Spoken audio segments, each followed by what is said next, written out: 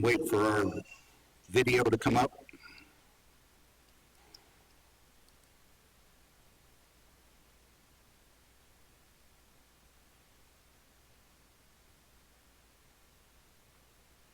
While I'm waiting for that, I want to make sure everybody that's here that's going to speak, and including our board members, to bring the microphone close. We're trying to make it so that everybody can hear. Typically, if you have a good booming voice, we can hear you, but if you're at the podium or our board members need to be able to kind of lean into the microphones, and we'll probably remind you of that a couple times today. All right.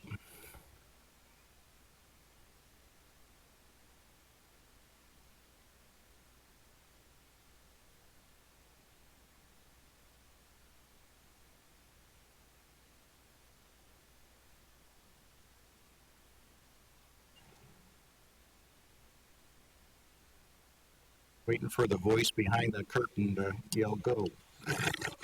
Good, go. There we go. He said, "Go." Good. Good morning. My name is Tim Urban. I'm the Director of Planning and Development Services, and I'm going to call this meeting to order. It's the Board of Adjustments and Appeals for August 18th, 2022. I want to welcome, first of all, our new board member, Charlie Ward. Good morning. This is his first meeting. I appreciate him being here, as well as all the other board members.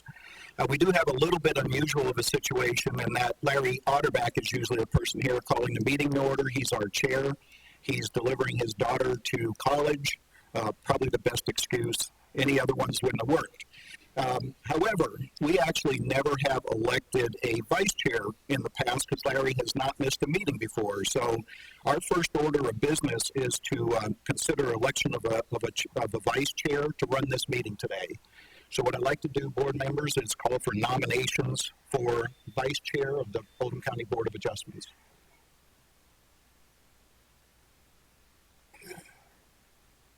Nominate Ron Funk for vice chair. We have a nomination of Ron Funk. Are there any other nominations for vice chair?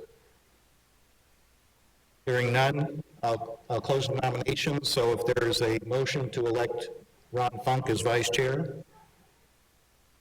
I'll make the motion to elect Ron Funk as vice chair. For a second? Charlie Turner, second. All those in favor say aye. Aye. Aye. Ron, you're going to chair this meeting. So, of course, we had anticipated that, so here's your nameplate.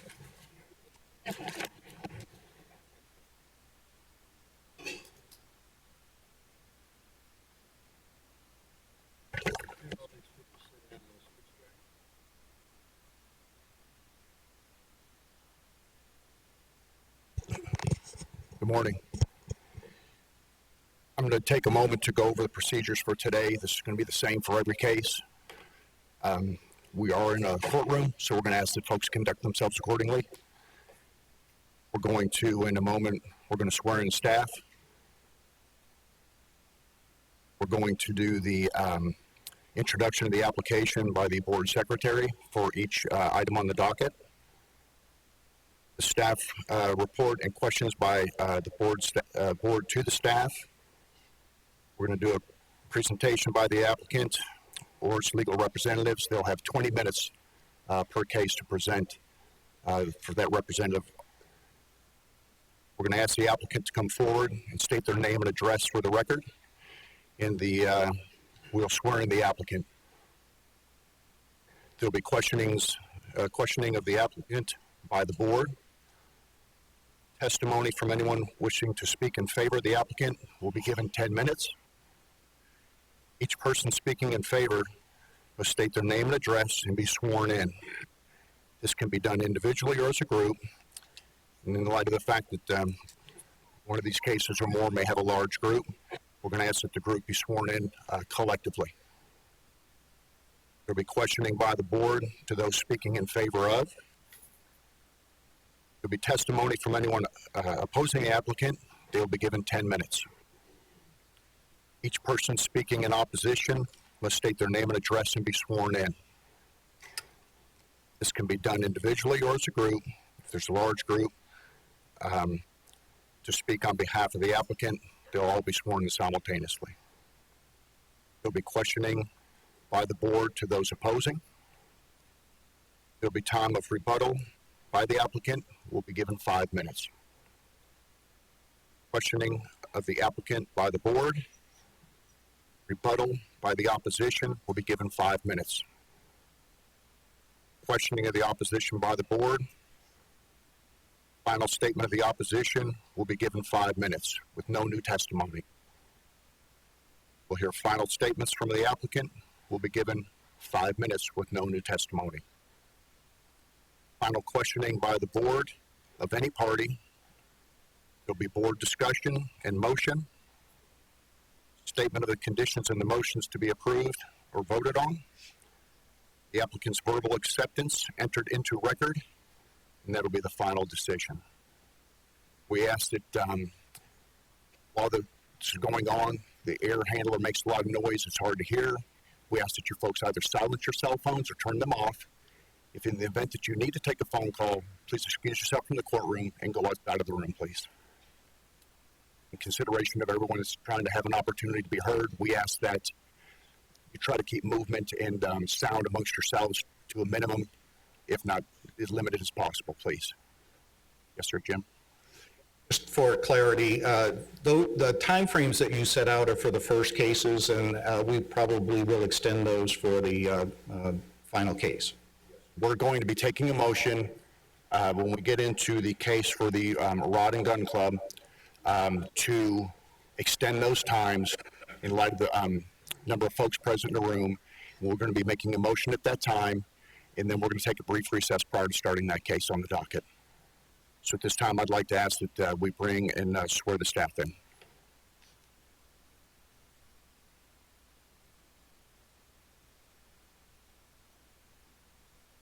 Do you solemnly swear to tell the truth, the whole truth, and nothing but the truth? Gretchen, would you please read the first item? OC 22-026, an application has been filed requesting a location variance for a proposed accessory structure, a pool, located at 7102 Applewood Road, Crestwood. Ryan Fisher, Senior Planner, Oldham County Planning and Development, 100 West Jefferson Street, Lagrange. So as Ms. Chitwood stated, this first one is a location variance for 7102 Applewood Road. It is for a proposed accessory structure, an above-ground swimming pool to be located in the side yard of the primary structure at 7102 Applewood Road. So a little bit of site information. It's in an R4 zoning area for residential. It sits on 0.35 acres. Here's an overhead view of the property. Applewood Road in the front, Applewood Circle, and then Applewood Court is over here. Here's a slightly zoomed in version for you. Here is the zoning area showing that it's in an R4. And here's the structures. So this is the current one right here. We're looking at 7102. No previous site history on it. And so for the location variance, they are asking for the variance to allow for an above-ground swimming pool, 512 square feet, or 16 by 32, to be placed in the side yard of the primary structure. So in our zoning ordinance, section 250-170 states that swimming pools, hot tubs, and hydro spas shall be located behind the principal structure on the same lot and shall not be placed in any areas identified as required on-site subsurface sewage disposal system repair areas by the Oldham County Health Department. So the applicant is proposing to place the pool in the right side yard due to limited space in their rear yard as they're on a corner lot. The pool will be fenced. There's actually already a fence at the property to buffer it from any adjoining property owners. According to the applicant's justification statement, the side yard is really the only reasonable location for the pool due to their yard area being on a corner lot. They already have the fenced-in side yard, and they stated that the previous owner had a pool. So here is a front view of the property, looking at it from Applewood Road right in front of the house, as you can see on the diagram at the top. Here's a northwest view looking down towards Poplar Hill Drive. This area right here is where the pool will be located. Here's another view just from the other side. And once again, here's the side yard where they're wanting to place the pool. Here's an overhead diagram that the applicant provided showing where the pool is proposed to go in the yard. You can see the size of the rear yard there as well. Here's a diagram of what they're looking at as far as the pool that will be placed in the yard. And here is the area looking in to where they plan to place the pool. This is looking at it from Applewood Court, the side road that comes out looking into their rear yard. And then the next one is looking into there and you can see the size of their rear yard in the back. So in summary, the applicant is requesting a location variance to allow for the above ground swimming pool, 512 square feet, to be placed in the side yard of the primary structure. And the potential conditions of approval would be that this variance shall only apply to the application considered at today's August 18th, 2022 Oldham County Board of Adjustments public hearing. So with that, if you all have any questions, me and Mr. Urban will entertain anything you have. Ryan, have you received any letters in support or opposition of this application? Been nothing on this case. To the rest of the board members, do you have that packet on your? I guess I'm the only one without it. Start at number 27, 28, 29, 30, and back to 20. Unless I picked it up and moved it elsewhere.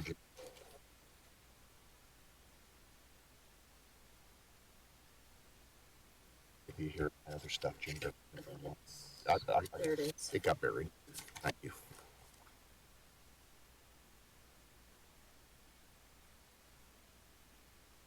All right, may we have the applicant come forward, please? Go ahead and state your name and be sworn in, please. Elder, and I live at 7102 Applewood Road. Raise your right hand. Do you solemnly swear to tell the truth, the whole truth, and nothing but the truth? Yes, ma'am. Okay, if you'd like, go ahead and tell us about your application, please. I do have to file for a variance. I bought the home in 2016, and the way it sits, there's not enough room to put the pool in the backyard. And that is why we're trying to put it on the side yard. And we will also, like that, we also will be adding a lot of security. I have a nephew that has epilepsy, so I have a huge concern for him, as well as any other, obviously, children in the neighborhood and grandchildren. So there will be a ton of security where I'll be monitoring at all times. I work from home, so I'll be there most of the time. And the fence is a gated fence that we keep locked at all times as well.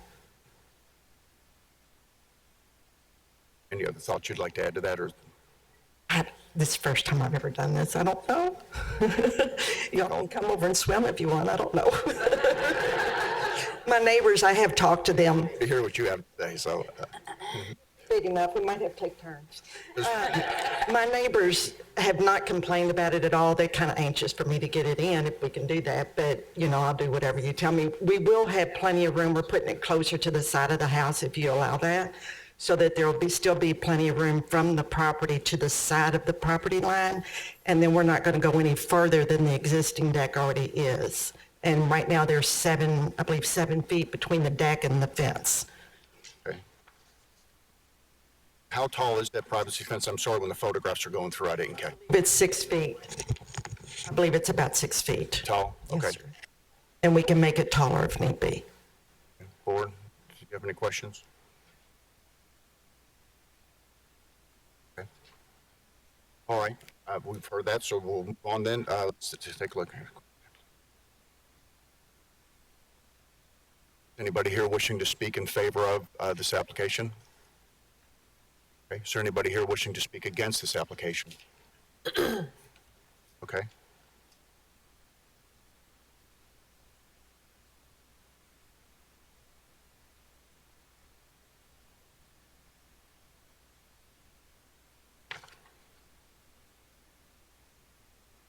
Ms. Elder, would you please come back forward, please? That's all right. I just have one other question. It came to my mind after I had you step off. Do you know, or have you looked at, is there any easements relevant to sewer, gas, or water that pertains to this area of your property? Do you have any? No, the white cap for the sewer, I guess, is on the out by the driveway in the backyard. And we've already had the utilities come out and do the dig site, Have they and marked? there's nothing there. Board?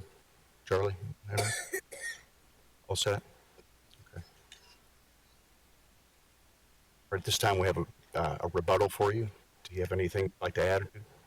No. Thank you. All right, so you're all set?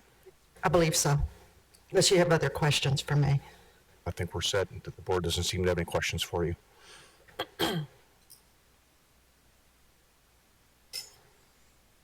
Board, any questions? Would anybody like to make a motion? I'll make a motion. Motion to approve docket OC 22-026 for location variance for proposed accessory structure on an above-ground pool at 7102 Applewood Road, Crestwood. Approval of the application will not adversely affect the public health, safety, or welfare and will not alter the essential character of the area.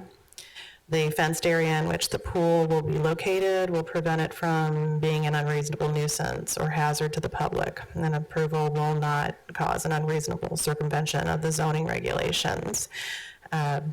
The applicant stated that this is the only reasonable place on the property to have the pool.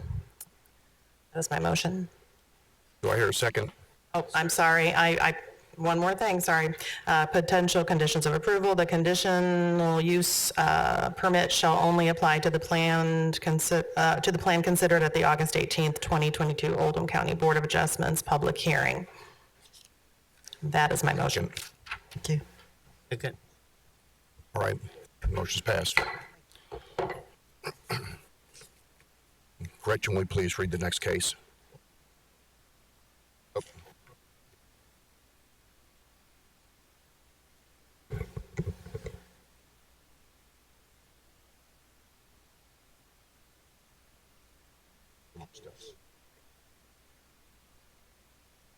All right, Gretchen, go ahead.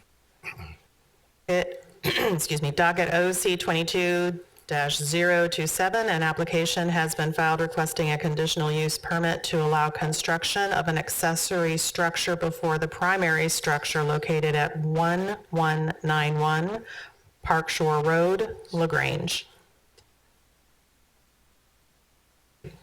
Once again, Ryan Fisher, Senior Planner, Oldham County Planning and Development Services.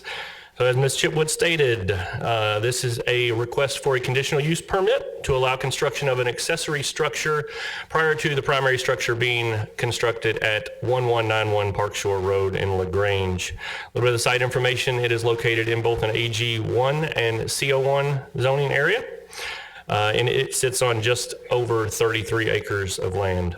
No previous site history here, and this is a location of the piece of land coming in off Park Shore Road down here at the bottom left of your map. Once again, AG1 and CO1, and about where they're wanting to put this structure is about right here at the line of the CO1 and AG1. I know the applicant can state that a little bit better, and you'll see a slide here in a little bit showing that proposed location. But here's your zoning areas. Here's your structures map. Obviously seeing no structures on this piece of property. So the applicant is requesting that conditional use permit to allow for a 3,392 square foot accessory structure to be located on the property without a primary structure.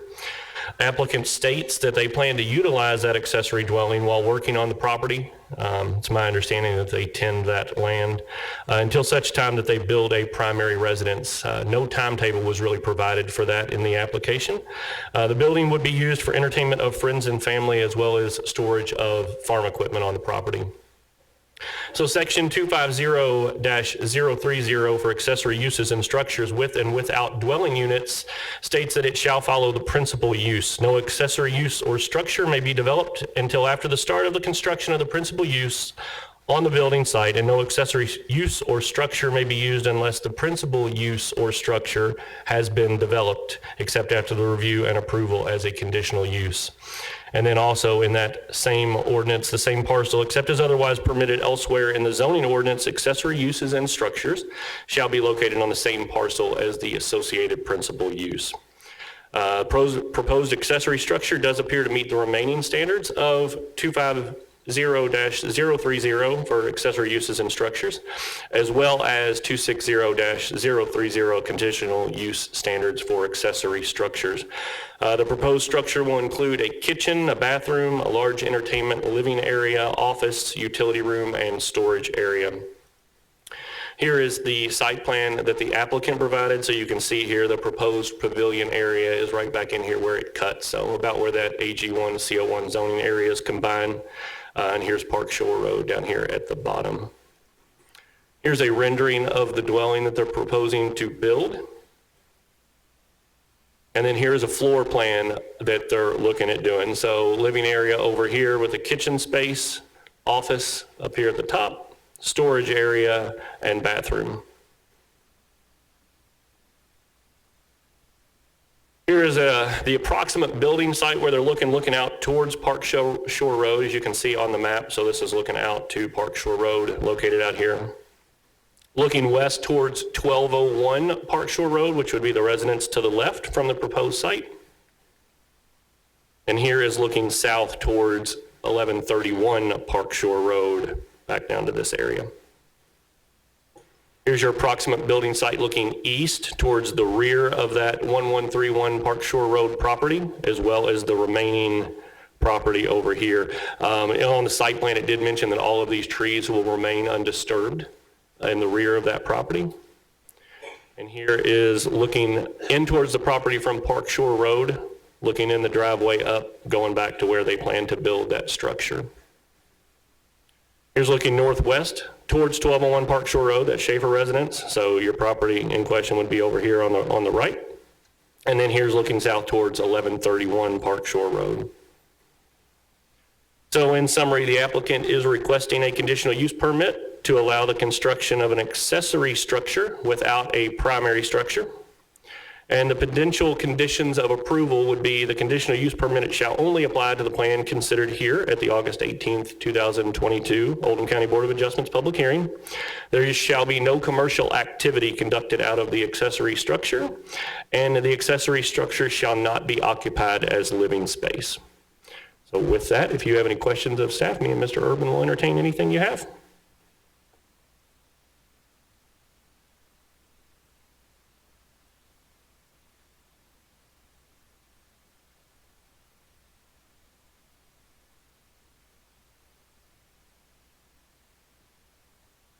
Any questions by the board? Ryan, am I understanding this is a three-sided open structure with contained walls under roof? Yes, that is my understanding. So this would be open right here. I'm sure the applicant can give you a little bit, maybe better of idea of what they're looking at, but that was my understanding looking at the plans, was that this is kind of open area. And then closed-in walls for the office and storage area, bathroom, et cetera. Does that structure affect, the square footage affect the potential building of a house, the amount of square feet that it is restricted to according to the actual primary structure that they're proposing, but they're not proposing a primary structure at this time? Right. I want to clarify one thing. In one of his slides, it said accessory dwelling, and this is not intended to be a dwelling. That's where you're getting your question about the maximum size. Because of the acreage, there is no maximum size on an accessory structure. Now, this is, again, without dwelling, and there's a proposed binding element that says not for living space, even though there's a kitchen and bathroom and living area. It's not going to be used for a dwelling unit. So that's where your question comes from. Yep.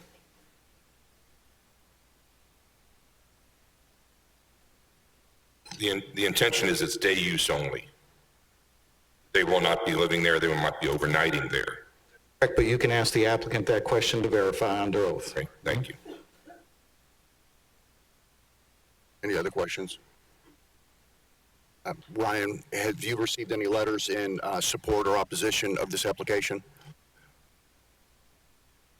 Did receive one email that had some questions about it, but then there was a follow-up email, it was on the same, when I came in to check my email in the morning, that said they had talked to the homeowner and they were fine with the project. So that was the only thing.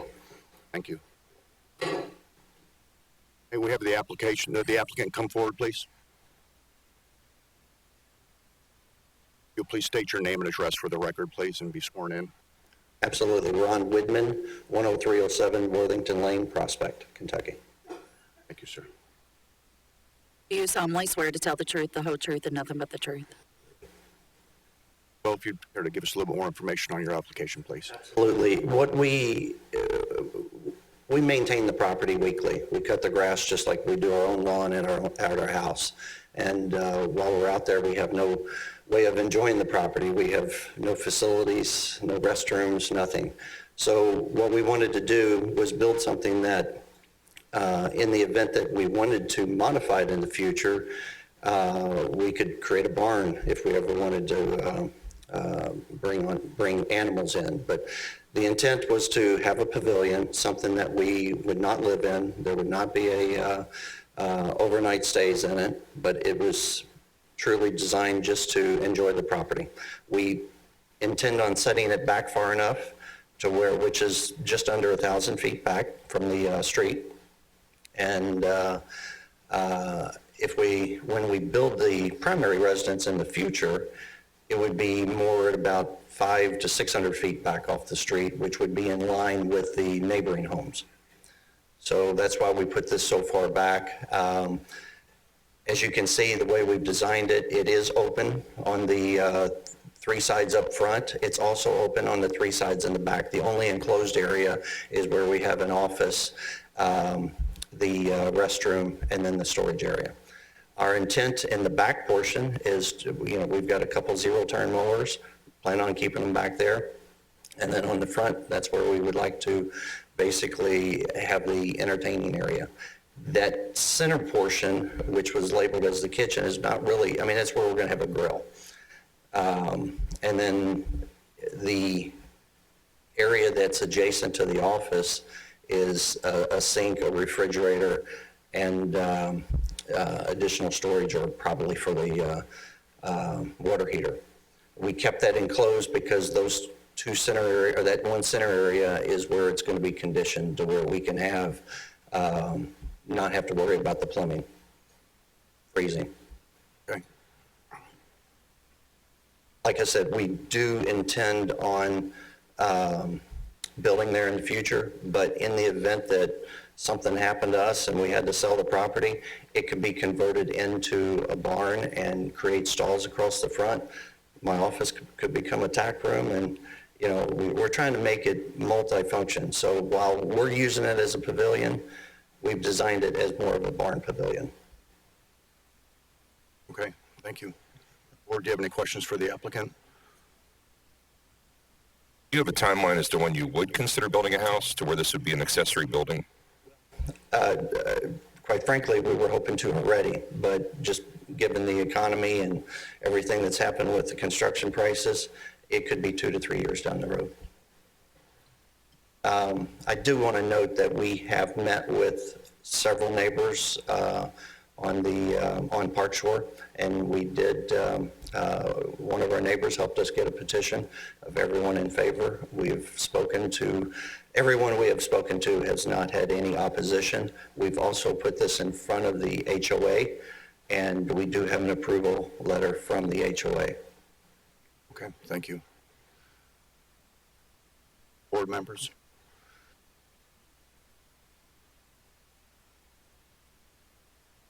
All right, thank you, sir. Thank you. Is there anybody else here wishing to speak in favor of this application?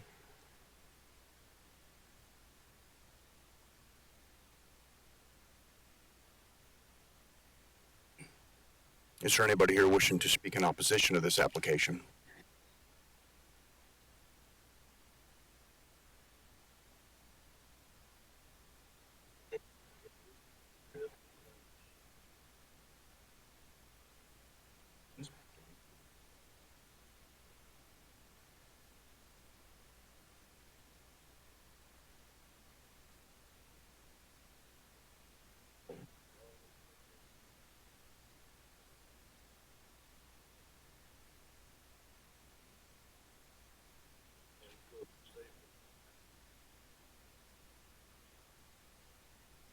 All right, at this time, I'm going to close the floor and ask the board members to discuss it. Board members?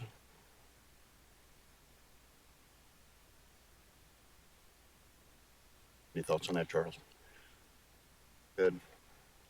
Okay. Considering where they're putting it, as far back as, considering how far they're back they're putting it, and leaving an allowance for enough road setback for a structure to be built in the future, that seems pretty straightforward to me. Charles, you have any thoughts? You all set?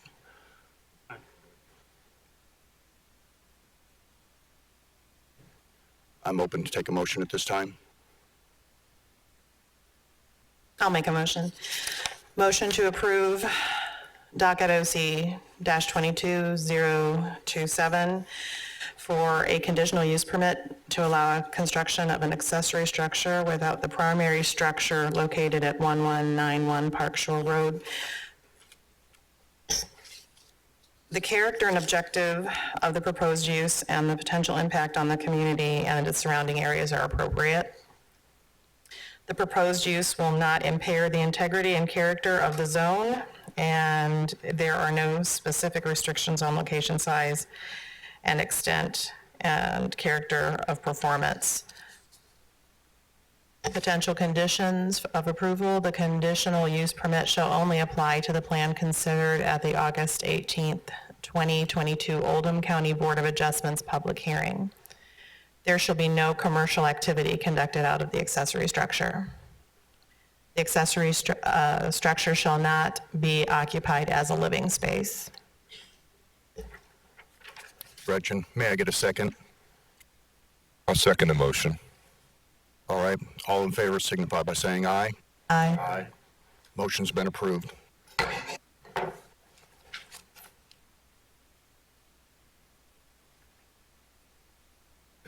Gretchen, will you please read the next item on the docket? Docket OC 22-028, an application has been filed requesting a front yard setback variance for a proposed structure located at 3102 Overlook Circle, Goshen. All right, once again, Ryan Fisher, Senior Planner, Planning and Development Services. So this proposal is for a front yard setback variance for the proposed structure to be built at 3201 Overlook Circle in Goshen. So it's zoning information. This is also in an AG1, CO1 zoning area. It's residential use and sits on 2 acres of land. No previous site history.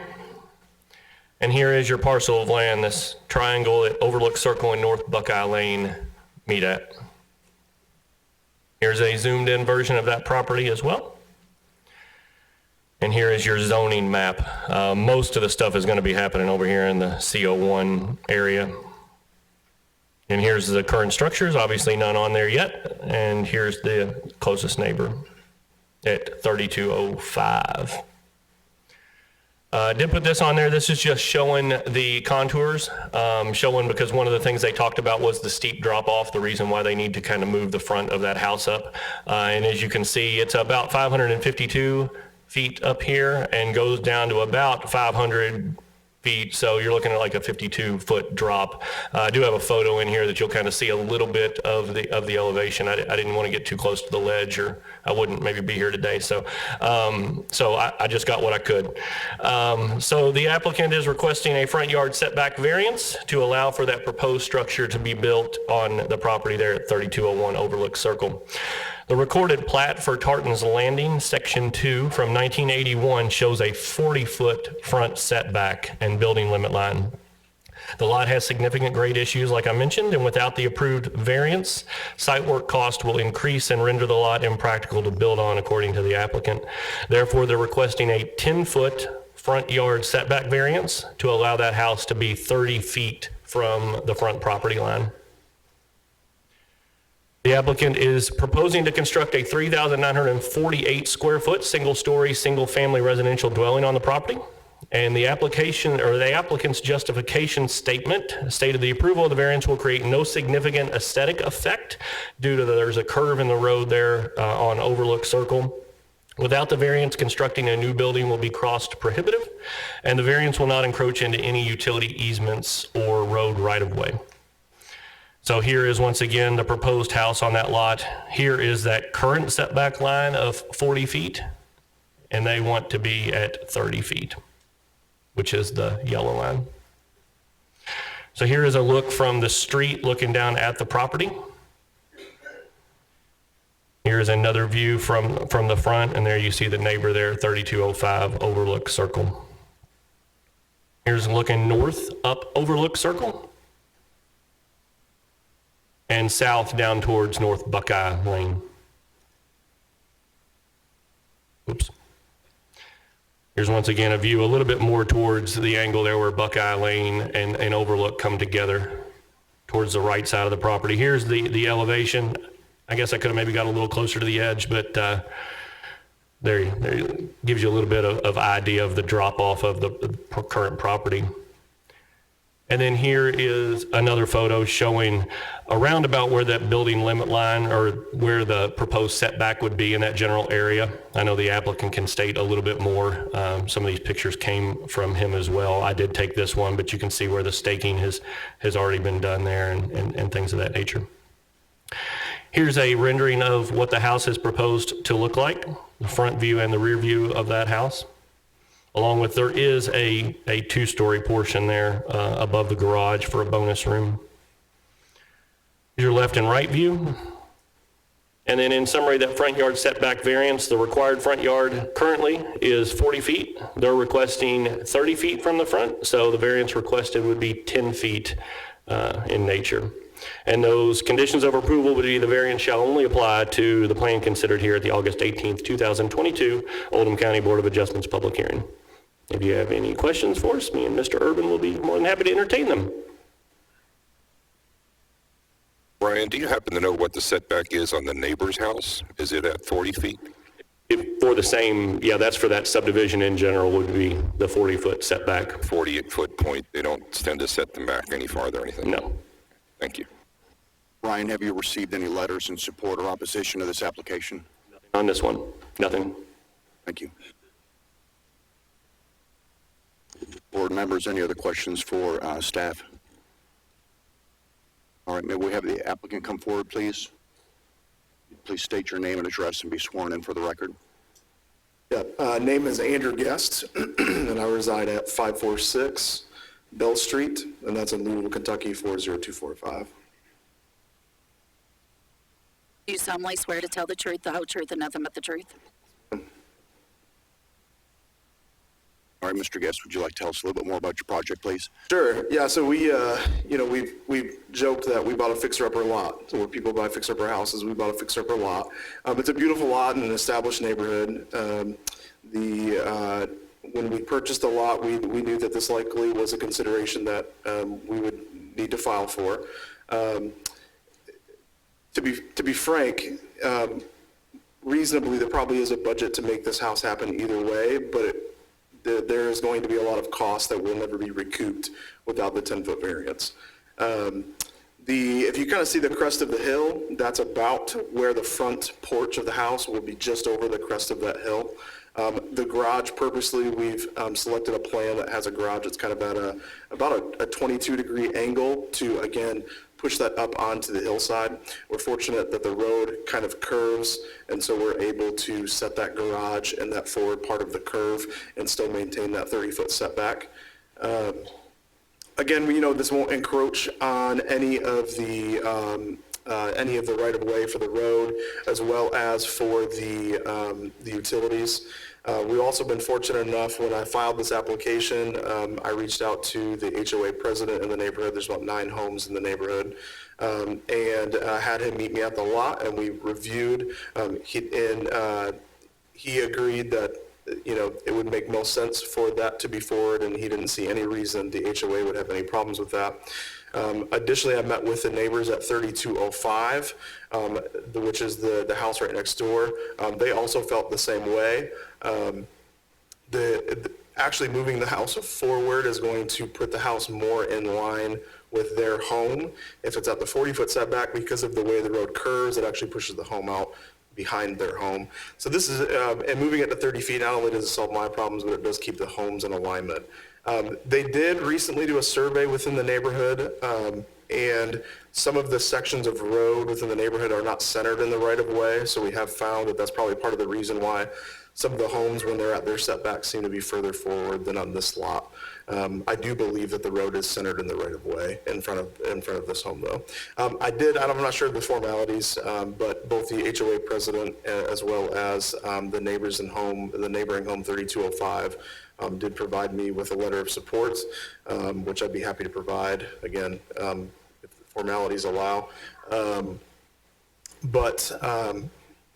The rest of the lots are vacant with no intention to build on. There's a local farm that owns those in the neighborhood because it butts up to their land. And then the other home is actually across North Buckeye Lane, which runs behind the property. Truly the only home that would likely have any opposition would be 3205, which provided the letter of support. Thank you. Board members, do you have any questions for the applicant?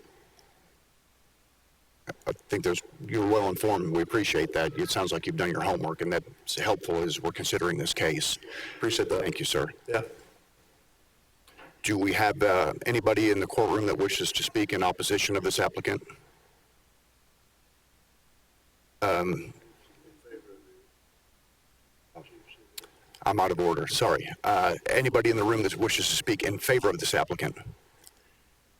Ryan, do you have those letters that the applicant said that he has? May we see those briefly, or are they available? If we put them on the overhead and take a look at them for a moment, thank you.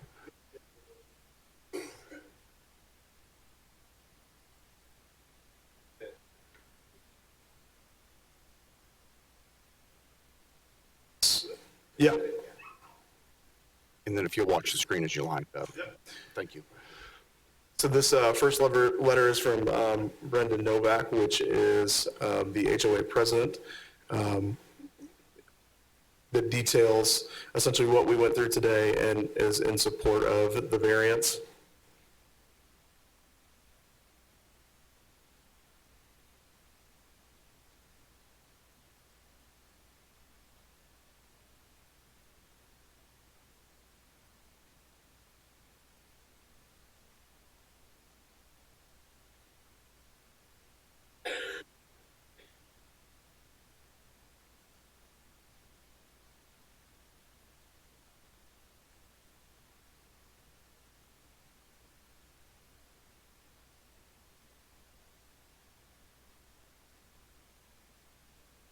All right, sir, if you would be so kind, please place the other one. Thank you. And then the second letter is from the neighbors at 3205.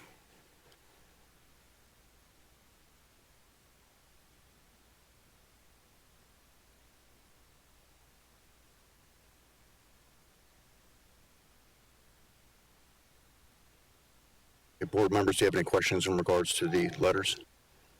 All right, and we will be getting a copy of those so we could enter them into the file.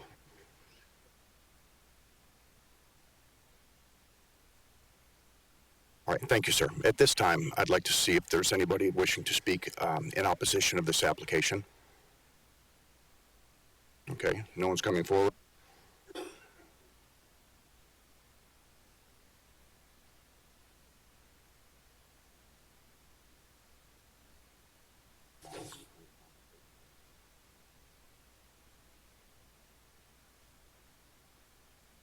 Mr. Guest, do you have any final statements you'd like to make before we close the floor? All right, thank you, sir. At this time, I'm going to close the floor and ask that the board speak to one another. Rich, any thoughts? Okay. All right. I think the applicant's done a nice job of presenting evidence to us, and the application seems to be quite comprehensive. And the fact that he's got the opportunity to speak to the neighbors as well as the HOA president, I would be in favor of this as submitted.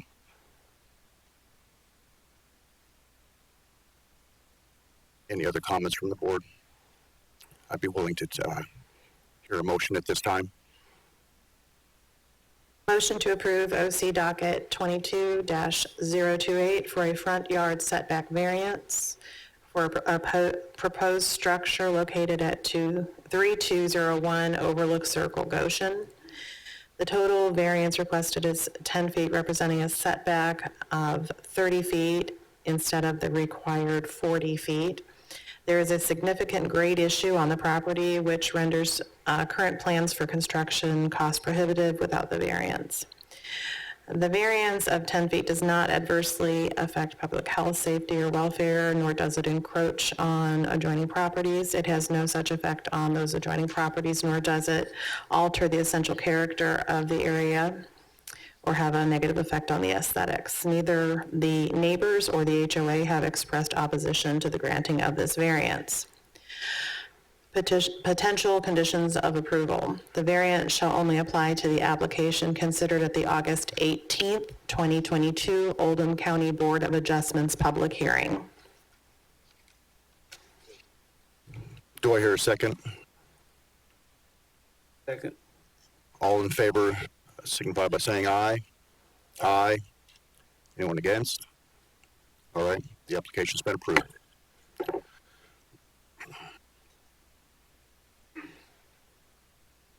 Gretchen, would you please read the next item on the docket? Docket OC 22-029, an application has been filed requesting a road frontage variance for a proposed tract located at 3350 North Highway 53, Lagrange.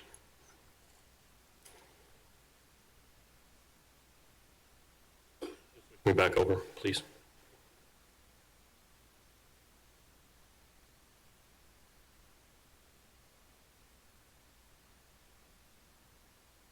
All right, once again, Ryan Fisher, Oldham County Planning and Development Services. So this application is for a road frontage variance at 3350 North Highway 53 for a proposed tract. So it's in a CO1 conservation district. It's residential use and sits at just a little over 13 acres of land. No previous site history. Here is the parcel of land that's in question. Here's North Highway 53. Here's a zoomed in version of the property and the zoning map showing it being in the CO1 zoning area. Here's your structures currently located on the property. So the applicant is requesting a road frontage variance to create two lots from one existing lot. So the required road frontage for properties owned as CO1, 2.5 acres and larger is 300 feet of road frontage. The applicant is proposing to subdivide his property so that he can have a buildable lot on the property for his son. And that proposed lot is going to be 1.3 acres. By creating the proposed Lot 2, Lot 1, which is 13 acres, will become landlocked with zero road frontage on a public right-of-way, therefore requiring that road frontage variance. The applicant has already prepared a minor plat application for that, as well as a road maintenance agreement between all parties involved. Per the applicant's justification statement, the land is located in a floodplain, heavily wooded. Actually, when I went out there to take pictures, a deer almost ran into my car while I had the door open. So it cuts right through the old Highway 53 cuts right through the northeast side of the property, along with an abandoned bridge, which you'll see some of this stuff on the plot plan that he's provided. And also has a 210-foot utility easement that cuts through the middle of the property. So he's really limited on where he can place the home. Due to the child, for the topography of the land and those items mentioned above. There'll be two generations of family living near one another to take care of each other. The back wooded property is bounded by Harrods Creek and other natural features which will all remain untouched on the property. So here is the plot plan. Here's Lot 1, and then here's this proposed Lot 2, and this is Kentucky Highway 53 running in front. This is the current residence right here. Again, just another view of that. Here is the easement.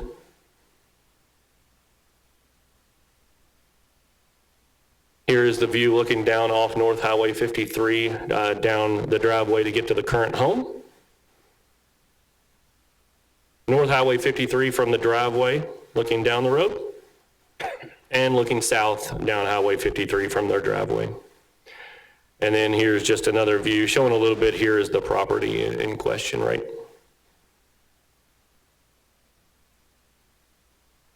So in summary, you got a road frontage variance for Lot 1. That required road frontage is 300 feet. They're requesting to have zero road frontage, and so the variance requested will be 300 feet in nature. Variance shall only apply to the plan considered here today at the August 18th, 2022 Oldham County Board of Adjustments public hearing, and that a minor plat application and survey must be submitted to staff for review and approval prior to the issuance of any building permits. If you all have any questions, me and Mr. Urban will entertain any that you may have.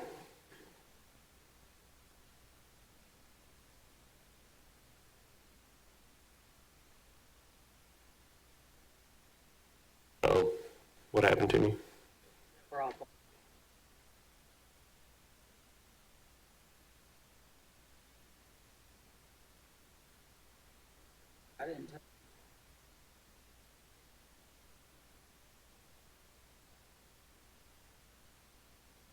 The hearing that you have in your packet is the survey, and you can be looking at that if you have any questions while Jay gets us back up on. Yeah, he's coming out. Well, Ryan, as he's working on that, have you received any letters in support or opposition of this application? I have received none. Or do you have any questions for staff?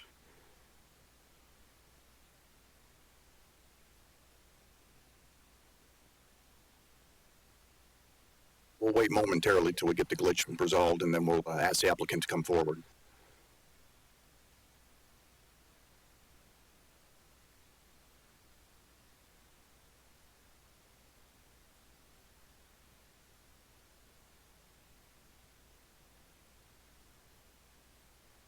Back to,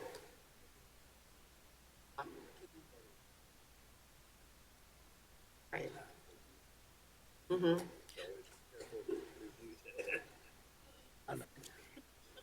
I actually have mentioned it also. Let's go. It says, yes, it actually does, and I wish I could find it. It says, where it says a minor plat. Yes.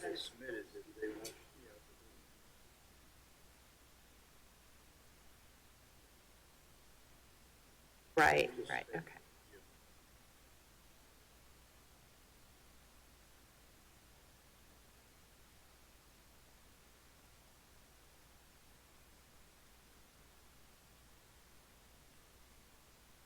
Jim, we were discussing the road maintenance agreement, that it will be, that will be issued at the time the minor plat is issued. Is that correct? they submit that with the application, a road access easement and maintenance agreement as part of the application for a minor plat. And that's one of the conditions of approval is, if you choose to approve this, is that they have to submit that. Of course, they already have a survey, and they also have representation here to talk about that, so. Should we proceed with asking the applicant to come forward, or should we wait till we get the glitch resolved, Jim?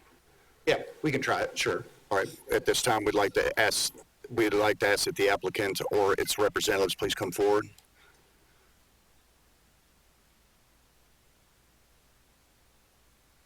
All right, if you'll both state your name and your address, and then be sworn in, please.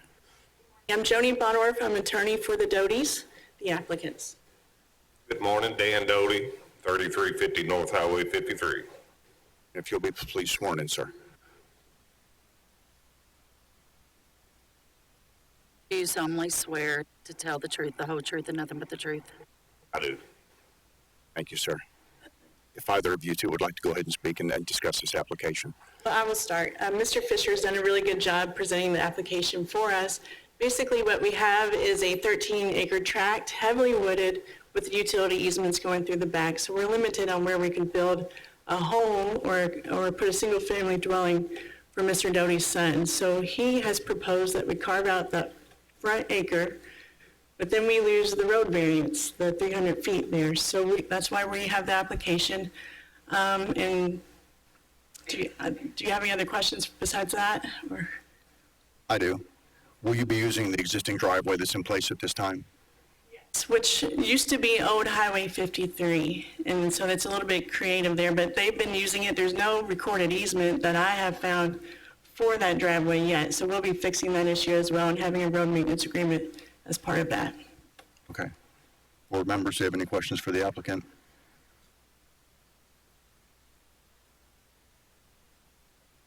Okay. Sir, would you like to say anything on your behalf? I just would like to say I've lived there for 25 years last month. No issues with neighbors. The feedback I got from the letters Jim sent out was nothing but positive. I heard no negative comments, and actually they wished me luck with the application. Thank you.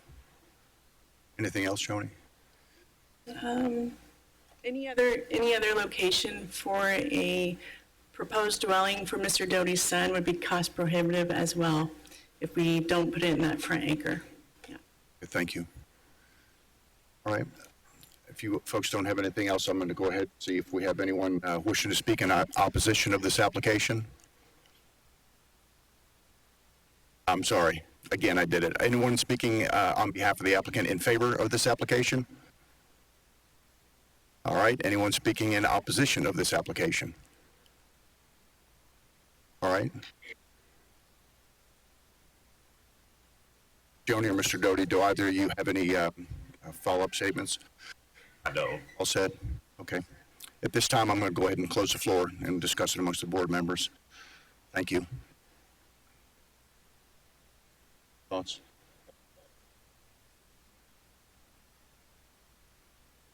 I think given the restrictions that they have based on the topography, the woods, and things of that nature, and the testimony that we've heard here today, I would be in favor of approving this application as submitted. I'd be willing to take a motion at this time. Motion to approve docket 22-029 for a road frontage variance for a proposed tract located at 3350 North Highway 53 Lagrange. The request to create a second lot from an existing tract has been justified due to the limitations created by the topography of the existing lot and a large utility easement running through the property. The strict enforcement of the regulation would deprive the applicant of the reasonable use and enjoyment of the land and cause an unnecessary hardship. In addition, the requested variance does not negatively impact the health, safety, and welfare of the public, nor alter the essential character of the area. All parties have agreed to share in the road maintenance of the common access. Potential conditions of approval: the road frontage variance shall only apply to the application considered at the August 18th, 2022 Oldham County Board of Adjustments public hearing. A minor plat application and survey must be submitted to the staff for review and approval prior to the issuance of any building permits. Thank you, Gretchen. May I have a second, please? Second. Okay, all in favor signify by saying aye. Aye. Against? All right, the application's been approved. Thank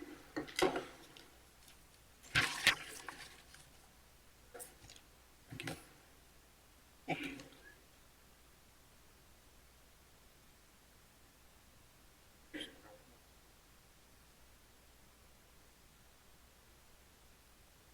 Okay, Gretchen, would you please read the next item on the docket? Docket OC 22-030, an application has been filed requesting a side yard setback variance for a proposed building addition located at 3101 East Highway 146, LaGrange. Once again, Ryan Fisher, Oldham County Planning and Development Services Senior Planner. So this is for a side yard setback variance for a proposed building addition for a property at 3101 East Highway 146. Its current zoning is an I-2 industrial district. It's commercial use and 1.708 acres. No previous site history here. Here is your parcel of land in question right at Singleton Lane, Span Lane intersection there on 146. Here's a zoomed in version of the property. Here is your zoning map showing it being in an I-2 zoning district. And here is your structures map. So the side yard setback variance, the applicant is requesting that for a proposed building addition at his property. The side yard setback requirement in an I-2 zoning area is a minimum of 35 feet on each side. The existing building, though, that they use is currently located closer than 35 feet to the right side property line, and the current building sits about 29 feet away from the right side property line. Therefore, they're requesting the variance of 6 feet to be able to line their building additions up. So the proposed building addition is 40 by 40, same width as the existing building on the property. So the request in that side setback variance in order to keep the current building and the new addition in line with each other and to create a breezeway between the two buildings, utilizing a connected roof, keeping the aesthetics of the two buildings symmetrical in nature. So here's a picture of the current building. So this front portion right here is what is current. So this right here will be the breezeway, and then the other building addition, and here is the side property where they're requesting that variance to get to the 29 feet. Here's just a zoomed in portion for you to see a little bit better, the breezeway, and then the new building addition in the rear, and the requested variance of 6 feet on the right side. Just another version of it for you to see. And another zoomed in portion of just the addition. Here's a view from the street looking at the property. A view northeast down towards Dawson Ridge Road. And then back southwest towards that Singleton and Span Lane intersections there. Here's your right side property line between 3101 and 3105 East Highway 146. And here is the rear of the property where you can see where they're wanting to do the addition at. Here will be the breezeway between the two. And then another view from the rear of the property. And another view a little bit closer to that property line. Here's a 3D rendering of what they're wanting to accomplish. This being the breezeway. So once again, to be able to keep those buildings in line with what is currently there and to create that symmetrical roof to keep that in line as well. So in summary, they're requesting that side yard setback variance. The required side yard in that zoning district is 35 feet. They're requesting a side yard of 29 feet, so the variance requested will be 6 feet in nature.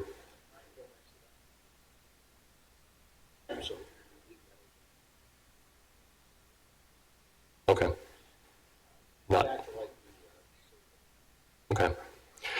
And so the conditions of approval of the variance shall only apply to the plan considered here at the August 18th, 2022 Oldham County Board of Adjustments public hearing. If you all have any questions, Mr. Urban will entertain any you may have.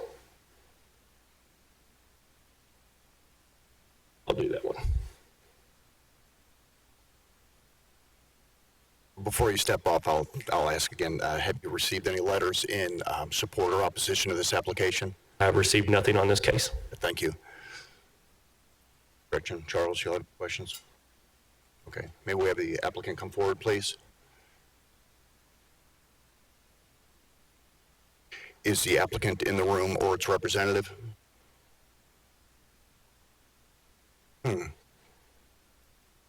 Our applicant's not here, nor is a representative.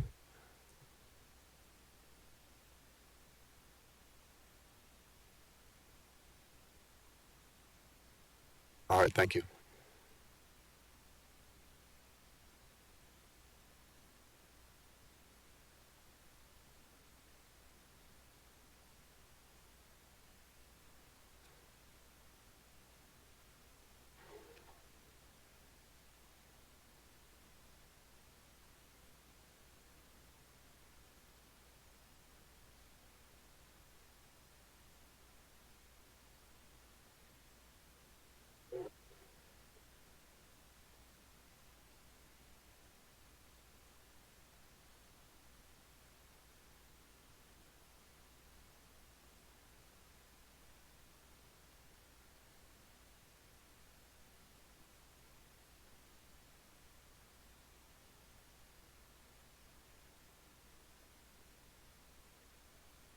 What I think we'll need to do then is table it, if that's okay, and we'll just put it on next month's docket.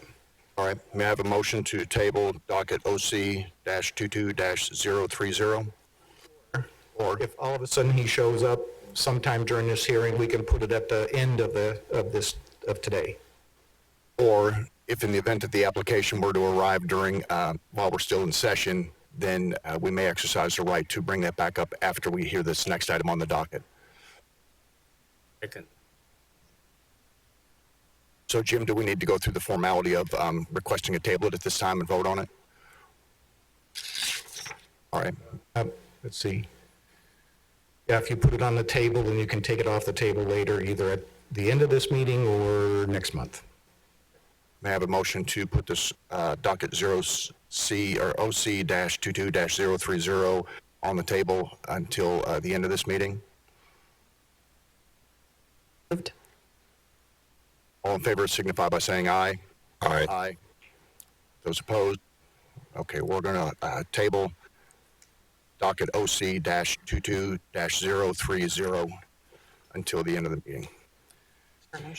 Okay, at this time, we're going to request that we take a brief recess, but prior to doing that, we're going to discuss extending the times for the next item on the docket. And going back to what we discussed at the beginning of the meeting, we said the presentation by the applicant would have 20 minutes. We're going to discuss the option and board of extending that to 60 minutes for the applicant. We're also going to extend in like kind for the opposition to 60 minutes to speak. So going to extend the time for the folks speaking in favor of the applicant from 10 minutes to 20 minutes. Would that be appropriate, Jim? That's all part of the time, 60 minutes. Well, it's all part of it. Yeah, all applicant and all in favor. So we're going to be discussing amongst ourselves and voting on it prior to, and then we're going to take a recess so we can prepare ourselves for the next meeting or the next docket. Okay, so we're going to extend the applicant's time to 60 minutes from 20. We're going to extend the opposition's time from 20 minutes to 60. And then the other parts of the case as well. You're going to extend the rebuttal time from 5 minutes to 15 would be appropriate. If that's what you all decide you want to do. You got to speak into the microphone, Tate. It's their call. I think we need to discuss this more detail. I don't think they've had an opportunity to even discuss it to see what would be fair. Turn your microphone on. Listen to the darn thing. It doesn't work. It's on. I know, sorry. Not my fault. I understand. I do think, I don't know that the board has discussed this until today. If they have and they've reached a decision on it, they need to announce it and that's all right. But I don't know that I think we need to take a recess, let the board decide what would be fair under the circumstances with the people that are here, to give everybody a fair opportunity, but we're not going to take 2 or 3 days to do this, so. Well, that's what the chairman is proposing, that the board discuss extending those times now before we take a break, so that everybody understands while we're on break how they can organize themselves better. That's why we're doing it at this point in the hearing. If you don't want to extend the time, that's up to you. If you want to make it bigger, larger, whatever. These are just recommendations by the chair at this point for discussion of the entire board. I don't think we need to have a whole group. I think individually, they should have individuals that are going to speak. Right. They'll organize themselves as part of a process. We go through this with Planning Commission, everybody else. So the only question at hand is whether you want to extend the time, given the complexity of this case. 10 minutes would be, I'm sorry, I think from 5 to 10 minutes would be sufficient. Extending it, the rebuttals that were limited to 5 minutes, I don't think 15 is necessary, but extending it to 10 probably would be okay. It's your discussion. I'm confused as to when you say 60 minutes, are you talking about the entire process for pro and against? No. Or are we talking about? Let me clarify what he said. Normally, you only have 20 minutes for the applicant to present. He's suggesting 60 minutes for the applicant and everybody in favor. Likewise, normally we have 20 minutes for the opposition. We're suggesting 60 minutes for all opposition. The rest of the case goes, rebuttal evidence and whatever. We're considering extending those. So maybe we take these one bite of the apple at a time. I think you give each side an hour to present their case. That's what I'm suggesting here. 60 minutes is an hour. So 1 hour for the applicant, then 1 hour for the opposition. Let's get past that one first. Is that what you want to extend from 20 to 60? Does the board agree with that? That's reasonable. We need to Make a motion and vote on make a it. motion then to extend the applicant's time for presentation and the opposition's time for presentation and conversation to 60 minutes each. Moved. All in favor signify by saying Only a motion, you need a second. Second the motion. all in favor by, Ward was first on the second. We have a motion and a second to extend it to 60 minutes for opposition, for applicant and opposition. all in favor? Aye. Those opposed? Okay. Rest of the items.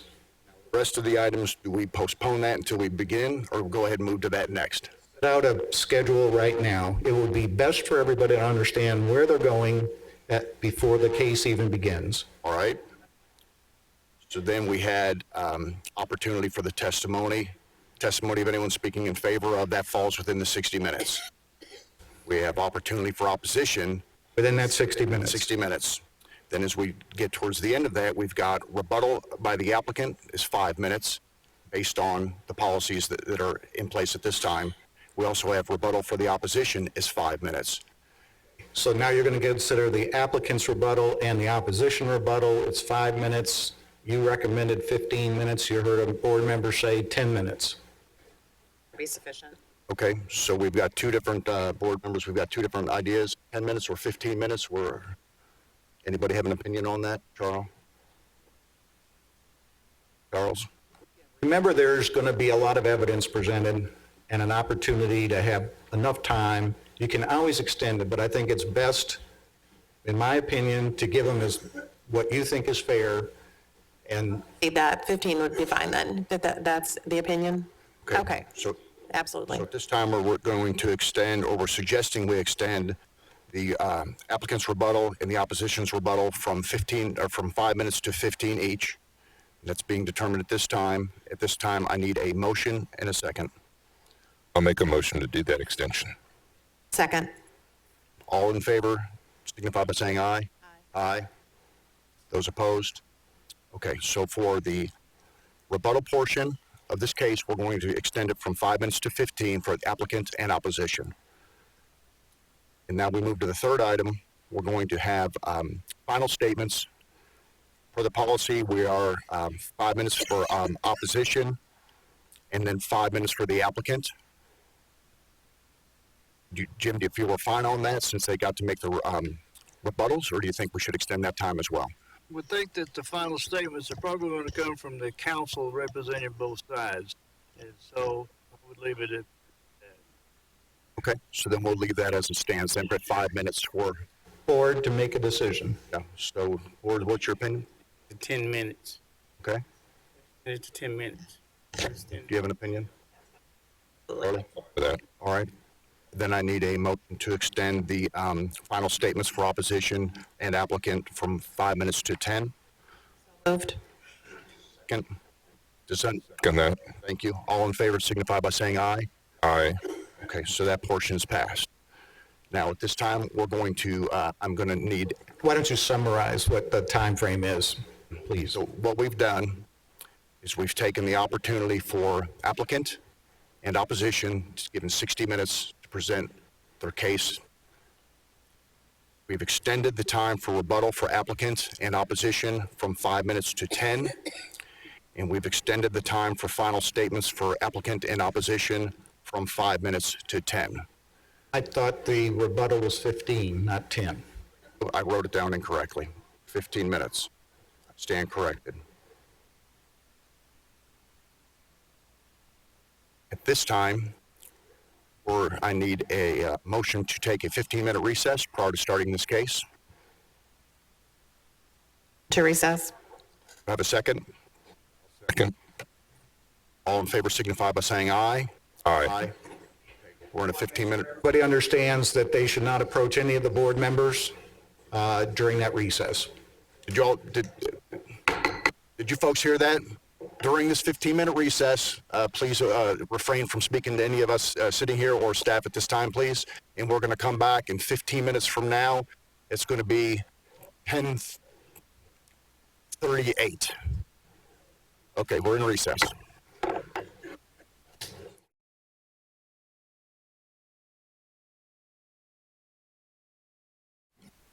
Gretchen, will you please read the next item on the docket? Please turn your mics on. OC 22-020, an application has been filed requesting a conditional use permit for commercial shooting range and private club located at 1507 Rebel Ridge Road, Westport. Ryan Fisher, Oldham County Planning and Development, Senior Planner. So this is a conditional use permit for a commercial shooting range and private club located at 1507 Rebel Ridge Road. So our site information on the property is an AG1 CO1 zoning district. As you'll see on the map here in a second, most of it is in the conservation. It is on 370 acres. No previous site history on the lot. And here is an aerial view of the property. Rebel Ridge Road down here on the bottom. And just here's another view. Wanted to add in a few more streets for you so you can get the idea. So Rebel Ridge Road down here on the bottom, Bohannon Lane up here on the northeast portion, and then 18 Mile Creek Road running up here to the north. Here's where I said the zoning map. So most of this property located in the conservation zoning district, but we also have AG1 as well. Here's a view going into the lot from the road. As you can see on the arrow where we're located at there on Rebel Ridge Road.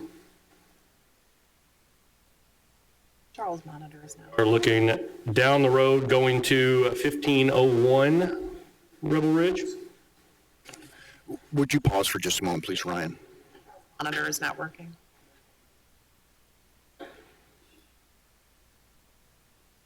What's his name? Jay, we have a monitor not working. Is that one working? It's all right, Jay. It's just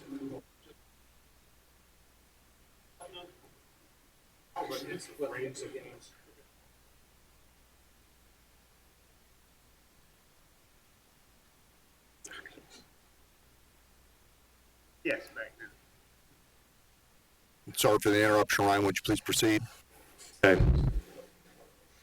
Once again, I went back a couple slides just so Mr. Turner could see the picture. So this is going into the property from Rebel Ridge Road.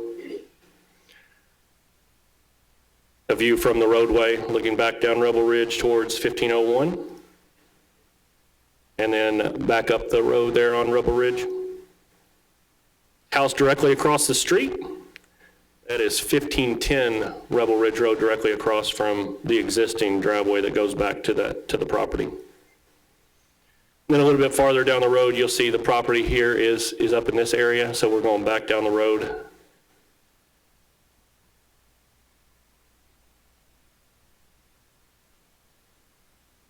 And then once again, a little bit farther down the road, looking to 1900 Rebel Ridge.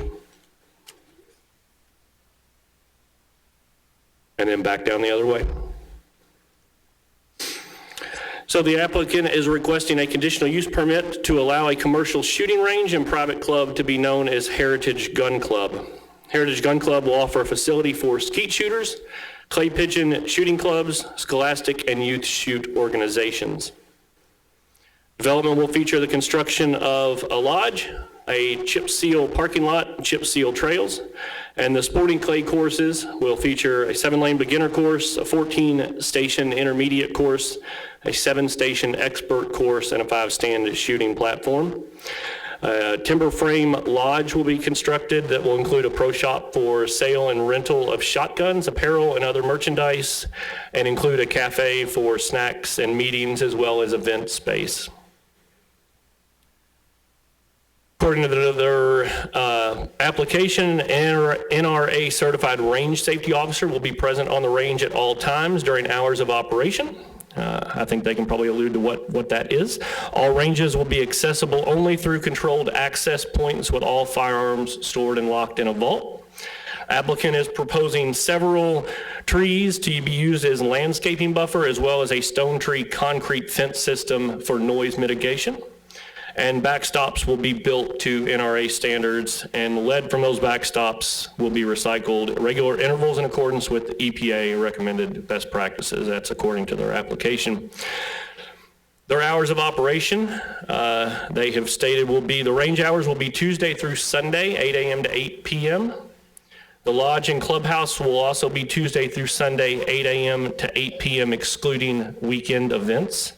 The wedding event venue will be Friday, 4 p.m. to 12 a.m., Saturday, 10 a.m. to 12 a.m., and Sunday, 10 a.m. to 10 p.m., and no wedding events will be on Monday through Thursday. And then outdoor music will be Friday, 3 p.m. to 12 a.m., Saturday, 10 a.m. to 12 a.m., and then Sunday, 10 a.m. to 10 p.m. with same thing, no outdoor music Monday through Thursday. Now, in the zoning ordinance, section 260-100 of the zoning ordinance reads as follows. All buildings and structures shall be at least 30 feet from any property line. All skeet and clay target ranges shall be of sufficient length to provide a safe distance for termination of all projectiles from the various types of targets and weapons used. All rifle and pistol ranges shall be provided with an approved earthen backstop of sufficient height and thickness to safely stop all projectiles from the various types of weapons used. Permanent warning signs shall be placed at reasonable visible intervals along all range fences. And conditions approval shall include and address issues such as systems for maintaining appropriate levels of dust, noise, odor, or smoke. So in summary, the application has been filed requesting a conditional use permit for a commercial shooting range and private club located at 1507 Rebel Ridge Road in Westport. The potential conditions of approval, the conditional use permit shall only apply to the plan considered here today at the August 18th, 2022 Oldham County Board of Adjustments public hearing. Those hours of operation, which I alluded to in the earlier slide. Shooting activity should only take place on the portion of the property designated on the plan and discussed at the August 18th, 2022 public hearing. All buildings and structures shall be at least 30 feet from any property line. All skeet and clay target ranges shall also be of sufficient length to provide a safe distance for termination of all projectiles from the various types of targets and weapons used. All rifle and pistol ranges shall be provided with an approved earthen backstop of sufficient height and thickness to safely stop all projectiles from the various types of weapons, and permanent warning signs placed at reasonable visible intervals along the range fences. And obviously the board may amend, delete, or add any additional conditions of approval at the public hearing. Anybody have any questions or anything Mr. Urban will entertain?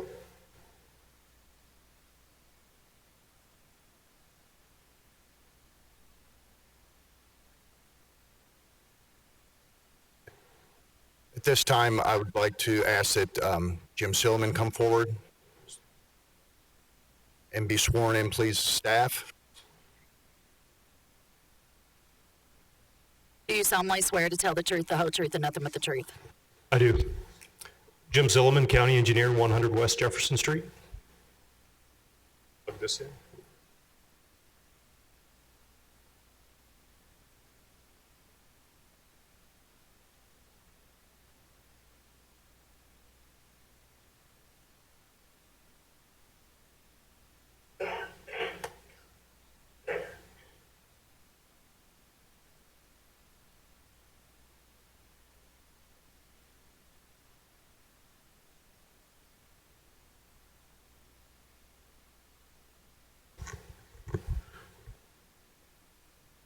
All right, so what I wanted to present was just some observations or of the geometry of the roadway as it relates to the traffic generated for this project. If you look at this is just a map from Google Earth, obviously. Bohannon Lane is this portion. This is Rebel Ridge Road, and then 18 Mile Creek Road further north. Road width observed, it's approximately 16 feet wide, the majority of the road. Until you hit this point, this is at 2330 Rebel Ridge Road, and it reduces to about 12 and a half feet wide. There are a couple curves in Bohannon Lane that were observed. If you've driven it, seeing there's some potential sight distance issues around those curves. This curve radius was measured at approximately 120 feet. This one at approximately 110 feet. If we look at the AASHTO, the manual for geometric highway design, it lists a 107-foot recommended radius for a 20-mile-an-hour roadway and 198 for a 25-mile. This road is currently signed, both Bohannon and Rebel Ridge are signed 25 miles per hour. So the county may, after this investigation, may look at putting advisory speed limit signs at those curves, but these are the current conditions. There's also a skewed intersection, obviously, there at, where Bohannon connects to Highway 42.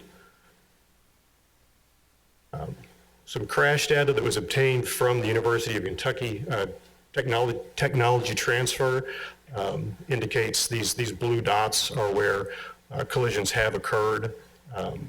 The blue indicates that those were property damage only. This collision, oh, you can't see very well on that screen, can you? It's much better here. Can you see that on your monitors? Okay. There's a total of 7. There's one here, about 3 here in this curve, and then 3 others throughout the roadway. 5 of those were identified as having occurred on dry conditions. 1 was a wet condition in this curve, and this was considered an icy condition on Rebel Ridge Road. Just some photographs. This is when you enter Bohannon Lane from 42. This is going to look a lot similar to what Ryan's already showed you. There is a sign here. This sign for no commercial vehicles was actually put up by the county several years ago just to try to reduce the amount of large vehicles utilizing this roadway. It's another view on Rebel Ridge Road. Again, posted speed limits 25 miles an hour and approximately 16 feet wide consistently. Throughout the road there are, where the pavement's built up, some edge drops on the edges, no shoulders. There are streams running on the edges. Again, these edge drops on the side. Now, this is just a marker where I was mentioning that the road narrows to about 12 and a half feet wide. This is at the last house. If you're driving west, the first house, if you're coming from 18 Mile Creek Road, it's about a half mile from 18 Mile Creek Road. This is looking up from 18 Mile Creek Road. There's steep slopes on the side. And at the end of the bridge, which has been assigned a 28-ton weight limit by the Transportation Cabinet. For reference, 28 tons, if you see an asphalt truck, loaded triaxle, that's typically about 40 tons. Unloaded is about 20. So. And then when you connect with 18 Mile Creek Road, to the east and west, it measures approximately 11 to 12 feet wide of asphalt pavement. That's all I have. At this time, Board, do you have any questions for staff members?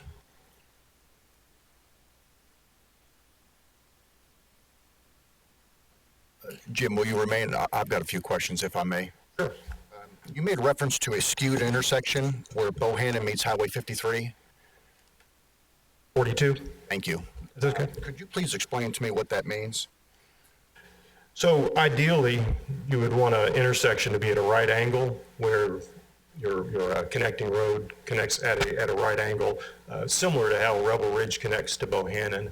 Here you see there's a significant skew.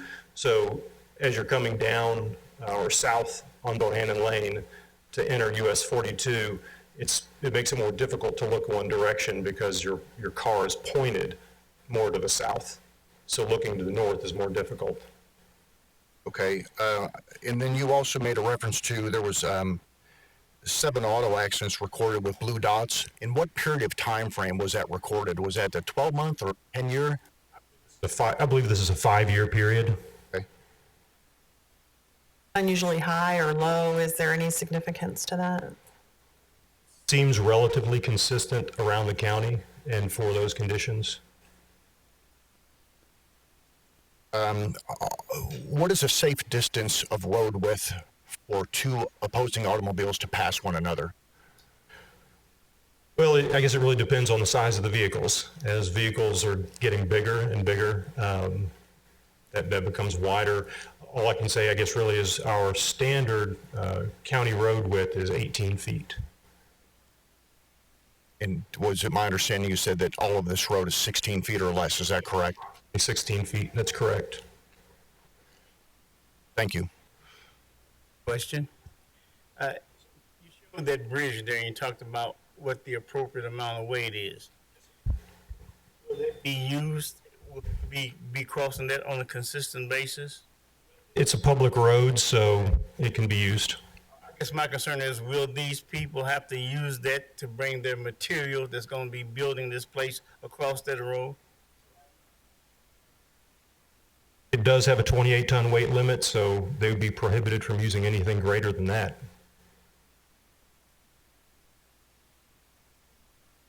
That brings me to another question, Jim, I'm sorry.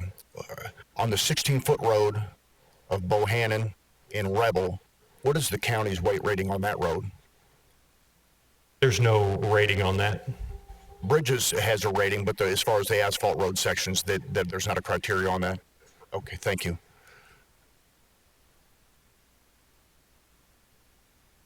Board members, do you have any other questions for staff?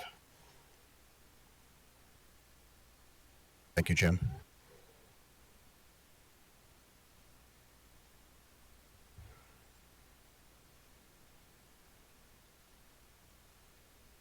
Ryan, have we received any letters in support or opposition for this application? Yes, several. Been made available to every board member sitting here today? They were on the website. I do have an Excel spreadsheet prepared that I will give to you all as well, but there were almost 150 letters, emails written in, 15 in support and 139 opposed to it. So if you want, I will give you all these. We'll place these in the record for you. Thank you. Board members, have you received the information in the docket or the packet that was sent to you via email that Ryan referenced? Have you had sufficient opportunity to review said letters? Yes, I have. Charles, have you received those letters in an email and had an opportunity to review those letters? Okay, thank you. That was as of last night at 4:30. The last thing I did before I left for the day was compile all those, and there weren't any this morning when I came in, so that was as of 4:30 yesterday. Thank you.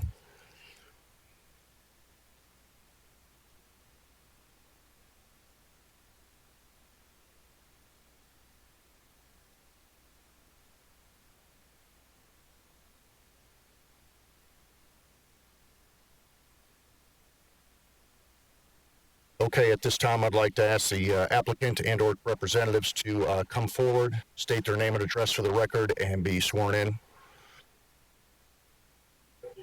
Have everybody that's going to speak on our side be sworn at this point? Yes, it would. You all, everybody's going to speak, stand up and be sworn.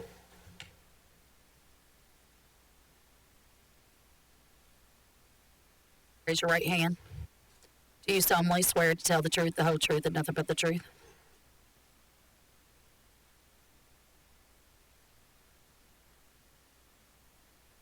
Mr. Chairman, I'm not going to stand up here very long. I'm Barry Baxter. I represent the applicant.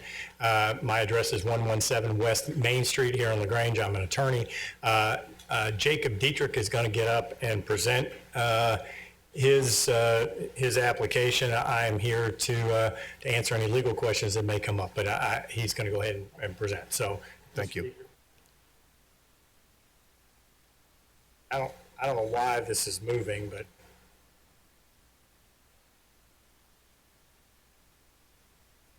Would you please state your name and address, please, for the record? Yes, my name is Jacob Dietrich. I live at 2039 Crystal Cove in Lagrange, Kentucky. Thank you. Before I get into the presentation, I had a few things I wanted to say just kind of as an introduction. So there's been a lot of hearsay going on about me and my family, and I'd like to just take a moment to set the record straight on a few things. For those of you I've already met, thank you for being here today. For those of you I haven't yet had the pleasure of meeting, let me introduce myself. My name is Jacob Dietrich. I was born and raised here in Lagrange, Kentucky. I went to Immaculate Conception Elementary School back when it was a school. I was then homeschooled by my incredible mother. When I turned 16, I thought I knew everything in the world, so I decided I would rather go to work than do school a whole lot more. I went to work for my uncle, Will, Dietrich Lawn Care. I spent summers mowing grass and cutting trees, and when I didn't have enough work there, I went up and worked in our Lagrange Kroger. So I've probably mowed your yards, or taken down a tree in your yard, or I've at least bagged your groceries for you.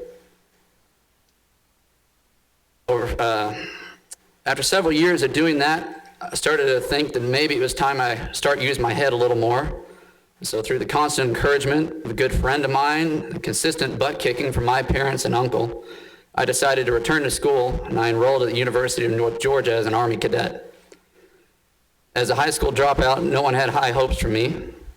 Thankfully, the discipline of the military school proved very beneficial for my own development. I graduated summa cum laude with degrees in Arabic and leadership, and went on to earn some of the most prestigious scholarships and awards in our nation. As a Fulbright scholar, I went to the Middle East researching culturally responsible tourism development.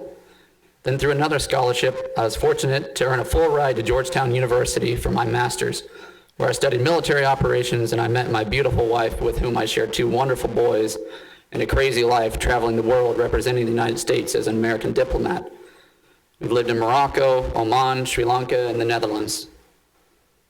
My point here is to say I'm not an outsider, and perhaps, much to the disbelief of many who have vilified me, I didn't have my life made.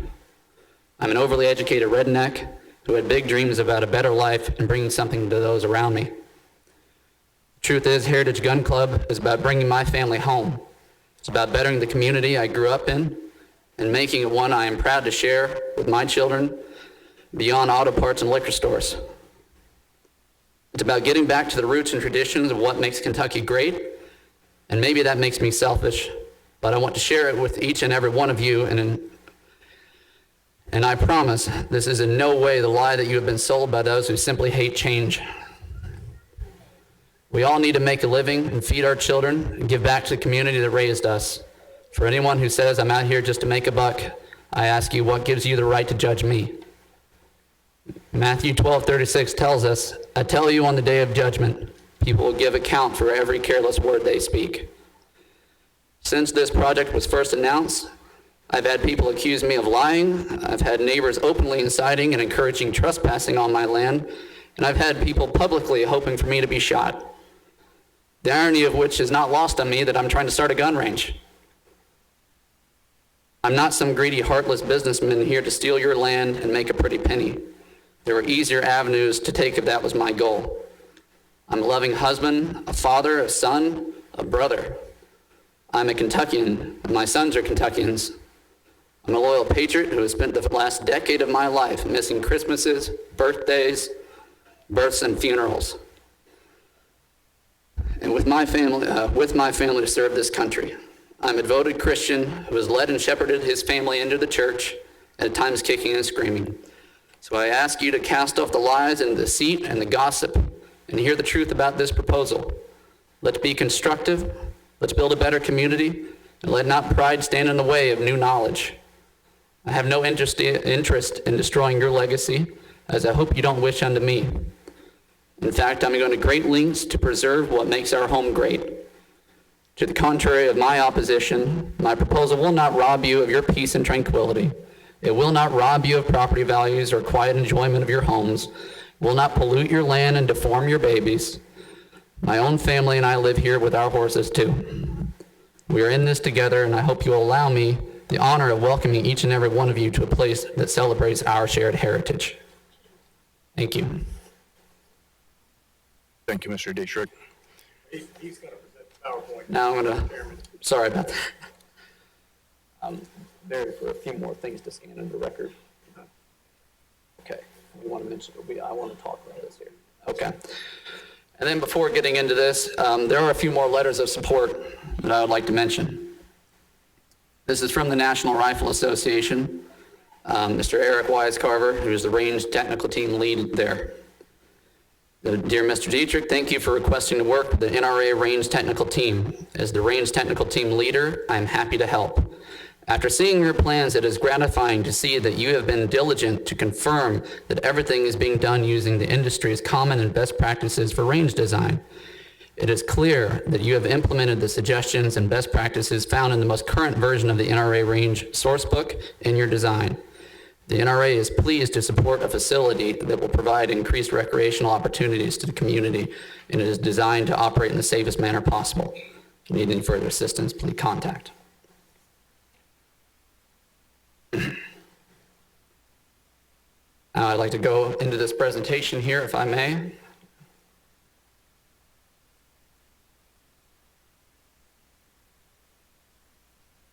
This has been up online, and I think people have had an opportunity to see it. So I have mentioned we are a family-run operation dedicated to showcasing Kentucky and marriage of family values, outdoorsmanship. And for me, this project is very personal. This is about having grown up here. I believe one thing we need in this county more than anything is entertainment.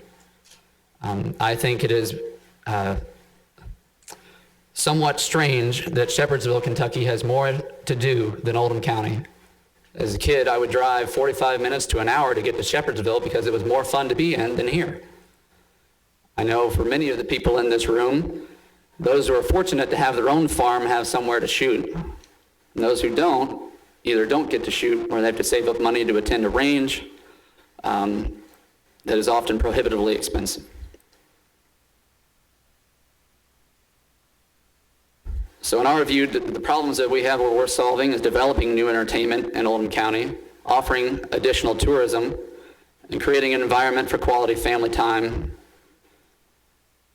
I'm going to skip through here rather than read the PowerPoint to you all, if that's okay. So I'm going to jump here to what we're talking about building. Our builders, a company called B&D Builders, they're an Amish firm out of Pennsylvania.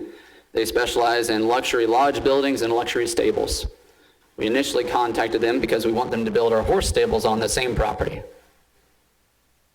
They are very excited about the project, and they sent us a couple samples of the work and the things that you'll see here later.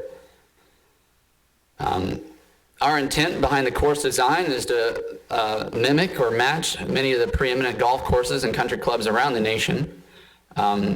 But we do not want this to be something that is so nice that is off-putting to the ordinary person in this county. I don't use the word ordinary in a derogatory sense, but this is a place for the common man. And if we build something that the common man doesn't feel comfortable at, we have not done our job, and I promise you that will not be the case here. This will be a gathering place for the community. One of the things we really focused on in our design is the integration of stonework and timber frame design in the building we're making. This is not a structure that is going to damage your property value by being beside it, I will tell you that. Part of our project with the plan is to clear out the overgrown fence rows. We're going to put in blackboarded fence, and you'll have manicured pastures across the property. You will not be able to see anyone shooting from the road on this property. All you will see are people driving along on golf carts. They will have shotguns on their golf carts, but you won't see shooting from the road. Sporting clays are often described as golf with a shotgun. Anyone who has been to Elk Creek would be familiar with that. That is Elk Creek, not Knob Creek. Those are two very different things, and I know a lot of people have accused us of being Knob Creek and offering machine gun shoots. That has never been our intent. That will never be our intent. We are a shotgun range who fire low-powered 7.5 shot or 8 shot ammunition, which has a maximum effective range of about, I should say, a maximum lethal range of about 40 yards and a maximum overall range of 200 to 275 yards. This ammunition does not travel very far in comparison, I'll say. Our course will feature commercial-grade target throwers that are activated by Bluetooth and voice. So you will go there, you'll have your shotgun, and you say pull, and the machine will throw it for you. This is a sport that does not have any boundaries. It is enjoyed by every age and both genders. It doesn't really help you if you're a man or a woman. I will say I've been outshot by a girl plenty of times.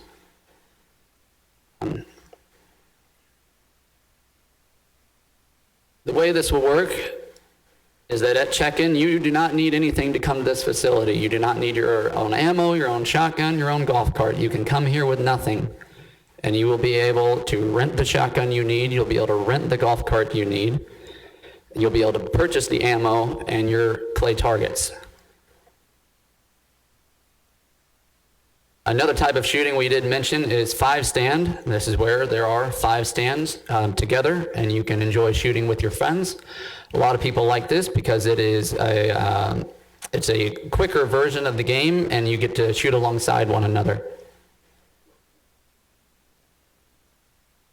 A very big component of what we're doing here is focusing on community outreach and youth.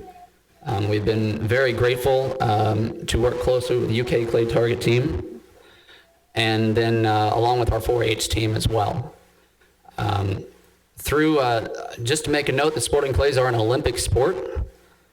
You can go to university on a full-ride scholarship for shooting sporting clays.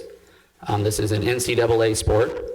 And while many shooters will hopefully come through our club and receive scholarships, we also fully intend to offer scholarships in the $1,000 to $5,000 range to support everyone who's going to university for sporting clays.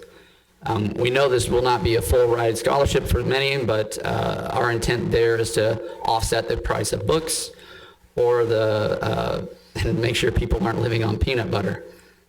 I went to university, and my ability to receive a scholarship often determined my diet, I will say. So I feel that acutely. Another part of our development will have the chip seal parking lots we've mentioned, so we do not have the dust.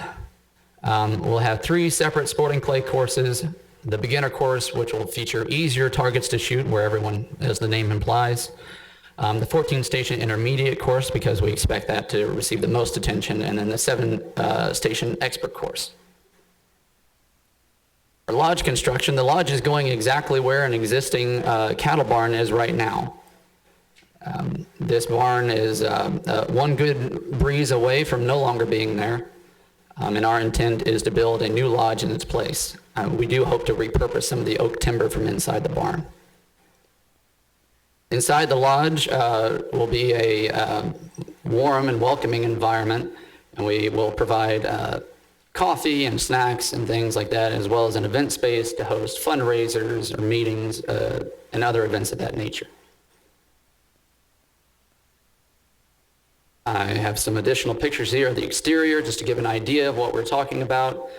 Again, the firm we're with, we really focus heavily on timber frame design and stonework.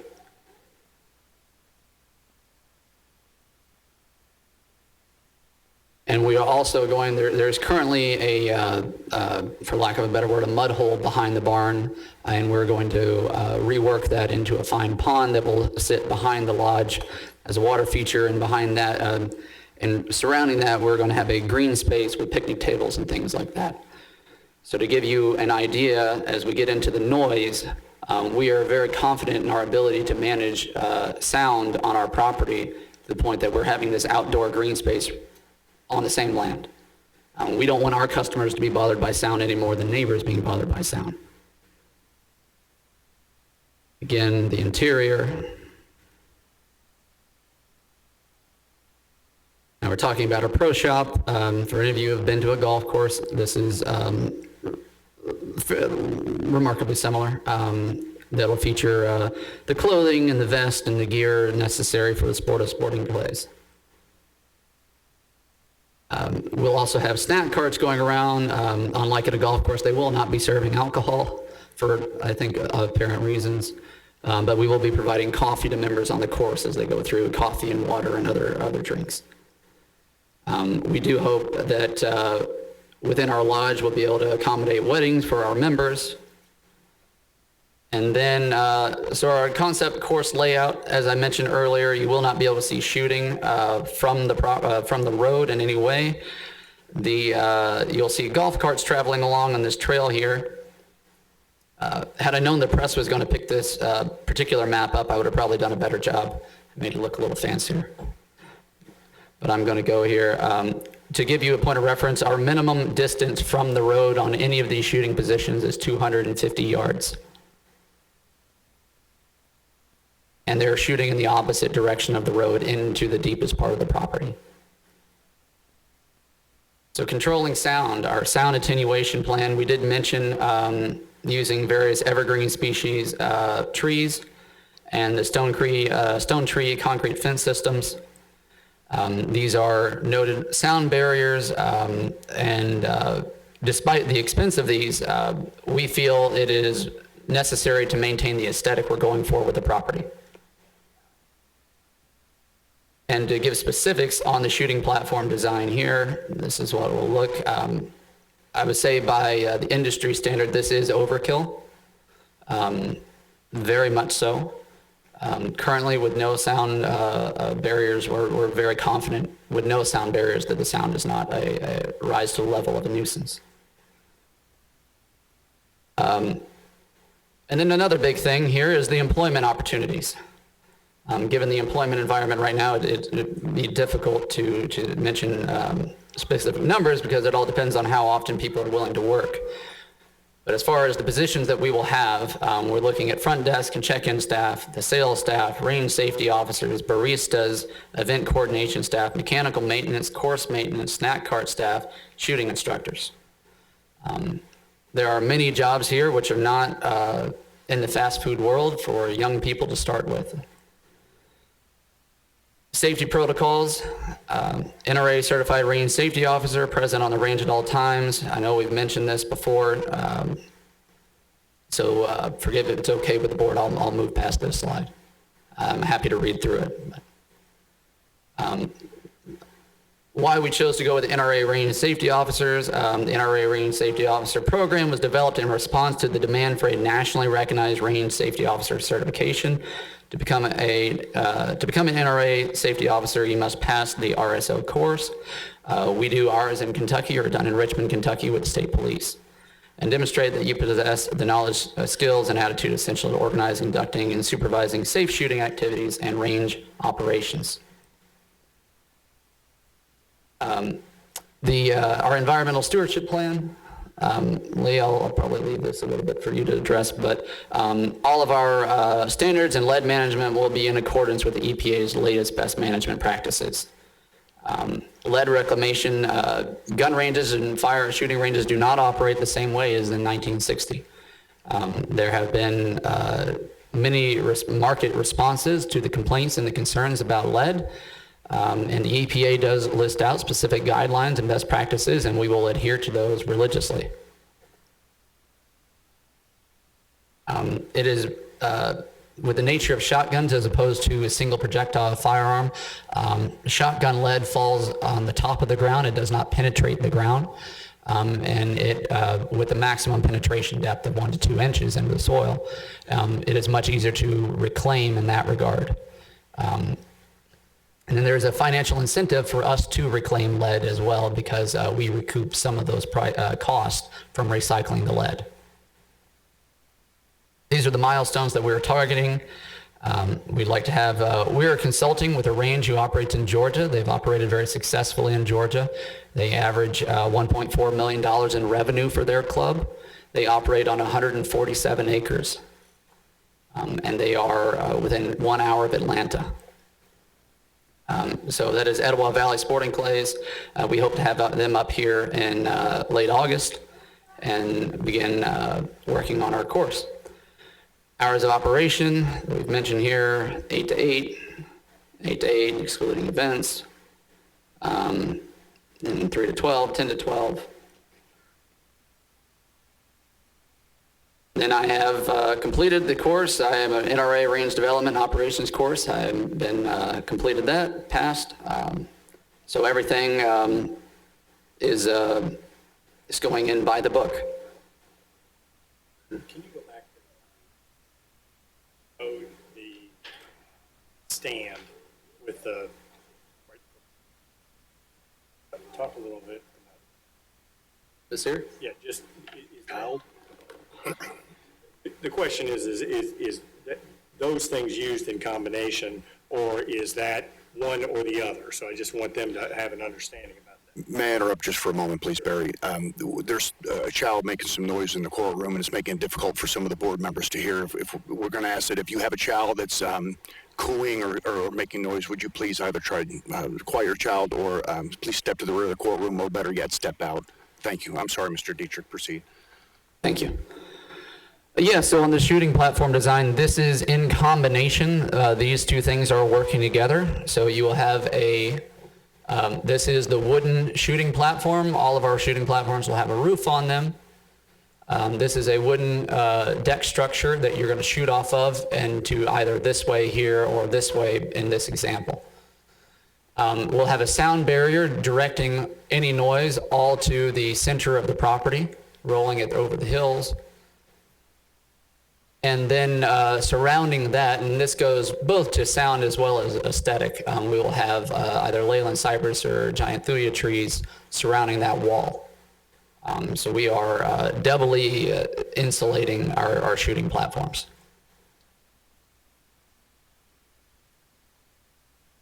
When we get the overhead, he's going to put some things on the overhead. It takes a second for this to pop up, but I just want you to talk about what you did about sound. Okay.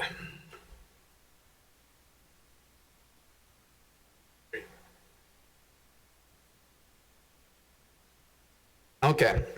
So we have done our sound testing on the property, and it may be difficult. I do have enough copies for the board if they want to follow along. Okay. So these are, I'm indicating here the recording points that we measured from, and then every shooting location. The shooting points roughly correspond with where our shooting positions are anticipated to be.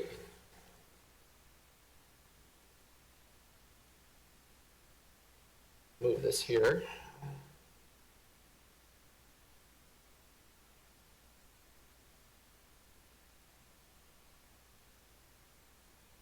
And then this is the data we've received based off of that.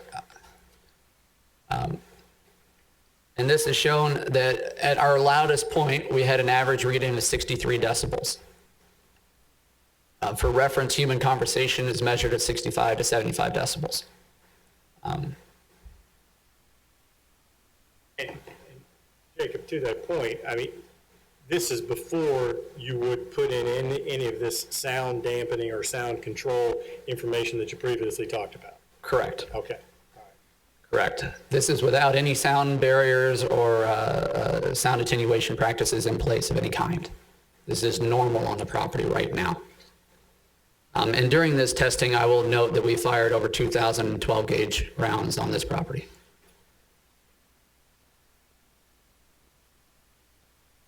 Correct. You can file this one.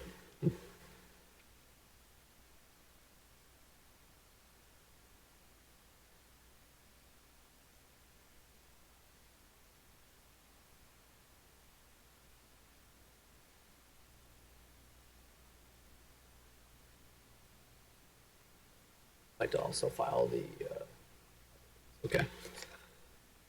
We've also received letters of support from the National Sporting Clay Association, as well as the Kentucky affiliate, the Kentucky Sporting Clay Association. National Sporting Clay Association says Mr. Jacob Dietrich has reached out to us regarding a new sporting clay facility that he is working on developing in Oldham County, Kentucky. As the governing body for the sport of sporting clays, the National Sporting Clay Association fully supports this project because sporting clays are the fastest growing clay target sport in our country. A well-built and well-run sporting clay facility of this size can bring a large source of revenue into the surrounding community. Participants travel from not only all over the state, but the country also to compete at registered NSC events throughout the year.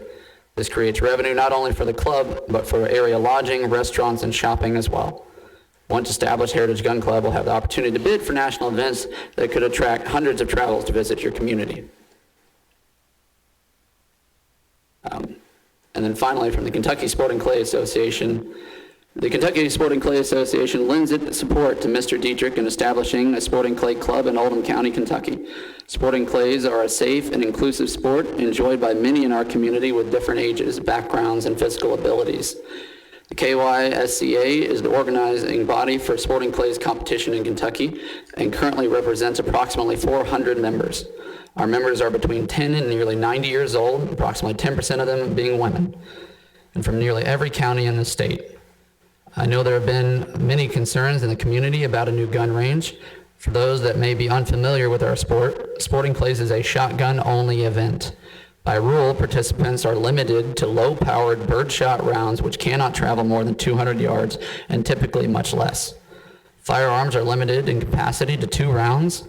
There are also strict gun safety procedures, and I'm not aware of any accidents during an organized competition in the nearly 400-year history of the KYSCA.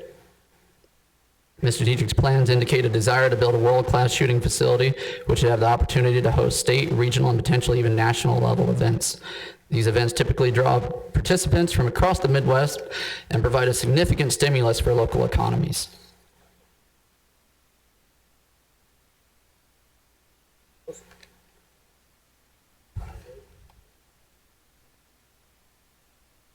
And then finally, I would say to that effect, as I have mentioned and reiterated, this is not Knob Creek. I personally enjoy Knob Creek, but it is not what we're trying to build here. I'm an avid shooter of all kinds, but this is a shotgun-only sporting clay facility. Even across all of Europe, sporting clay facilities still exist. Even in the most strict gun-banning nations on earth, shotguns are still permitted. These are not, I understand there have been a lot of things in the news as of late. These are not politically controversial events or sports or firearms. Mr. Chairman, I'm going to call Adam Kirk forward to testify about some traffic issues, and I think he's got some comments about Mr. Silliman's. I'm going to call Adam Kirk forward to testify to talk about some traffic concerns. And also, Jim, did you leave your thumb drive in here? Okay, so he may have some comments about some of the drawings that Mr. Silliman had or the aerial.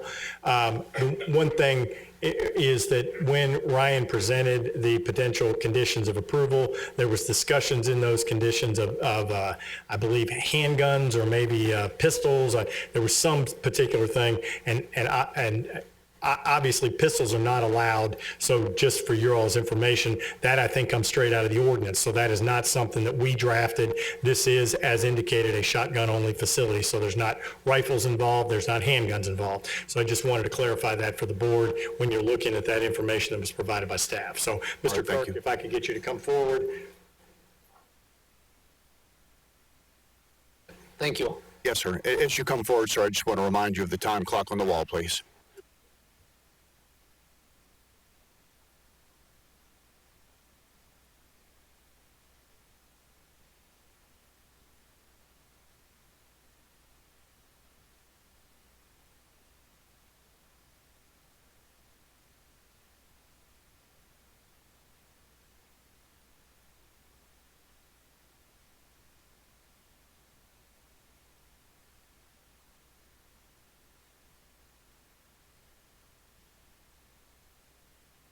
Would you please state your name and address for the record? Kirk, 137 McClellan Springs Drive, Georgetown, Kentucky. And I started, sir, I just want to remind you the time on the wall so you could use that as your reference. And I understand everybody enjoys talking about traffic, but I will try and be as brief as possible today.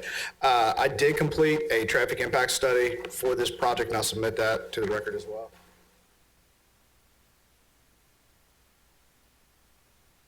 And so I'm going to go over the findings of the traffic impact study just very briefly, and then also address some of Mr. Silliman's comments and concerns as well, because we had the same comments and concerns when we looked at the site. But the main issue that we looked at within the traffic impact study, we typically look at, does the roadway have the capacity to support this?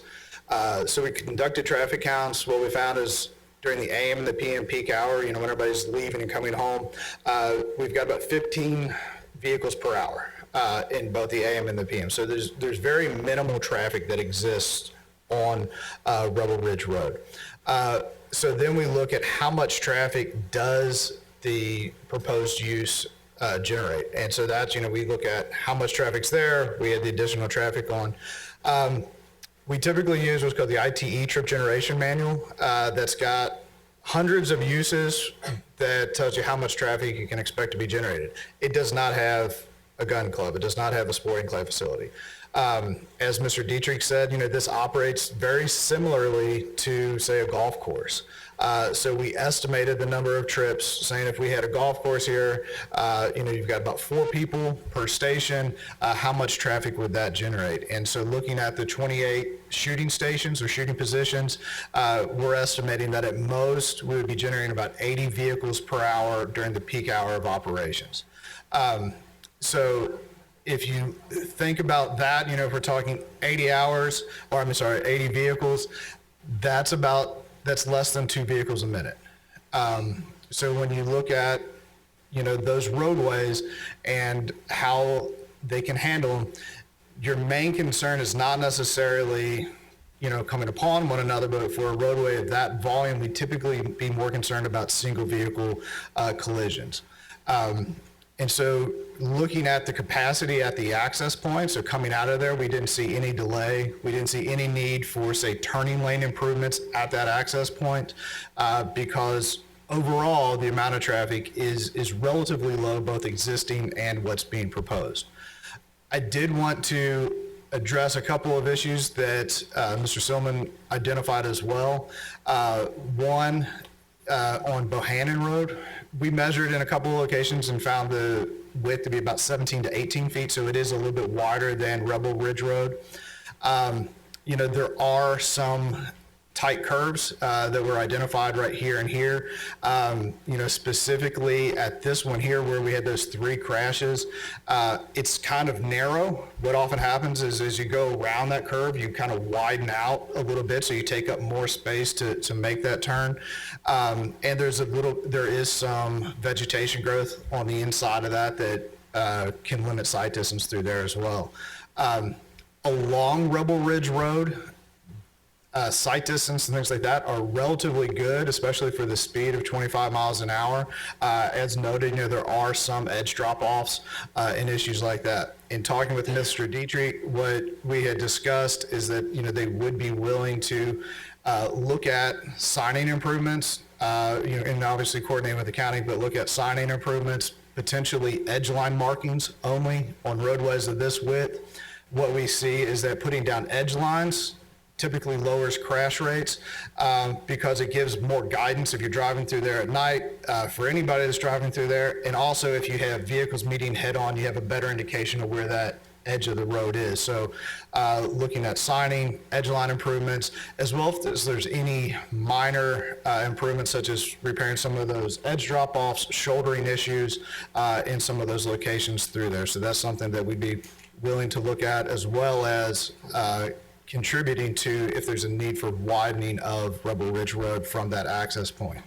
The one other issue that I would like to discuss is that Rebel Ridge Road is about 16 feet wide, just past the proposed access point. We don't really anticipate everybody heading out towards 18 Mile Road, but more locally coming towards US 42, because this would be more of kind of a regional draw that people would be coming in, and so coming in through 42 to 53. So traffic could be directed through signing, through directions and all on the website as well to direct people towards that location. Overall, we're about 1.3 miles from 42 to the proposed access point, and you're about half a mile along Rebel Ridge Road. So kind of minimal exposure to these local roads. So that's all I have. I'd be happy to answer any questions or continue on. I just wanted to add one point there. The bridge that was brought up and mentioned, our traffic is not crossing that bridge at all. That bridge is down on 18 Mile Creek beyond our property, and there would never be any need for our customers or traffic of any kind to cross that bridge.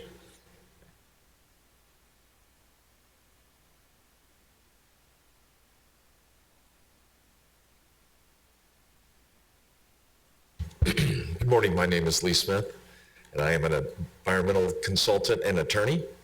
I specialize in shooting ranges. In my practice, I have visited over 200 shooting ranges nationwide. Interrupt you, please. What is your address, please, for the record? It's 180 East Ocean Boulevard, Long Beach, California. So in my practice, I have, as I said, visited over 200 ranges nationwide. I have worked with many organizations, national organizations, including the NRA, and other shooting organizations as far as evaluating ranges for them. I know there's been a lot of concern about environmental contamination at the range, including lead contamination. But I can tell you from my practice area that lead is not very soluble in the environment, especially when we're talking about lead shot. Remember, this is a shotgun range only. I think a lot of the concerns have been raised as far as backstop use with bullet and rifle impact. A different situation in that regard. When you have high velocity impact as far as bullet upon bullet impact in a backstop, you will get a lot of fragmentation and microparticulate matter lead in that backstop. That microparticulate level lead is typically of 100 microns or less, which typically then can become entrained in the soils and run off in stormwater. So that is not the condition that we have here in a shotgun facility. Shot does not tend to fragment. It tends to lay out in the shot fall zone where it becomes located and tends to stay there. One of the things that can solubilize lead is obviously low pH levels in the soil. So through the treatment system that I think Mr. Dietrich has identified, as far as soil amendments, we'll keep the pH levels neutral in the soils. That's typically going to be about 6.8 and above. So I would like to talk a little bit about the environmental stewardship plan that Mr. Dietrich had mentioned.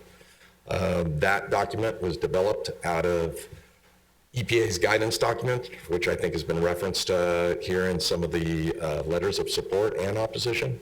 That is EPA's best management practices for leaded outdoor shooting ranges. What that document is a legal loophole or legal, I would say, exemption, if you will, from a federal law known as RCRA. RCRA is the Recovery, Conservation, and Reclamation Act. So what that law states is that we call it cradle to grave waste management. And typically any waste that is discharged out into the environment, abandoned or discarded, needs to be addressed and cleaned up. But what that document does is give shooting ranges an exemption if they manage and contain their lead. So what does manage and contain their lead mean? The containment aspect of it is typically using best management practices, otherwise known as BMPs, to contain the lead at the source. There's various ways of doing that through a series of low-end best management practices such as water lines, swells, berms, etc., to keep the lead in place. The management aspect of the requirements under the ESP entails mostly the reclamation aspect of it. I think Mr. Dietrich told you earlier that there is an incentive to reclaim lead at shooting ranges. It is quite profitable for the clubs to pull that lead out of the environment and reclaim it. So that is done on a periodic basis.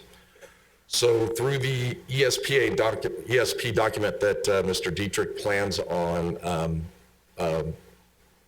producing, I work with one of the experts in the nation, actually.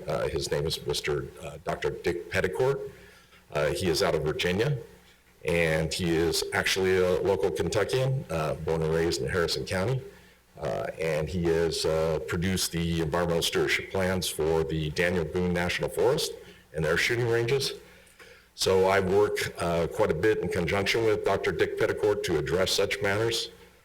As far as the reclamation aspect of it, again, I work with some of the leaders in the nation. That leader in reclamation is a consulting firm out of Denver, Colorado. They are known as MT2, that is capital M, capital T, number 2. They are, again, kind of the leading consultants in this area as far as lead reclamation. They also have some very robust treatment products as well. A proprietary product they call EcoBond, which they use in the soil amendments afterwards to bind and contain any of the potential lead oxides that may come off of some of the lead shot to keep it in place and assure that we don't have runoff in any kind of stormwater.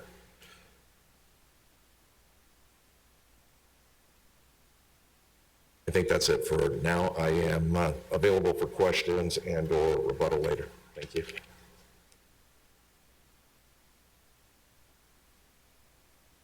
I'd call Joe Blevins forward.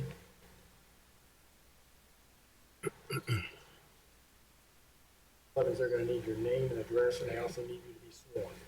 I was sworn in before, but I'll do it again, gladly.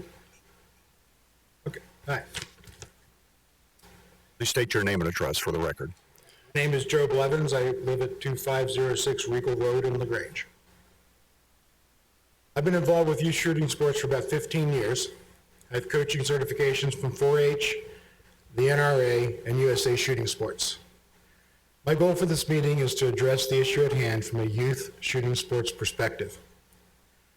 And to do that, I'd like to start by telling you a story.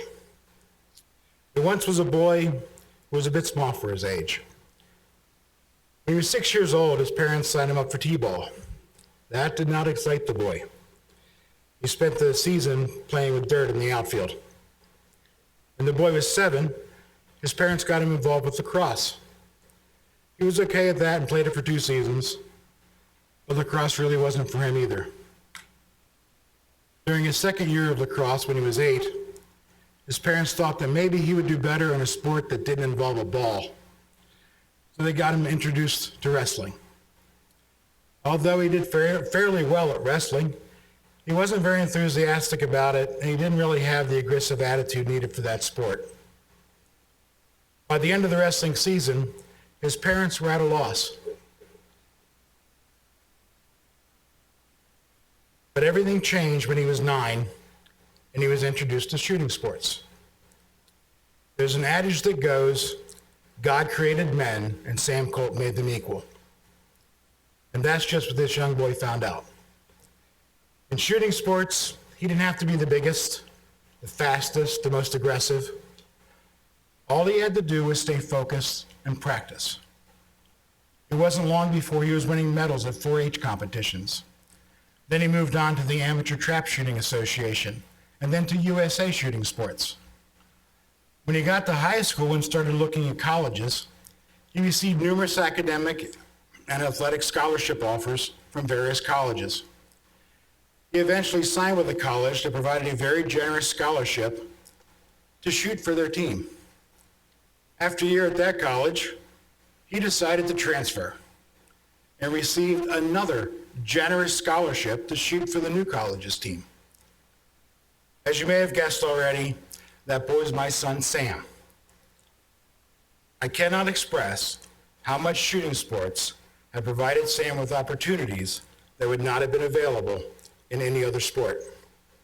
In fact, my son, who still isn't very talented at throwing or catching a ball, just won the gold medal at the USA Shooting Junior National Championship last month. As of that match, he's the best junior Olympic trap shooter in the country. Why is Sam's story important here? Because to do what he has done, we had to travel an hour several times a week for the last 10 years. Having a gun club in Oldham County would open the door for hundreds of children who, like Sam, may not be cut out for football or soccer or any other traditional sport. A local venue for shooting sports will open doors to colleges. In fact, I am the admin for the college shooting sports team's Facebook page, where I keep a spreadsheet listing over 160 colleges that have shotgun shooting teams, including 36 that provide shotgun shooting athletic scholarships. Shooting sports is one of the safest activities for kids, and high school shooting sports is one of the fastest growing sports in the country. The best thing about youth shooting sports is that there are very few limitations. I have coached many kids, both boys and girls, who are not otherwise athletically inclined. And I've even coached kids on the autism spectrum. There are also many shooters who shoot from wheelchairs or are missing limbs. And there are even plans to add trap shooting to the 2028 Paralympics. How great would it be to open the world of shooting sports to our kids in Oldham County who never dreamed they could ever be athletes? I urge you to support the Heritage Gun Club because our kids in Oldham County deserve the opportunities that come with participating in youth shooting sports. Thank you. Thank you.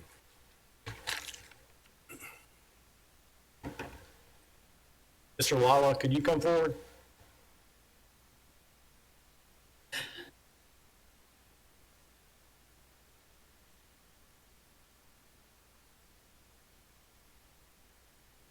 My name is Les Lala. I reside at 6600 Angus Court here in Crestwood, Kentucky. Please repeat your last name, please. Lala, L-A-L-A.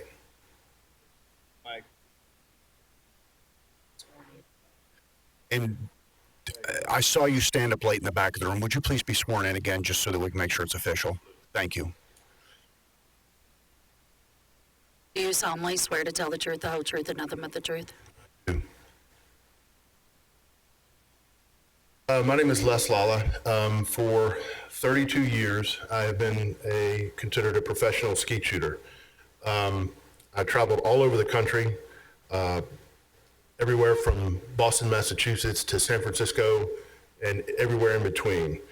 I'm a member of the NRA, a life member of the National Skeet Shooting Association, a 10-time All-American, and in 1999, I was fortunate enough to win the World Championship in shooting skeet.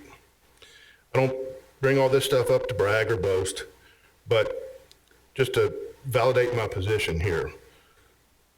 When I learned of the Heritage Gun Club proposal, I proactively reached out to the Dietrichs. And when I learned of how they were going about preparing and the planning for this committee, I was very impressed. I've looked over the plans and the safety of what they're going to do, and have traveled all over the country at many different gun clubs.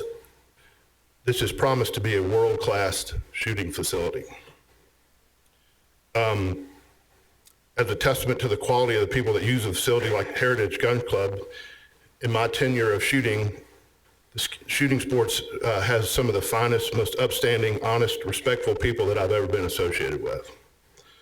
Recent years, there has been an influx of both women shooters and children shooters that I have not seen in years past. Since I've been to so many gun clubs across the country, there are many houses, neighborhoods around, and they coexist within harmony. But I can tell you that from seeing the land and how they're planning to put barriers up for sound I think it's going to be an absolute non-existence to have any kind of sound problems out there at all. Furthermore, I'm also a member of Indian Creek Shooting Facility in Georgetown, Indiana. I'm also a member of Jefferson Gun Club. And I think that the Oldham County, for them to put together such a world-class facility would be absolutely fantastic. And we could fill it up with world-class shooters. I give it my full endorsement. Thank you, sir.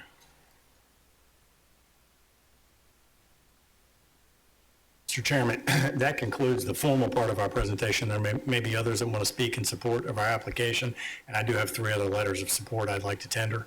So at this point, I'll turn it back to you. Okay, at this time, do we have anybody else in the room that would like to come forward and speak on behalf of support of the applicant?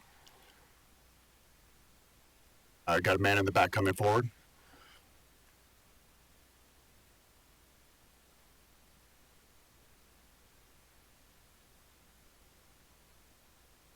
I don't recall if I saw your hand go up during the swearing in. Would you please be so kind to indulge us and do that again and give us your name and address? Thank you. Etheridge, 2910 Shiloh Lane, Goshen, Kentucky.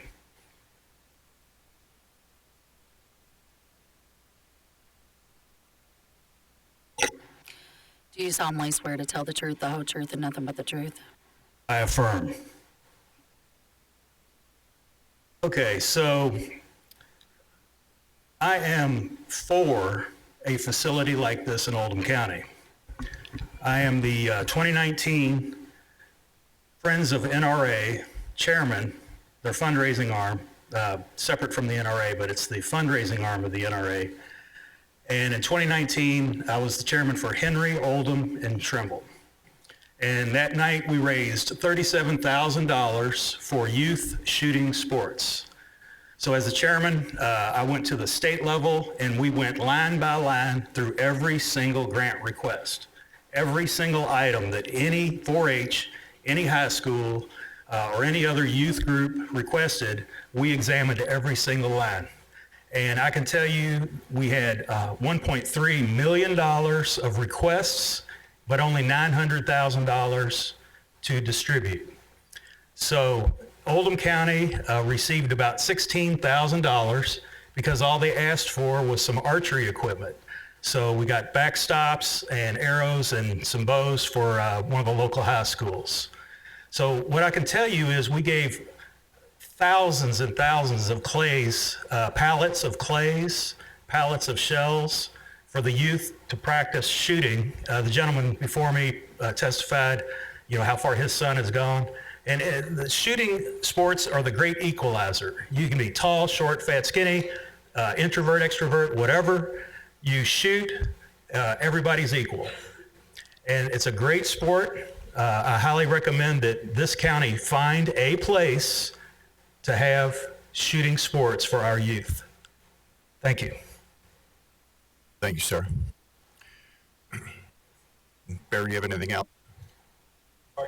Anything else at this time? Is there anybody else that would like to come forward and speak? Yes, sir, please come forward.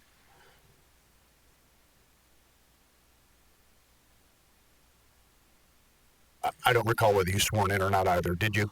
All right, would you please state your name and address and swear in, please? Carrie Duncan, 204 Clore Avenue, Lagrange, Kentucky. Do you solemnly swear to tell the truth, the whole truth, and nothing but the truth? I do. I would like to just try to persuade the board to support Mr. Dietrich in the gun club. I've been a shooting enthusiast for about 50 years, and I just wish people would consider the fact that it is not going to be this noise pollution that they think it's going to be. It's not going to be some drunk out here on the back of somebody's porch shooting a .357. It's well planned. The shooting ranges that I've been to, compared to this one, this is the best that you could ever get. and we will lose a heck of an opportunity if we vote against this. So essentially, I just want to pledge my full support to Mr. Dietrich and this gun club. Okay? Sir, thank you. Okay, board members, do you have any questions for the applicant? Not yet? Which one now?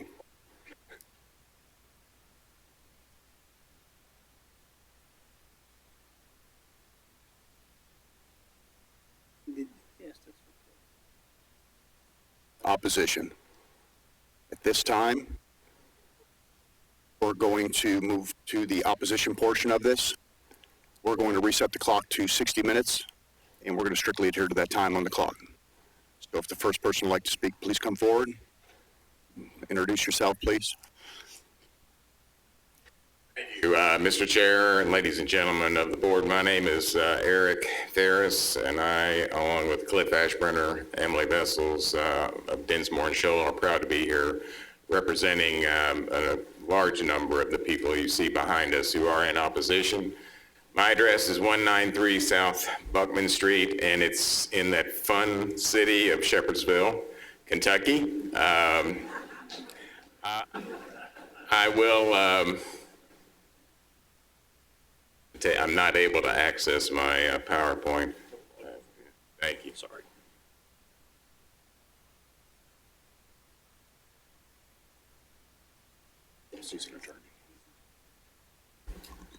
While Brian's helping us out, I will say that I always had to go to Elizabethtown for fun growing up from Shepherdsville, so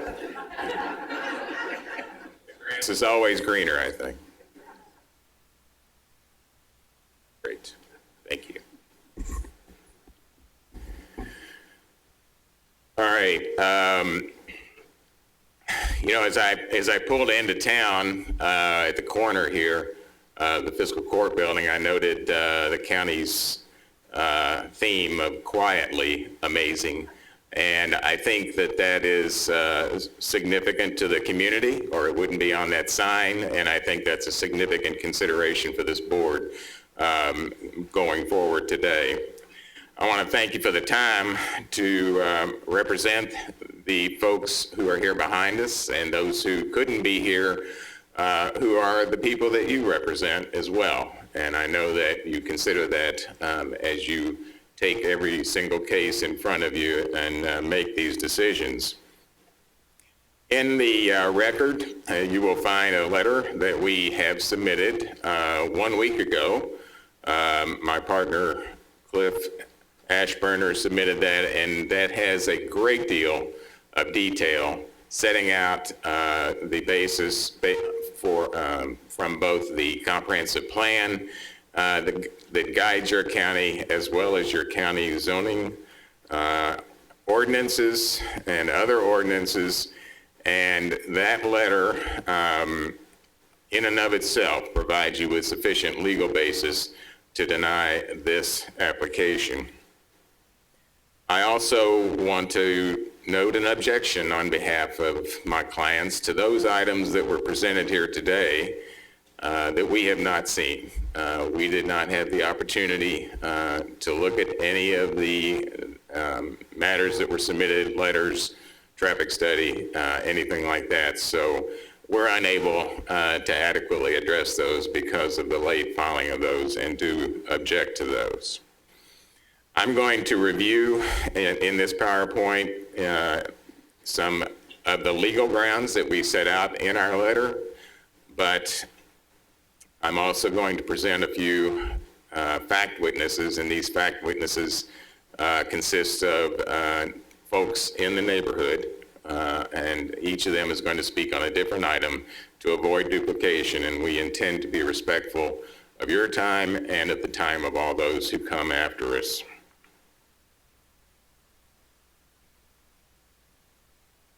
And when we speak of the number of people, there has been an online petition, I think one for each side. This one, as of about 4 p.m. yesterday, had 1,650 names on it, and you can easily discern when you go to that list that these are folks within the area. These are people that are your neighbors and the neighbors of the folks who are behind us.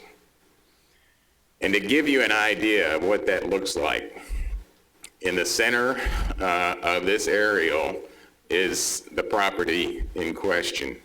And each of these red tracks represents a tract that not only was approached through the online information, but each of these people was approached individually by people that went to the door to door, and asked if they were in favor or in opposition. And these folks, your neighbors, the folks you represent, are all opposed to the application presented.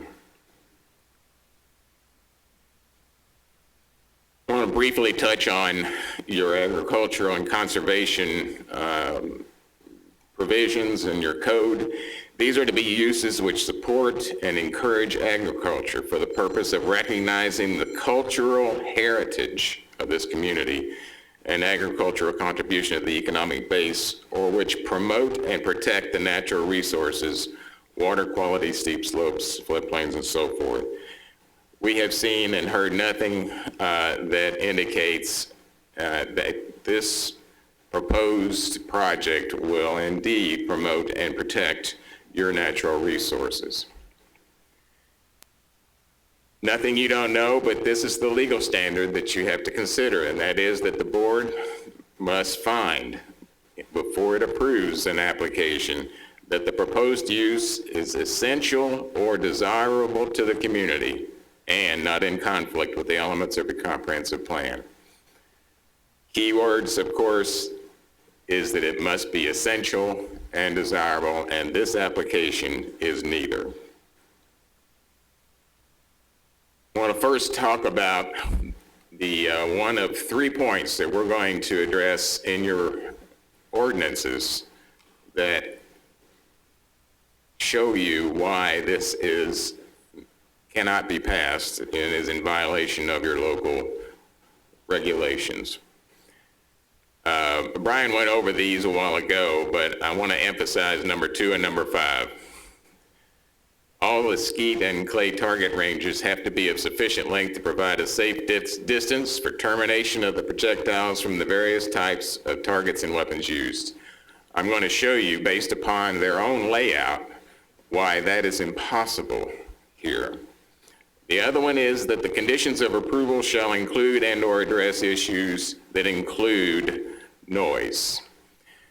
Now, you've heard about the decibels, we've heard a lot of numbers, we've seen a chart, but perhaps the best thing you can think of when you think about the noise here, for those of you who may be familiar, we've heard about golf courses too.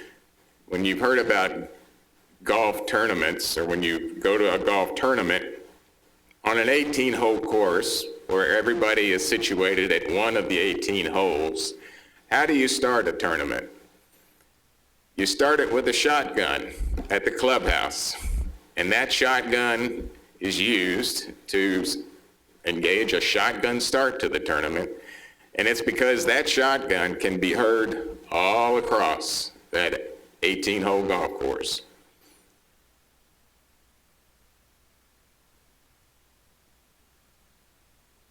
Now, the applicants have talked a lot about the benefits to youth, so we looked to the Boy Scouts of America's design concept for shotgun ranges. These particular shooting points, as they're described to us, consist of either 1, 2, or 5, as I understand it, shooters at a point, and with multiple throwers, multiple slingers, perhaps they're called, that send these clays into the air. And these design concepts, as you will see, indicate the field of fire and the amount of distance that should be provided. And these distances exceed those that were provided by Mr. Dietrich in his comments. The red representing the lethal range, the orange being the injury range, the yellow still being within the fallout range.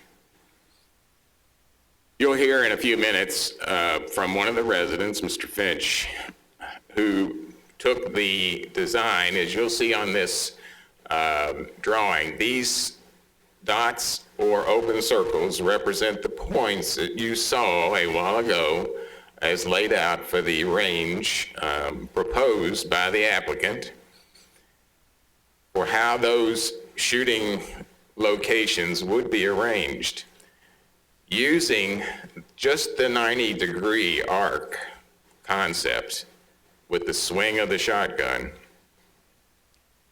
you can see that these points overlap, with several of them pointing toward another shooting point, and one or two of them reaching Rebel Ridge Road.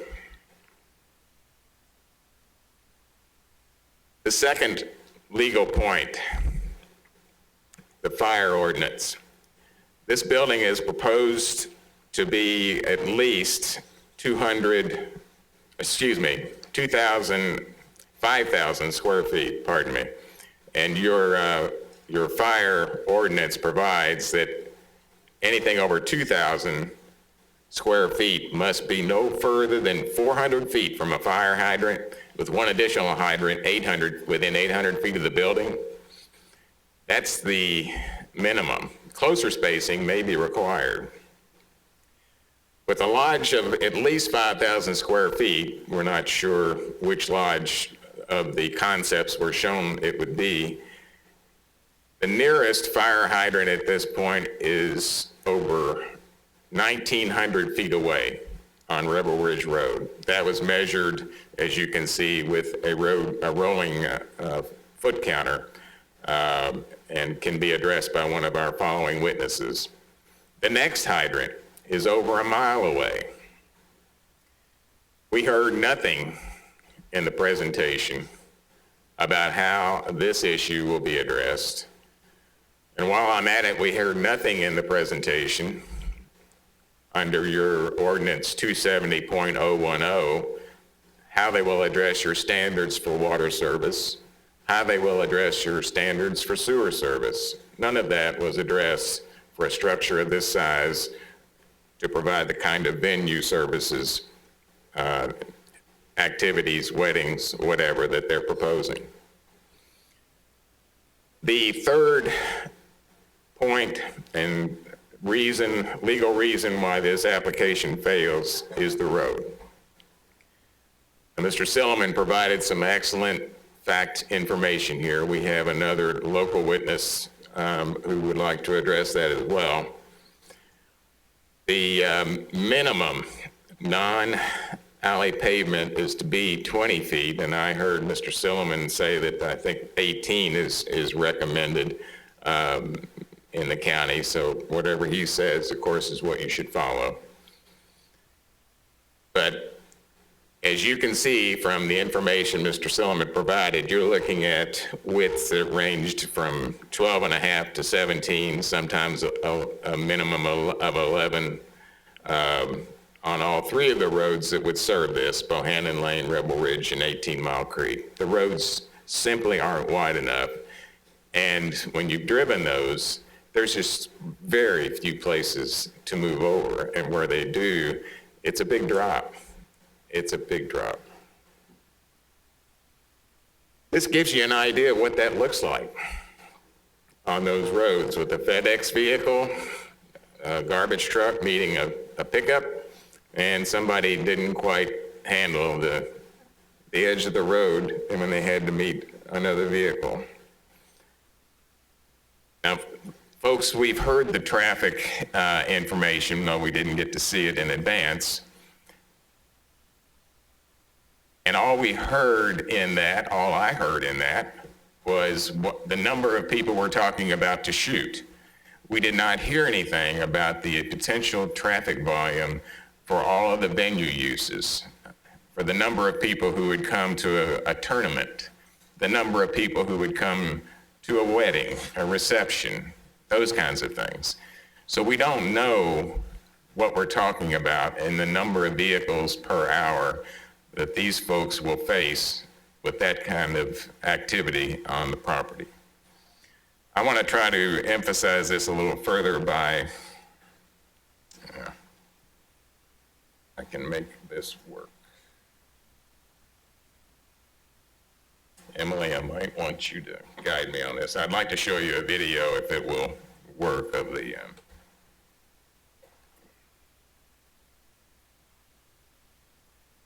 okay.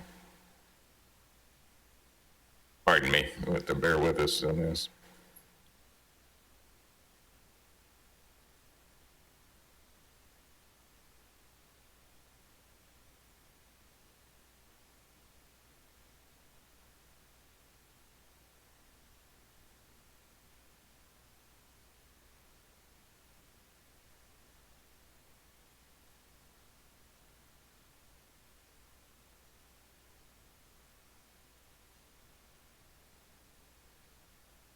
All right, this is a video of a vehicle approaching a school bus. And this is on Bohannon Lane.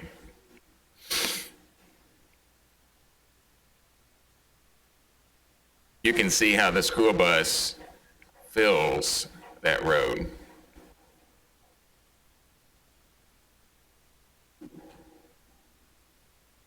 Escape that.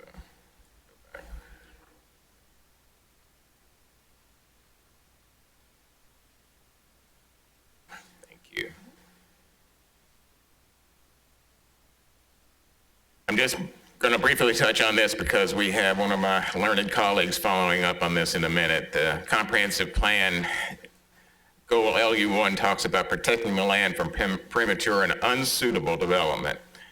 And the future land uses are to be compatible with the surrounding land uses. I'm telling you, driving out through there and seeing the properties that these folks own, this is completely incompatible with those uses. Mr. Dietrich was quoted, and I think he said it again here today, on Spectrum News in May, that he compares this to golf with shotguns. Well, ladies and gentlemen, when somebody messes up in golf, they yell 4 to give someone an opportunity to move. Somebody messes up here, by the time they yell 4 or something, you're dead. All right, I'd like to now take a minute to bring up Mr. Wes Finch to speak. Thank you for the time.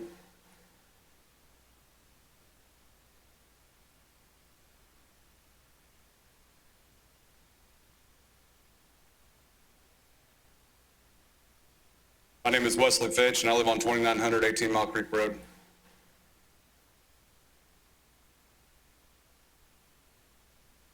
Aaron, would you like us to get all 5 of our people at one time? Sorry. If it would be in your best interest based on time, yes, sir. So, Wes Finch, Steve Doolin, Eric Markowski, David Dunning, Stephanie Barter. Okay, so those are going to be all that are speaking in opposition. Is that my understanding? With me, I can't speak without how many others. Okay, so those that are going to speak in opposition, if you'll please stand, we're going to swear in everybody in simultaneously.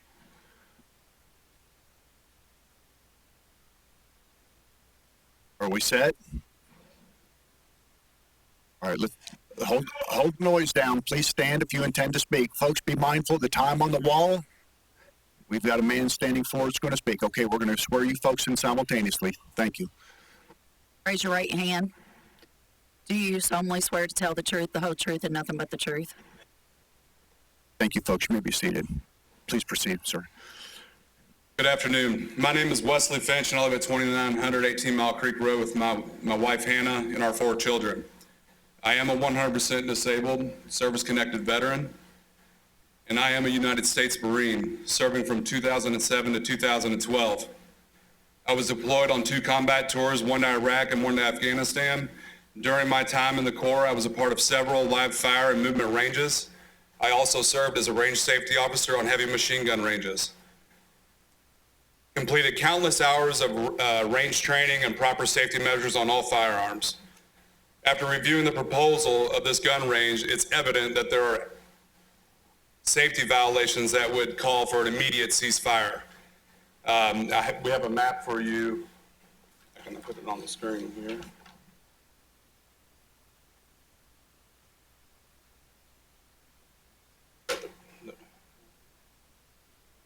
I can pop it down here.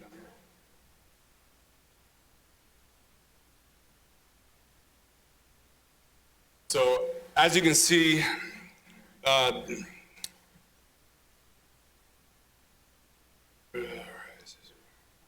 so here's the map, and I've highlighted only 5 of the 12 shooting stations to show the fields of fire for your visual understanding.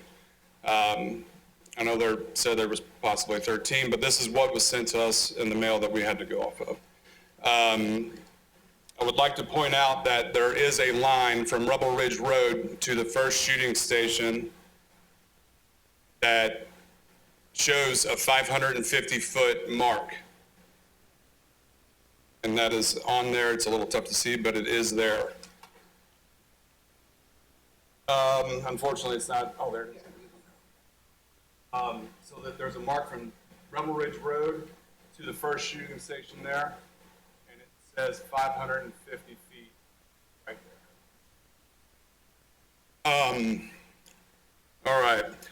So this visual will show you the lethal range, the near lethal range, and the fall zone for a 12-gauge shotgun.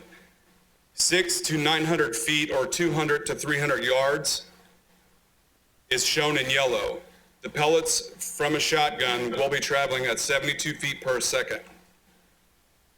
Near lethal is colored orange from 200 to 600 or 66 yards to 200 yards. Lethal is colored red, only 0 to 200 feet or 0 to 66 yards. The muzzle velocity of shotguns varies from 1,100 to 1,350 feet per second.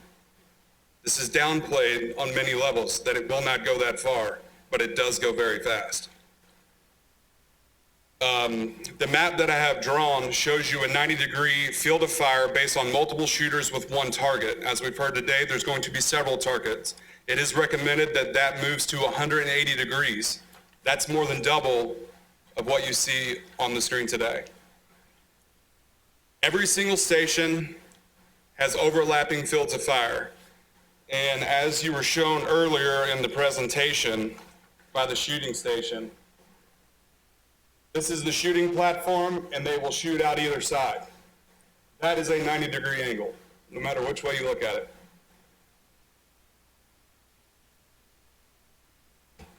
The field of fire on multiple stations cross over Rebel Ridge Road. The field of fire on multiple stations cross over neighboring property lines. In no way should this range be allowed to open. Educate any member of the community, especially the youth, on safety and proper handling of a firearm. This is not golf. This is not world class. This is dangerous. With my experience and proper training in the United States Marine Corps, I call for an immediate ceasefire before dangerous turns deadly. Sir, thank you. Steve Doolin. And we're going to need to. My name's Steve Doolin. I live at 1401 Rebel Ridge Road, a mere 1,900 feet from the proposed outdoor gun range. I'm going to play some videos for you here shortly if we can get the technology to go. I feel a little bit redundant because Mr. Silliman presented some of the information that I'm going to give to you. I'm going to talk to you about the road widths and line of sight issues that are out there. So, speaking to line of sight, Bohannon Lane and Rebel Ridge Road are the most obvious routes into and away from the proposed shooting range. 18 Mile Creek Road is in close proximity and can be used to enter and exit with the bridge. Get a little closer. If you draw a little closer your microphone, please, so the folks in the back can hear. Thank you. Bohannon Lane and Rebel Ridge Road are assigned, strangely, by the county to prevent commercial vehicles and semi-trucks. There are no less than 8 separate blind turns and blind crests in these roads leading into or away from the proposed shooting range. So that's what as you left onto from 42 to Bohannon, by the time you get to the proposed gun range, you've encountered 8 blind hills or blind turns. You cannot see through the blind hill or the blind turn. You don't know what's on the other side. of the blind hill or blind turn. If you're looking at your phone because you're not local to the area to figure out where the shooting range is, you certainly can't see through the blind hill or the blind turn. So there's 8 of those, each of which would be encountered by somebody entering or leaving the proposed gun range. So I drove around out there. I took a few videos that I'm going to show you. Imagine, if you will, this at night.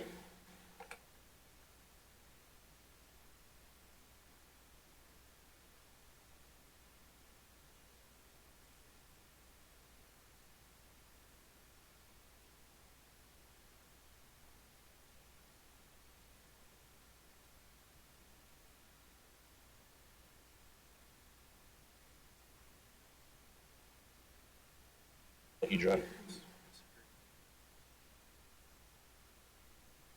It is. I got this. Go for it.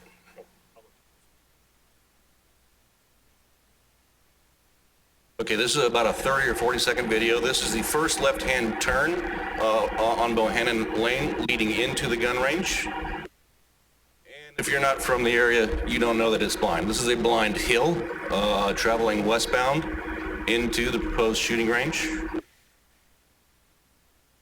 Imagine somebody with a phone in their hand. This is on Rebel Ridge Road, right in front of my property. I want to thank Scott and Kat and Sadie and Ander for helping me shoot these videos.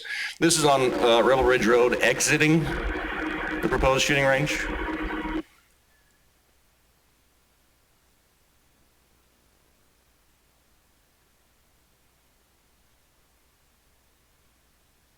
So let's talk about lane width. Mr. Silliman had a nice diagram that talked about that. My measurements were similar to his. Bohannon Lane, prior to where it joins Rebel Ridge Road, is an average of just 17 feet wide, according to my measurements. I took a tape measure out there and went across the road. Bohannon Lane on the other side of Rebel Ridge Road, as was exemplified by the video that Eric showed you, is only 11 feet wide, and you saw the issue with the school bus. Now that's an interesting video because that school bus driver has local knowledge. He knew that there was a driveway in front of Brittany's house that allowed Scott to pull over and for him to come through. If you're traveling here to shoot at the gun range and you've never been here before, you don't know that there's a pullout. You're not going to know what to do. So it's a dangerous situation. Rebel Ridge Road is, on my calculation, was an average of 17 feet wide until it drops down the hill.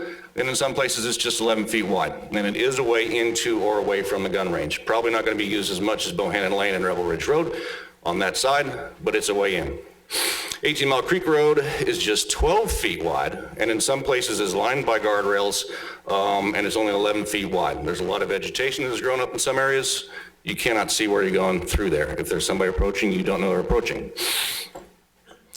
And I think, Mr. Funk, you asked earlier, what is the width of modern vehicles? Simple Google search yielded about 7.5 feet. Interesting that Google search said that doesn't include your side mirrors. So on average, 7.5 feet wide from A pillar to A pillar. I guess mirrors are expendable these days. I don't know, but they're very expensive. There's turn signals on mirrors and whatnot, but they don't matter. So 7.5 feet wide times 2, that's 15 feet. Much of Bohannon and parts of Rebel Ridge and a lot of 18 Mile Creek is only 11 feet wide. You cannot pass. I have a short video demonstrating that.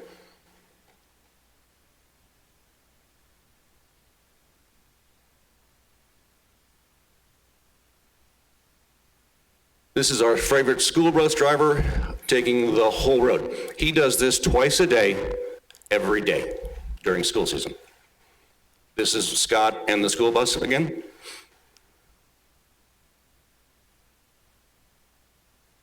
This is interesting. I want you to pay attention to this. This is the entrance to another local shooting range, the farm over in Indiana. Look at the road. It's actually striped. It's very wide. There's a turn lane. There's no other houses or residences close to that area. It's an entirely different situation for traffic. So I think as has been stated, vehicles on these roads must slow significantly when they're approaching each other. In many cases, you have to stop and pull into a driveway if there's one available. In many cases, you must put wheels off. And in many places, you can't put wheels off. In some places, there's a 7-foot drop from road surface to grade. If you put wheels off in that kind of a location, you're gonna hurt your car, you're gonna hurt the road, or something bad's gonna happen. I had some images that I was gonna show you, and in the interest of time, I'm not gonna show those. They were already given to you. The FedEx truck, the garbage truck, that was actually my pickup truck with the garbage truck. I was already off the road when he came by. He had to put 2 wheels off the road on the other side. This was at the bottom of 18 Mile Creek and Rebel Ridge Road, and that's where the bridge is. Okay, so keep going. So to the point about traffic volume, I think Eric made the point of the traffic impact analysis, which we did not see in advance, was only about shooting and shooters at the gun range. I think it was 80 vehicles an hour. I live right in front, well, my front porch looks out on Rebel Ridge Road. I count about 10 or 15 vehicles an hour in morning peak and evening peak. So 10 or 15. Vehicles are noisy. There's a noise component, noise pollution component to every vehicle that comes down that road, not from engine noise, but from tire noise. I can hear them coming a mile away. So 80 vehicles an hour in the morning when I'm having my coffee, listening to the birds chirp and the hummingbirds, and their little, I don't think so. There's obviously going to be an increase. It was given by the traffic impact analysis, 80 vehicles an hour with the kind of conditions that you've seen in the videos that I gave to you. 80 vehicles an hour with the school bus twice a day. 80 vehicles an hour more with the FedEx truck parked in the middle of the road. It seems obvious to me, and I hope that it's obvious to you guys, that that's not a good situation.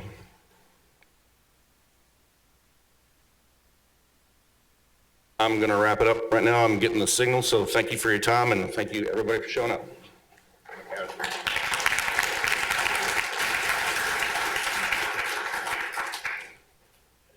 My name is Eric Mikowski. I live at 11500 Valley View Road in Louisville, Kentucky, and I have a farm that is a business at 1512 West Highway 42 here in Lagrange. Thank you for allowing me to speak. I'm here today to speak in opposition to the proposed Heritage Gun Range. I'm the owner of Resilient Life Care, an internationally accredited residential treatment facility serving people with brain injuries located at 1512 West Highway 42. I speak here today not only for Resilient Life Care, but also due to time constraints for Equality, an equine therapy center also located in LaGrange, serving children with autism. Both Resilient and Equality serve vulnerable individuals who require a low stimulus environment in order to benefit from therapy and treatment. A brain that has been injured is often unable to make sense of all the noises, lights, touches, smells that are occurring around the person with the injury. To help with recovery following brain injury, as with children with autism, it is important to maintain an environment that minimizes these distractions and stimulations. Concentrated and persistent gunfire would cause negative impact on both of our businesses. The people we serve would become scared, agitated, confused, and as such, gunfire would create an environment that would effectively put Resilient Life Care and Equality out of business. We have invested several $1 million and selected our sites for the quiet and safe nature of the surroundings. As a matter of fact, this board saw fit that we would have a conditional permit to put Resilient where it is. The gun range would destroy the quiet safety of our locations, and the healing process could no longer take place for the vulnerable individuals we serve. Our combined businesses we injected an estimated $3 million into the LaGrange economy in 2021, and that continues annually. That and 40 jobs would be lost with our permanent closures. I respectfully urge you to consider voting no on this proposed gun range, and I'm happy to answer any questions. Thank you for your comments. At this time, I'm going to take a break in our witnesses so that Mr. Strobo may address other points that he's got, and then we'll come back. Thank you. Thank you. My name is Randy Strobo. I represent Hardscuffle, Inc.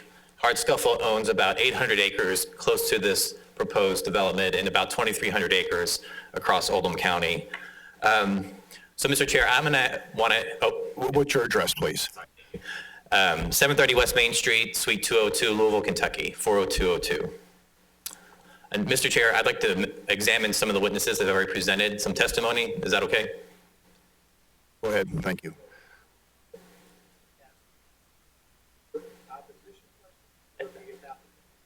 Everybody. Right now, we're only hearing from the opposition.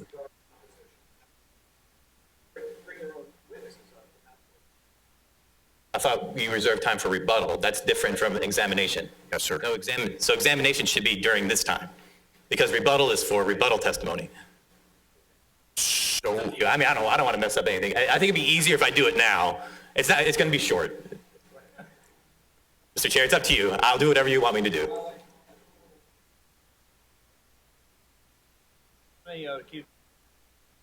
This is opposition. Right now, we're just in opposition. If you got an opposition, you can testify. Whatever you want to do, Chair. I'll do whatever you want me to do. At this time, we're going to continue to proceed with opposition and opposition statements. Okay. But if you'd like to bring your opposition representatives forward, you may be free to do so. Okay. I'm here with Bob Griffith. Bob is the General Counsel and Secretary for Hardscuffle, and here representing Hardscuffle over here. I don't have any questions for my witnesses, but I would like to reserve time to cross-examine later on. So Mr. Ferris presented his case already in opposition, and rather than repeat everything that he has to say, I'm just going to say we adopt everything that Mr. Ferris presented. I think those are very thorough, very well documented opposition comments with lots of legal reasons for you all to oppose and deny the conditional use permit. But if you recall from Mr. Ferris's presentation, he talked about the comprehensive plan shortly, and he basically said, well, we're going to wait for my colleague to do it. So I am here to talk more specifically about the comprehensive plan. And before I do that, I want to remind everybody here that what was presented by the applicant in this case had nothing to do with the legal requirements in order to get a conditional use permit. We heard nothing from the applicant in their documents or in their presentation about the comprehensive plan. I don't think it was mentioned once. We heard nothing about complying with the local zoning ordinance. And we've heard nothing about complying with how this body has to approve a conditional use permit when it comes to what is appropriate for this community. I'll also submit that what we did hear from the applicant was a marketing pitch. We saw a pretty well put together presentation. I know the applicant has a very, compelling history. He seems like a very good person. He seems like what they're trying to do, in his mind, works for the community, but that's irrelevant. What's relevant here is what complies with the comprehensive plan, what complies with the zoning ordinance, and what is right for this community. You've seen about 20 or 25 people stand up here that want to testify after me, and I'm going to try to give them some time to do that. But this community is overwhelming, not in support of this development. Now, when it comes to the comprehensive plan, Mr. Ferris mentioned a few things about it, but I'll submit that under your land use element of the comp plan, land use element goal number 1, the plan is to provide for planned and orderly growth in order to protect land from premature or unsuitable development. This proposed development violates this goal as it encourages this essentially commercial endeavor in an otherwise agricultural or rural area. Now, we've heard from the applicant that this area of the community is underutilized. My client takes offense to that because they are part of a very productive 2,300 acre farm, cattle farm and hay farm. That is very productive property in the community. This comprehensive plan that you have prioritizes agriculture in some way. Agriculture property, just because it's agricultural doesn't mean it's underutilized. The property that my client owns and operates and uses for agricultural purposes is very productive. Now, onto that same land use element, the plan seeks to preserve Oldham County's rural character and encourage the continued use of land for agriculture, farming, dairying, pasturage, horticulture, wildlife conservation, wildlife habitat, etc. Also, the plan What has been proposed by the applicant violates goal BI3, which is to support and encourage agriculture for the purpose of recognizing the cultural heritage of the community and the agricultural contribution to the economic base. In addition, under Objective T1-4, that ensures that design and construction standards for collector and local roads are established to accommodate safe emergency vehicle access, respond to environmental constraints, and to ensure compatibility with the character of the development. We've heard already from multiple folks how that does not comply, how this proposed development does not comply with that part of the comprehensive plan. It also violates goal E2, which is to allow site development that does not adversely impact environmental features and resources or air quality and minimizes noise and lighting impacts to or from adjacent nearby uses. We've heard from multiple folks about that as well. Now, I also submit that, and I agree with Mr. Ferris, that we have not seen many of these documents that have been provided to tonight or this morning or afternoon to you all today. One of the things I'm going to ask Mr. Urban about later is if he has in fact received those documents prior to today. I suspect that he's going to say no. So there's many documents that were submitted, a traffic impact study we have not gotten to take a look at, some kind of acoustic study with a table with no report to back it up, nothing about what equipment was used, how the equipment was calibrated, what the wind velocity was at the time, what the wind direction was at the time. All we got was a table with a bunch of numbers that say, oh look, it's quiet enough for everybody because it's below 65 decibels. And 65 decibels means that what the noise is when people talk. I will tell you that the EPA has said that 48 decibels, anything above 48 decibels can be an annoyance and cause a nuisance for people around. So imagine someone talking to you throughout the day at 65 decibels, so I'm talking to you at that level when you can't control it. Most people don't want to have noises coming at them that loud that you cannot control. And I would submit that those numbers that were even offered are not verifiable. We know nothing else about them. And I would submit, and I suspect, that there's probably plenty of times where that decibel level has gone above 65.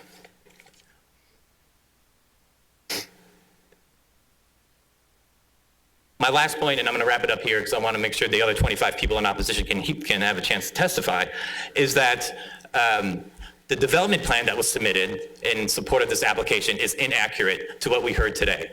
So the development plan itself had a plan, and you guys can look at it, it's in your packet, that calls for a certain pathway with different shooting stations. What we saw up here was a concept plan, it looked like, that changed the pathway and added additional shooting stations than what was submitted in the application. That's something else I'm going to ask Mr. Urban about if he's received an updated development plan. I suspect that he hasn't. Now, what that means is what you all are approving today is not what they're asking for. If you approve this conditional use permit, they're actually asking for something else that is not on the development plan. And that is not supported by the evidence and should be denied just on that alone. And going back to the marketing pitch, we saw plenty of photos of beautiful buildings from some company in Georgia that may be coming up here to help them develop this property. The development plan indicates two buildings that are going to be there. One is a barn that's already there that maybe they're going to redevelop, maybe they're going to tear down, and another is a metal shed that they're going to use for maintenance. There's nothing else on this development plan that indicates anything else that they talked about in their presentation. Nothing about any kind of porches, nothing about a wedding venue or doing anything outside. There's also a 5-stand that they showed up here. There's nothing in the plan that talks about a 5-stand. So I would submit that the development plan itself is inaccurate, and that for that reason alone, the conditional use permit should be denied. So, board, we would argue that the conditional use permit should be denied because it's not in compliance with your comprehensive plan, it's not in compliance with your zoning ordinance, it's not in compliance with the conditional use permits requirements under your zoning ordinance, and it's definitely not something that the community wants or the community needs in this part of the county. Thank you.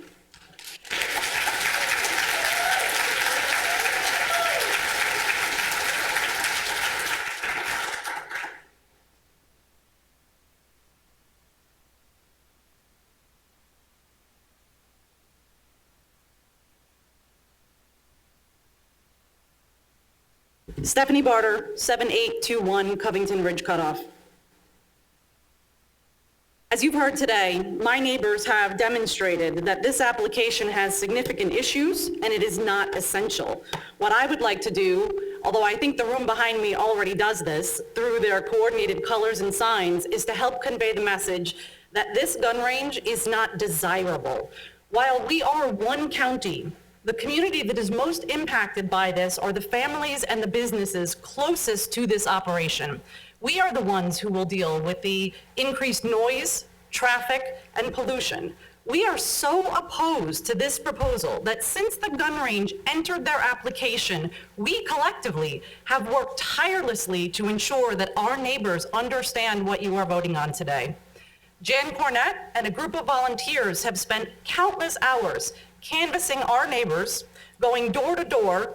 They've sacrificed their personal time, their evenings, their weekends to make sure that every person is aware of this proposal. And what we've done is created the map. Oh, it's not that back there, but it is on the screen, the map, which is the visual representation to how opposed we are about this business. I'd like to direct you to the map and show just a couple of key things. First, at the center of the map, and I know you can't see what I'm pointing at, but I'm pointing at the center property. This is the proposed gun range, and the circle around the outside is a 3-mile map. Each red box is a parcel of land that represents a person opposed. There are over 250 families and businesses who put their names on this map.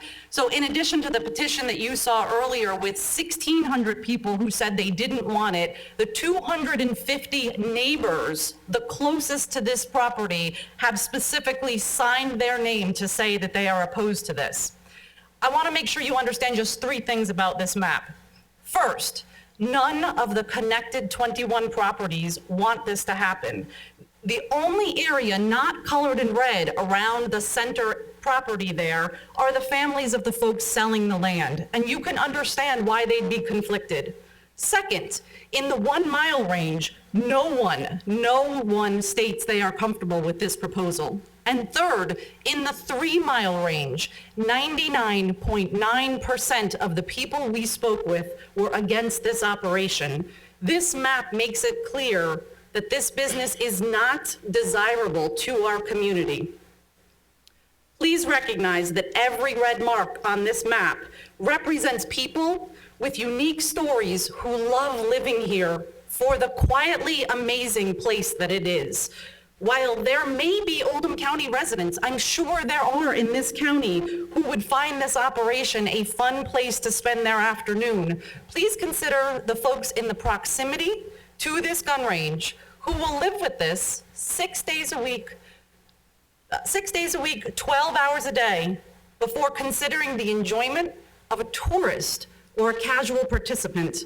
Please don't exchange the quality of the life of the people who make their lives here for an afternoon of fun.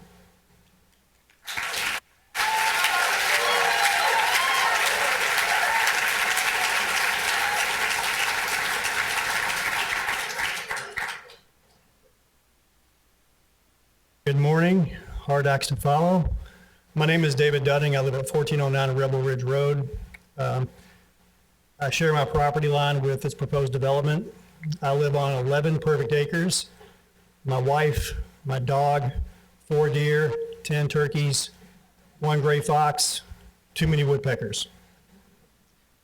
I'm a gun owner and a recreational shooter. Living where we live, most of the people here are gun owners. We live in the country. So the developer of this project, they aspire to be a world-class facility. We've heard that term world-class several times this morning. There is such a place about 30 miles away called Elk Creek Hunt Club. That's been mentioned today too. Happen to be very familiar with this facility. I worked in Owenston for 5 years. So let me tell you a little bit about Elk Creek. They shoot 2 million clay targets a year.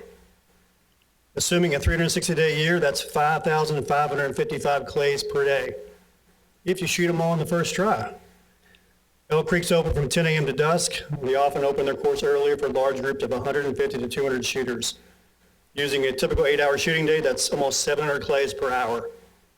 On their busiest days, they host major national events. On their busiest days, they can be visited by 300 shooters, each shooting 50 to 100 targets. So on their very busy day, 15,000 to 30,000 shots in a single day. That's a lot of gunfire. Sporting Club at the Farm, which we showed on the video, is about 40 minutes from Lagrange in New Albany. They offer sporting clays. They have a wedding venue. Indian Creek in Georgetown, which is also mentioned, also about 40 miles away. They offer sporting clays, no wedding venue. But there's some key differences here between these clubs and the proposed clubs. First, these competing clubs are much, much larger. Elk Creek is on 1,200 acres. The Sporting Club in New Albany is on 740 acres. Second big difference is there are very few residences nearby these clubs. So Elk Creek's been established for a long time. They ticked off a bunch of neighbors, and as the neighbors moved out, they bought their houses and made them lodging for their club. If you go to the Sporting Club in New Albany, they have one home within sight of their range. Lastly, as Steve mentioned, these facilities are served by state roads, dividing lines, shoulders, turning lanes. So let's assume this development doesn't get quite to world-class status.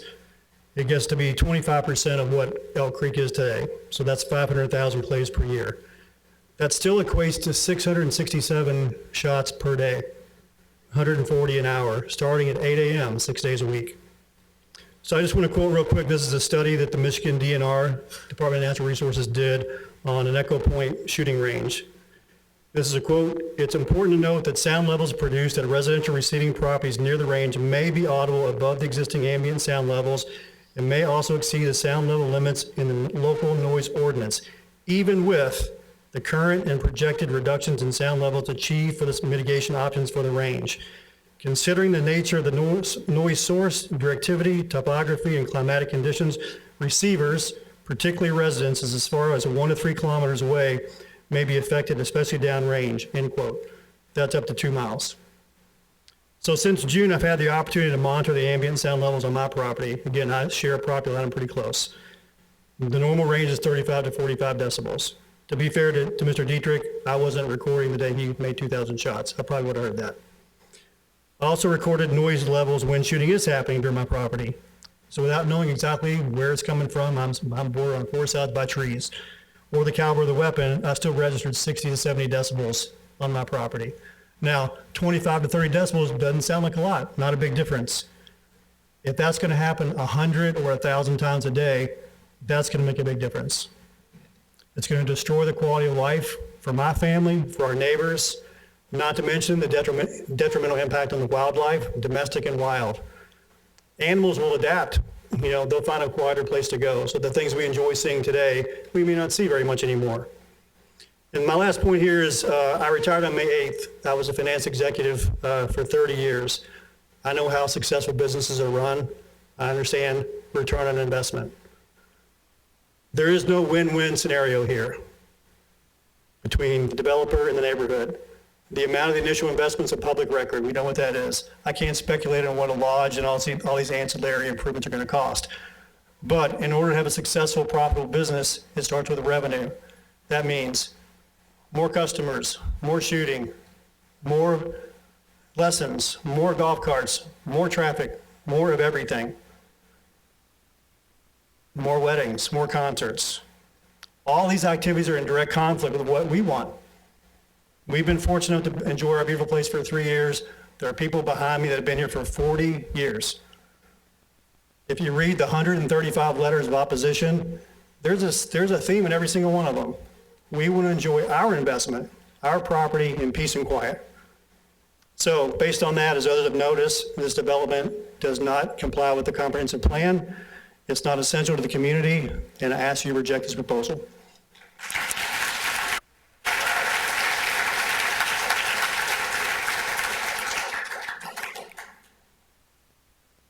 Thank you, sir. Is there anybody else here wishing to speak in regards to the opposition?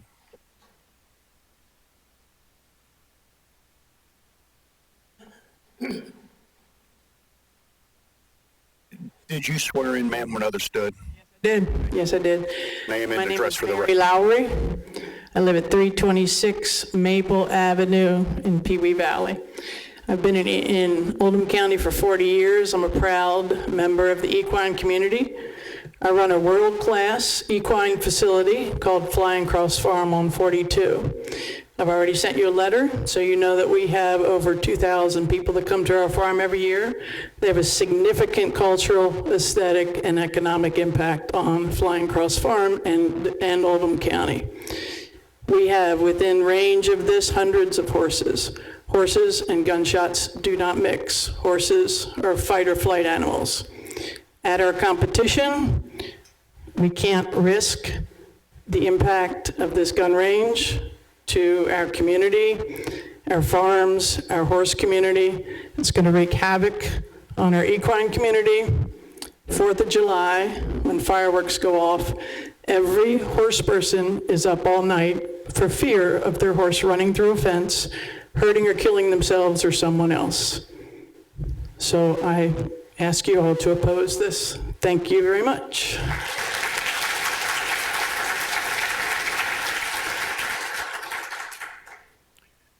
Is there anybody else in the courtroom that wishes to speak in opposition of this application? Yes, ma'am, please come forward.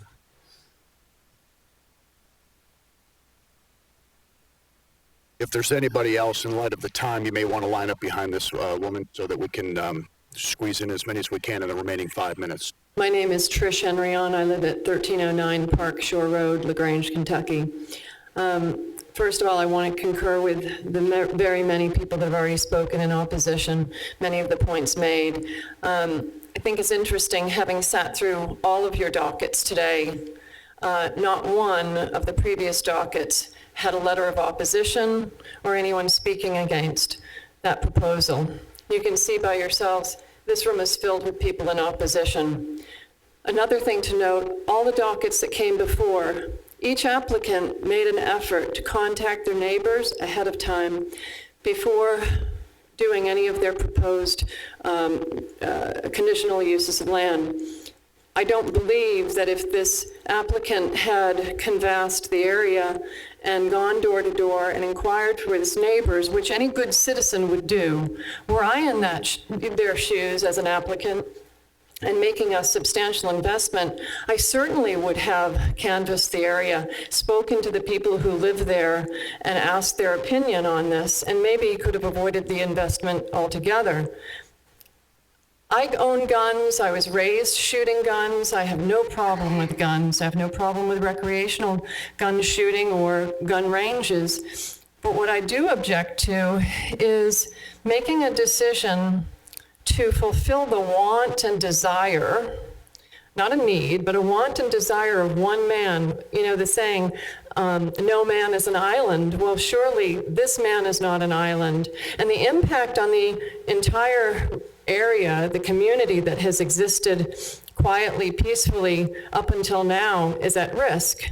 So your job is to weigh the land use of one against the land use and enjoyment of their land on the other. And I think it's pretty clear that we can't sacrifice one, sacrifice the greater good for one. And that's something I think you should consider.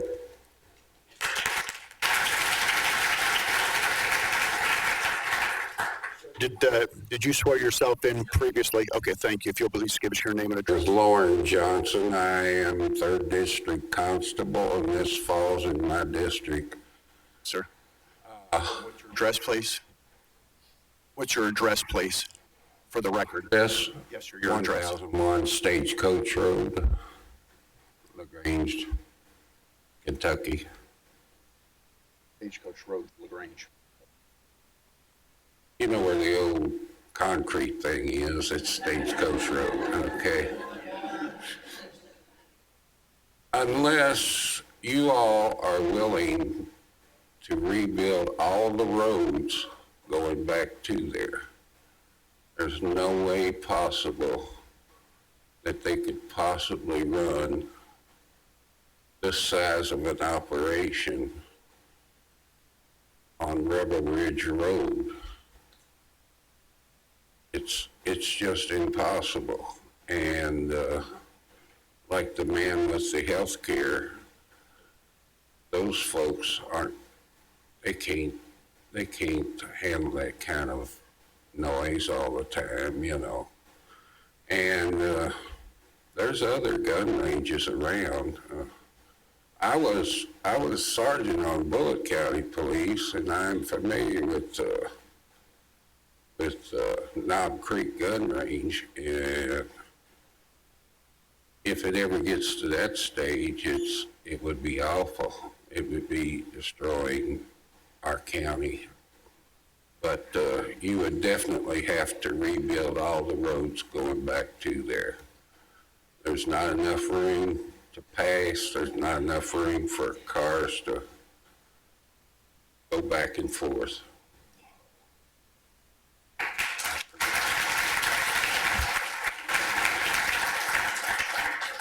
Please state your name for the record. We're going to go quickly and adhere to the clock.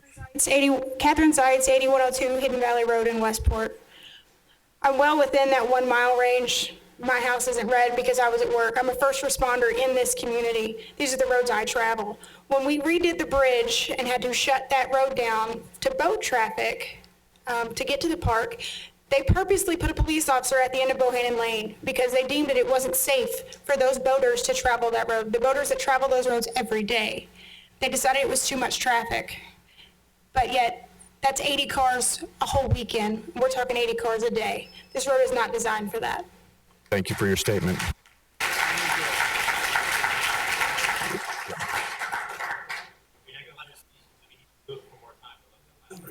Sir, we spoke to that at the beginning of the meeting, and we set the clock, and we try to be fair to both parties involved, applicant and opposition.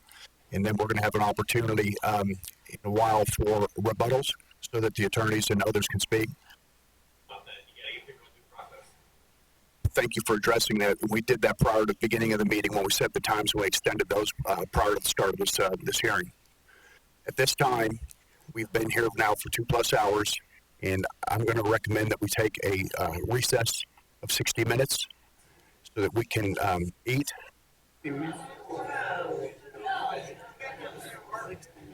I'm going to ask the board and see what their opinion is.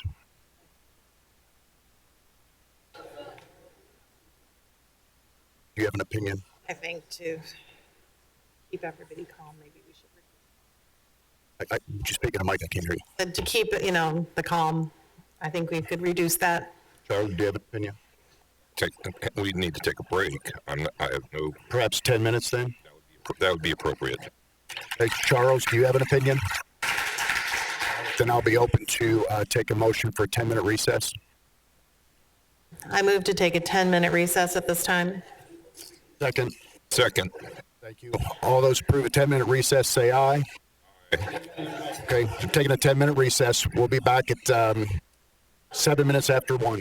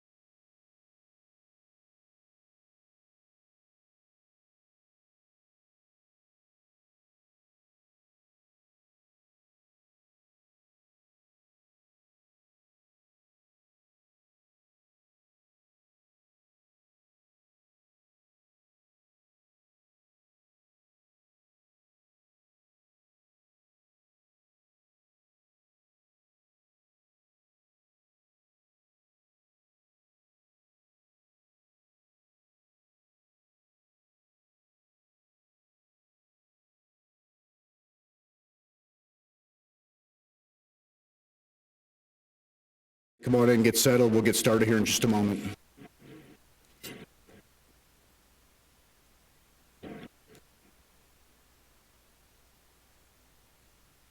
Okay, we're back in session now. Board members, please turn your mics back on.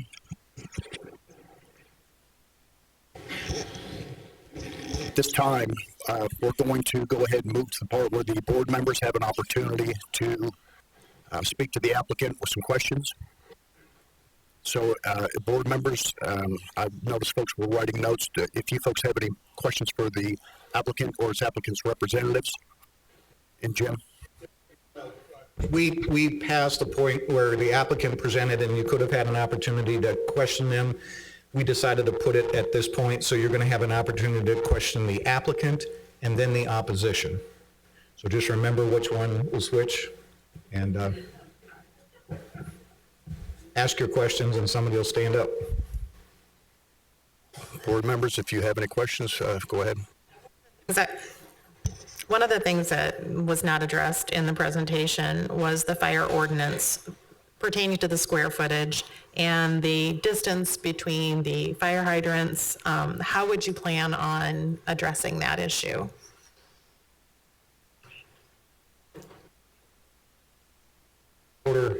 In order to get a building permit, you're going to have to prove that you've got accessibility to the fire department. So if they come in with plans, their plans are not going to get approved if they cannot prove accessibility to that fire hydrant. So that's going to have to be, if it is in fact that far away, then it's going to have to be brought to the property in order to comply with that ordinance, or they won't get a building permit. So you're saying it would not get a building permit if it did not comply with the distance requirements? Question? Did you, sir? Yes, sir. I can tell. We had talked so much about, all this traffic situation, and one of the things several things stayed on my mind, and one of the things is we mentioned the weekends, but we didn't talk about the weekends and the amount of traffic that's going to happen when you have these special events. What care has been taken for safety, if any? I would say that the person to speak to that would be Mr. Kirk. If I could, can I bring him up and answer your question? Yep. Thank you. So regarding the special events, that is covered in the traffic study that we submitted. I did not address that earlier, just kind of out of brevity. What we are estimating is that at most the venue capacity would be about 200 people. Looking at total occupancy of vehicles, because when you have especially weddings, you have multiple people in a vehicle, we would estimate that would generate about 80 trips. The peak time for that would essentially be the arrival, so everybody kind of comes in at the same time. And then, say if you've got a reception, people start to head out afterwards. So looking at about a 200-person capacity venue, we'd be about 80 trips that would be coming in within that hour prior to the event. So very similar to what we would expect in that PM peak for the actual shooting range. So it would be about the same amount of traffic. I'm not getting the answer that I need. We talking about you talking about people. I'm seeing a double number of people on that road, and that road, in my opinion, seems to need some help. And so that's what I'm asking. So I mean, what have y'all thought about that? And as I mentioned earlier, a lot of the issues identified by Mr. Silliman, as well as some others, we've seen as well. Talked with Mr. Dietrich, and then just confirmed in the recess, he said that he'd be willing to put up to $50,000 for road improvements. That would address looking at signing. Folks, we're going to need to keep order in the court. We're going to try and conduct this as professional as we can and with the courtesy of those speaking. And in order for everyone in the room to be able to hear, please extend the courtesy and keep your concerns and your comments to yourself so we can hear. Thank you. I'm sorry, sir. Proceed. So what what that would do is it would be able to address some of the signing issues at those curbs on Bohannon. I believe that there is a sight distance issue along the second curve leading up to Rebel Ridge Road that could also use some pavement widening as well as some vegetation clearing. So some of these spot locations where we see, as one gentleman mentioned, sight distance restrictions, we would be able to address those. Some of the edge drop-offs, such as those identified by Mr. Simlin, would be addressed. One of the things that we need to be careful is when you look at, we said there's 8 areas of, say, blind curves or blind hills. For a 25-mile-an-hour speed limit, stopping sight distance, so a vehicle going down through the street needs 155 feet to see in front of it so that they can stop. On most of those crests, even though you can't see that far down, that it does appear that you have 155 feet, so we would be able to look at those. If there's need for widening so that 2 people can pass through that, we could look at that as well. And one of the other things that we mentioned is, providing edge line striping, if the county be amenable to that, to provide additional guidance through those curves, as well as to identify the edge of the roadway for vehicles traveling through that. 150,000, that was in. It's not 150,000. That was in your proposal that. Up to, no, there's what, as kind of a condition, I'd refer to Mr. Dietrich, he says that, he'd be willing to spend up to that. And then, if there is need for, say, widening of Rebel Ridge Road from his up to Bohannon, to be able to discuss that as well. But that is what he's looking at, is trying to get those, and looking at the roadway, some of those spot sight distance restrictions that we have, it's my opinion that we would be able to address most of those in that budget. Can I ask a question? The numbers you're talking about are for a shooting event. What about a wedding or a concert? What kind of numbers are we looking at? When we talked originally, we said about 80 vehicles an hour for a shooting event. That's based on golf course trip generation. What we heard earlier from the gentleman regarding Elk Creek is their busiest day, they're seeing 300 shooters. I'm asking about shooters. I'm asking about a wedding event or a concert. And I was just trying to clarify between the two. So with shooting events, we're saying 80. For a wedding venue, which I was just discussing, is also, we're talking a 200-person capacity venue for a concert or wedding venue. That would equate to about 80 trips in, 80 trips out. So you would have, in the beginning, 80 trips arrival to, say, a wedding event or something like that. And would a concert or a wedding be within the facility, or is this an outdoor venue? I have to refer to Mr. Dietrich. What I was told is 200-person capacity for a wedding venue. What's the parking lot capacity? It's 50. Are alcohol served at weddings and concerts?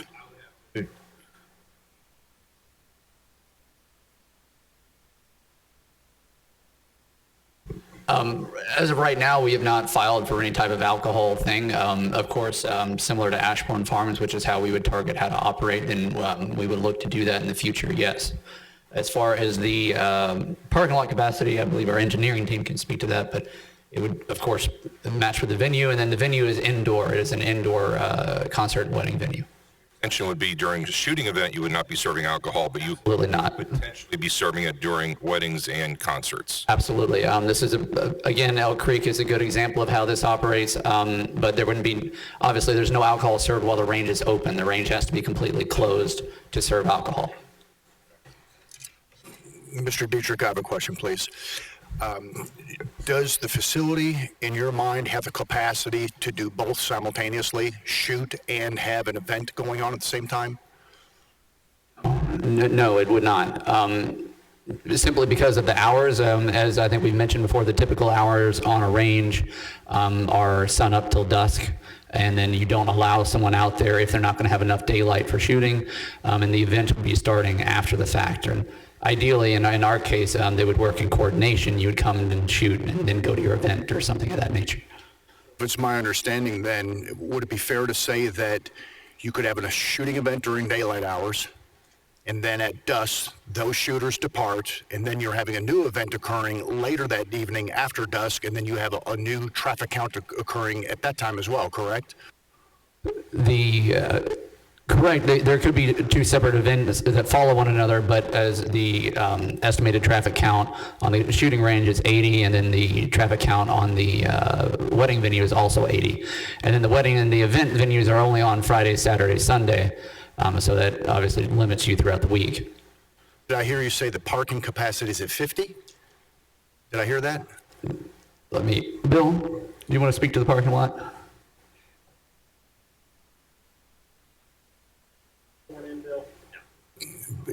If you'll swear and give us your name and address, please. Do you solemnly swear to tell the truth, the whole truth, and nothing but the truth? I do. Bill Knisner with Meridian Survey and Design Services here in Lagrange, 2249 Commerce Parkway. As it stands right now, I don't recall the number of parking places I did provide on the plan, but there is ample areas that if we do need to expand a parking lot to accommodate more parking, we do have the space to do it. We'd have to work with Mr. Solomon and make sure that we are accommodating all the drainage and detention requirements associated with the increase in impervious area for the parking lot itself. I heard about a tar and chip pathway for golf carts. What is the parking lot surface proposed to be? A chip and seal also. Thank you. Okay. Jim, I have a question for you then, if I may. So, still for the, okay, all right. We'll proceed in a moment then.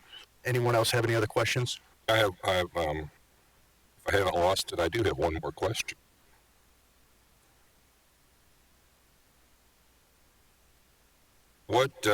This is being referred to as a club. What's your estimated number of members in this club? I'm sure you've done, pardon me, I'm a CPA, so I'm looking at I'm sure you've done some financial projections to see if this is viable for you. What are you looking for as far as a membership in this club? Because the nature of a sporting club is a little different because we're open to both the public and walk-ins as well as memberships, because if you solely based it on memberships, it would become prohibitively expensive for the county. As far as members, we're in the 400 to 600 range for memberships. Okay, thank you. Mr. Dietrich, thank you. All right. We're hearing about ammo and projectile travel distance and things of that nature. I haven't seen presented yet your shooting stations in correlation with residences in distances in yards or feet to help me understand those distances. Do you have some of that technical data that you could share with us? We did not bring it with us here, but I can let Lee speak to that a little bit. Frankly, I mean, I'm happy to pull it up on Google Maps and really illustrate this. This was something that the distances are so dramatic in any direction towards a house that we didn't feel the need to address this because it is so, again, it's well over the maximum range of a shotgun. But then Lee, would you like to? Yeah. Before you step down, let me make sure if I understand, because I've seen 40 yards, 200 yards, 600 yards, and 900 yard numbers discussed during this information sharing period. When you say it's well beyond, would you please help me understand what your definition of that is? The maximum range of a 12 gauge shotgun firing 7.5 shot with 2 3/4 shells. To clarify, on a sporting clay shotgun, you're firing the lowest powered shotgun shells. You're not firing high brass turkey ammunition or buckshot like a police load would be. These are target rounds that kids and everybody can shoot. And their range, and this is, again, not if you're aiming at something, but if you're to fire at the ideal trajectory is, I believe, by the NRA, is cited at 275 yards. Okay.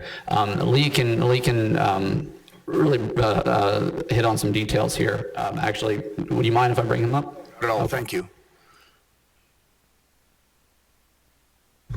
Thank you. In case I didn't mention it earlier, I apologize. I also have sat on the NRA Range Committee, and I also sit on the NRA Range Sourcebook Committee. For those of you that don't know, the NRA Range Sourcebook is pretty much the guidance document that is used by most ranges and most agencies as far as guidelines for developing ranges. That includes safety issues as well. So yes, as far as the distance on shot travel, you will note that we're using typically 2.75 dram shot with 7.5 size shot. So the estimated travel distance of that shot is upwards of 300 yards. 300 yards has a safety factor of about 50 yards built into it. Typically a shot ball zone will be anywhere from about 175 yards to about 250 yards out. Now, as far as the diagrams that were shown to you earlier by opposing counsel and the other gentleman, I would note that they are using a 180-degree fan that is typical of trap shooting. This is not trap shooting. This is sporting clay shooting. Sporting clay shooting is in one direction. Trap shooting has a trap house that throws a bird in any of 4 different areas. So that's why the radius is such. And you will note also that you have 5 shooters standing at shooting stations that are approximately, maybe upwards of 15 to 20 yards apart. So that's why that fan is such as far as the potential area that shot may reach. That is not the case with sporting clays. I would also note that this is a 375 acre parcel, and those shooting stations are well within the interior of that parcel.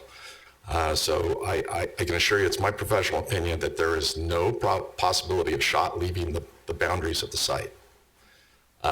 Likewise, as far as safety concerns, I understand the analogy as far as golf and the 4, but I can assure you nobody stands forward of the shooting stations when somebody is shooting.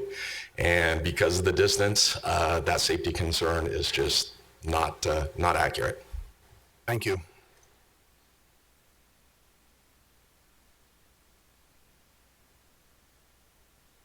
I guess I'll continue then.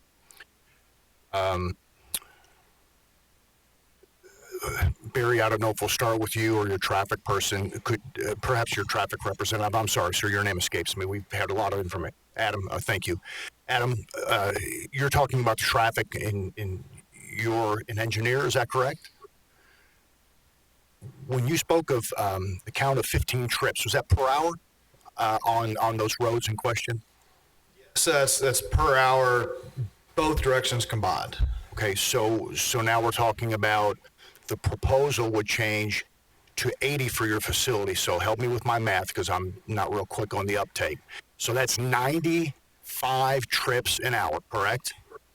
So with the current use on that road, what is the percentage of increase that this facility would do to these roads that we're discussing? In terms of what's the percentage, it would be about 8 times more than what you've got now. I was just curious about that. Thank you. Perhaps, Mr. Dietrich, this may be a question for you. I don't know. I'll state the question, and the appropriate person could stand. I heard of a conversation regarding reclamation and treatment effects. Could somebody please speak to that? And the backside of that question is going to be, is a treatment effect dousing the soil with something, and does that have some sort of a ramification or ripple effect other than just collecting and keeping lead safe?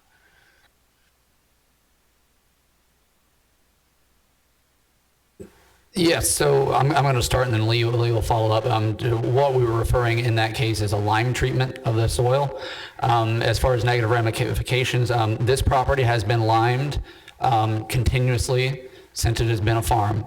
It needs to be limed in order to run an agricultural operation on the farm. So this is nothing new that we would be doing that hasn't already been done on the farm, that hasn't been happening in, I believe, the 40 or 50 years that the previous family owned it. Before you step away, if I may. So in agricultural lime application versus abatement or mediation for lead, do you have any idea what the application percentage comparisons would be? That is a That's fine if you want to ask him to step up.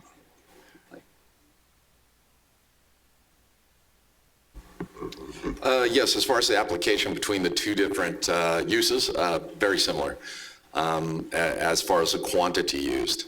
And remember, the application of the lime is to neutralize the soil so as not to be so acidic as to potentially dissolve the lead.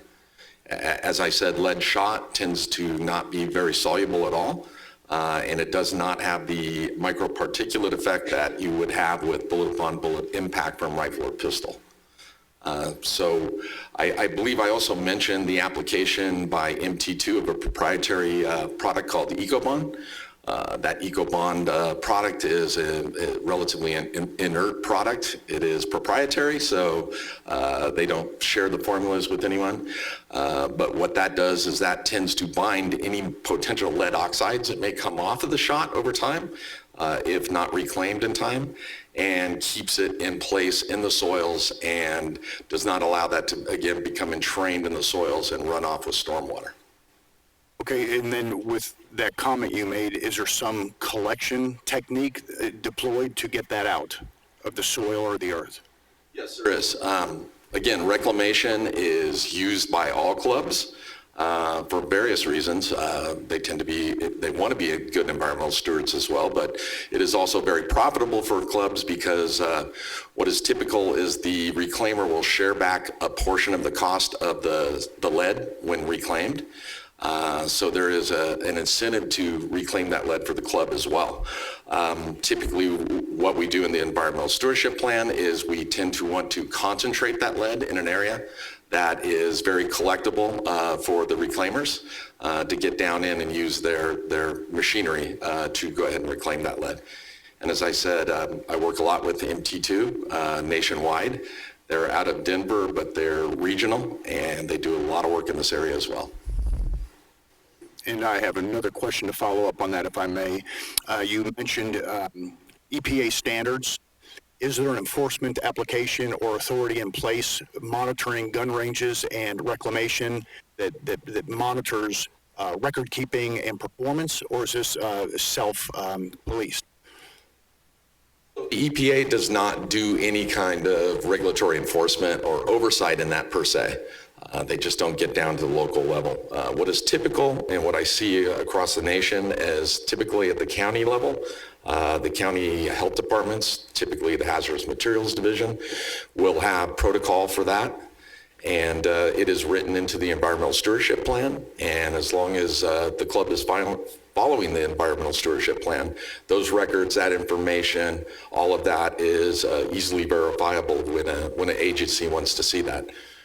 Thank you. Gretchen, I think you had a question.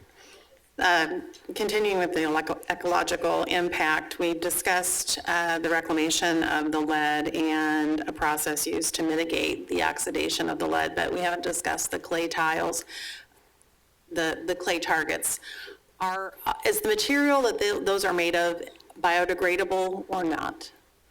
So originally, clay birds were made out of a product where the pitch or the binder in the bird was problematic. It was hazardous. It was called a polyaromatic hydrocarbon, or a PAH. Those old birds have kind of been phased out. Most of the developers and the manufacturers now produce what they call bio birds. They say that they're biodegradable. That's debatable. I mean, they do degrade over time, but they have taken the PAHs out of the binder. That pitch now is a combination of some phosphates and so forth that they've replaced that with. So they find that, again, ecological friendly to the environment. But again, it's very hard to get their proprietary formulas for that. You're typically not going to see them produce MSDS on that. So again, most of the manufacturer's information is proprietary in that regard, but they do call them biodegradable birds, and they do not have the issues associated with the PAHs.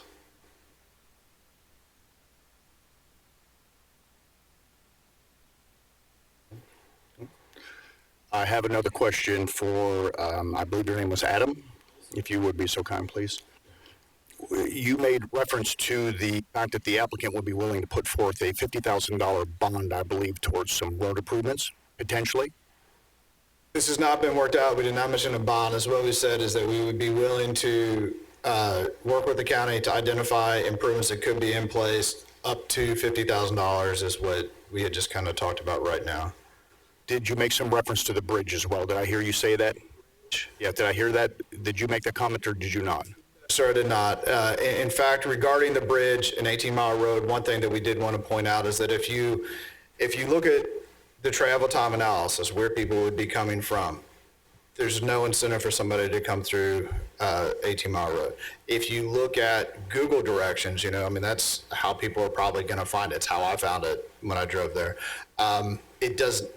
There's not any locations really that send you down that. It would primarily be local traffic that would be coming in through 18 Mile Road. Most of that traffic, the vast majority, you're talking 99% of traffic would be coming in Bohannon to that first half mile of Rebel Ridge, not going out across the bridge on the western side of the road. Well, let me try and rephrase my question, and maybe I can understand it if you were answer. What would $50,000 buy for road improvements, if that makes sense? Does that get putting a gravel shoulder where it's compromised for 10 feet or what have you? If the sharp corner that's been discussed at a 90-degree, if there was to be work there, I have no idea what $50,000 would buy the residents of Oldham County and these folks that live along that line. And maybe I'm asking the wrong question. This is on the. Oh, it's on. Okay. So.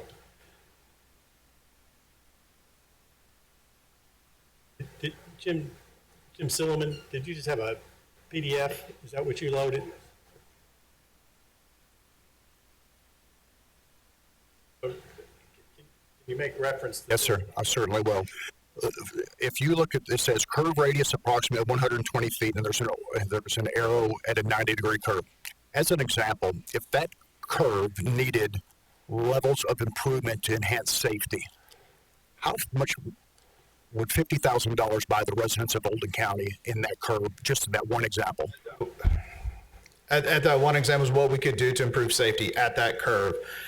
One, widen the curve. It's called curve widening, so that when vehicles turn, you have a swept path. It's much wider to turn around a tight curve than it is to go in a straight line.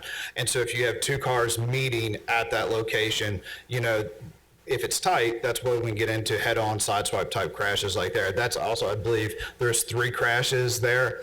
I'm not sure exactly if those are single vehicle crashes, multi-vehicle crashes. So that would afford widening through that curve.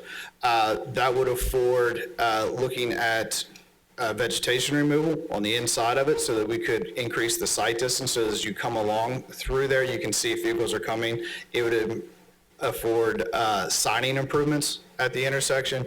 Also, one of the things that we discussed is, like I said, edge line striping. So edge line striping along Bohannon to Rebel Ridge, and then along Rebel Ridge up to the access, providing edge line striping so that you can have additional guidance, especially if you're coming through at night. If there's no pavement markings, it's dark. It's very difficult to see. So providing edge line striping in those locations can really be beneficial. Whether you're driving alone and you want to make sure you don't run off the road, or if you meet another vehicle, where do you look? You look to the right and you want to make sure you can get over far enough. So it's those types of improvements. As you mentioned, if we did see some pictures of edge drop-offs, being able to reinforce that shoulder at those locations, provide additional speed limit signs, provide proper warning signs through there. That's the types of improvements that we'd be looking at. Let me ask this question. Would $50,000 stripe the road from Highway 42 to the subject property? Yes. Would $50,000 stripe the road from 42 to the subject property and redo the corner that we just discussed, that 90-degree corner? I believe so, yes. Okay, I'm just trying to get some sense of, for sitting in this room, I don't know how far $50,000 buys road improvements or things to that effect. So I'm trying to make sure we understand that. What I believe we would be able to do with that amount of money is that there would be spot improvements. And what I mean by that is the curves where we see The dangerous curves, locations where we identified as being, say, blind locations, so we can't see around, say, a horizontal curve, we would be able to address those. We would be able to do minor kind of spot widening. If you've noticed, we've had like 3 different widths along Rebel Ridge Road and Bohannon Road because it does kind of come in and out. A lot of those issues you see where we've got a culvert, the roadway might come in just because it's falling apart. We would be able to spot widen some of these choke points along that road, and where that pavement drops off, be able to provide some shouldering through there. We would be able to also, this is not an either or, but I think we'd also be able to edgeline stripe that, provide additional signing and guidance. There are some fixed object hazards along all these roads, providing object markers and things like that. So it will not provide widening for all of Rebel Ridge Road through there. I apologize. But looking at those spot improvements and trying to where people have said time and again, there are these issues. We recognize that, your county engineer recognizes that, everybody that lives there recognizes that, and we'd be willing to look towards trying to address those issues. I've got a question. So you're telling me that $50,000 is going to bring out all the heavy equipment and all the men and all the contract people that have to measure all this stuff out to fix one curve? Is that what you're telling me? I want to make sure that I understand what you're telling me. You're telling me that $50,000 is going to fix one curve because you go. It depends, I guess, on what you call fix. And it's what I said, we won't be able to realign that curve. I'm asking you saying that $50,000 will fix a curve. That's what I'm asking. Because I know what it takes, I know what kind of machinery and what you're going to have to put out there. And so you're saying $50,000 is going to do that. And I'm only talking about one curve. I'm not talking about the whole road. $50,000, I believe we can make that curve safer. Yes, sir. That's not what I'm asking you. I asked you, can you fix the curve for $50,000, not make it safer? You consider to be fixed. We have widen and stripe the whole deal that it takes to deal with a highway. I believe that we can widen, provide proper curve widening through there, provide edgeline striping and signing, as well as improve the side distance at that curve for that price.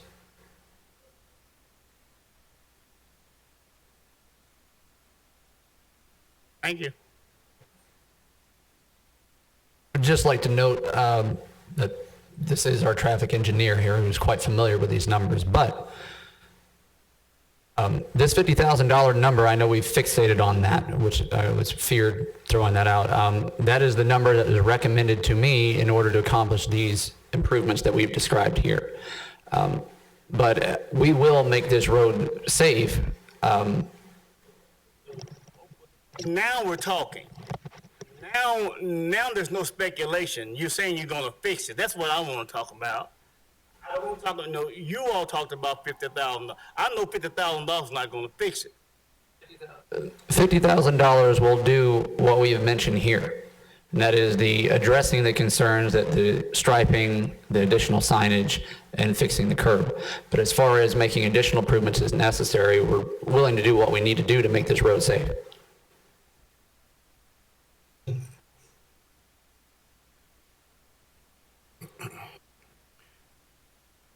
Or do you have any other questions for the applicants or the representatives?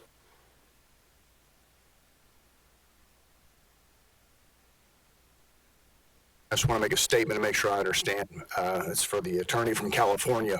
I think it was your testimony that shooting positions are in greater distance away than the projectile. I thought that you made that pretty definitively clear that, again, I'm going to go back to property lines and shooting distance of the projectile, or the projectile range capacity. Let me rephrase that.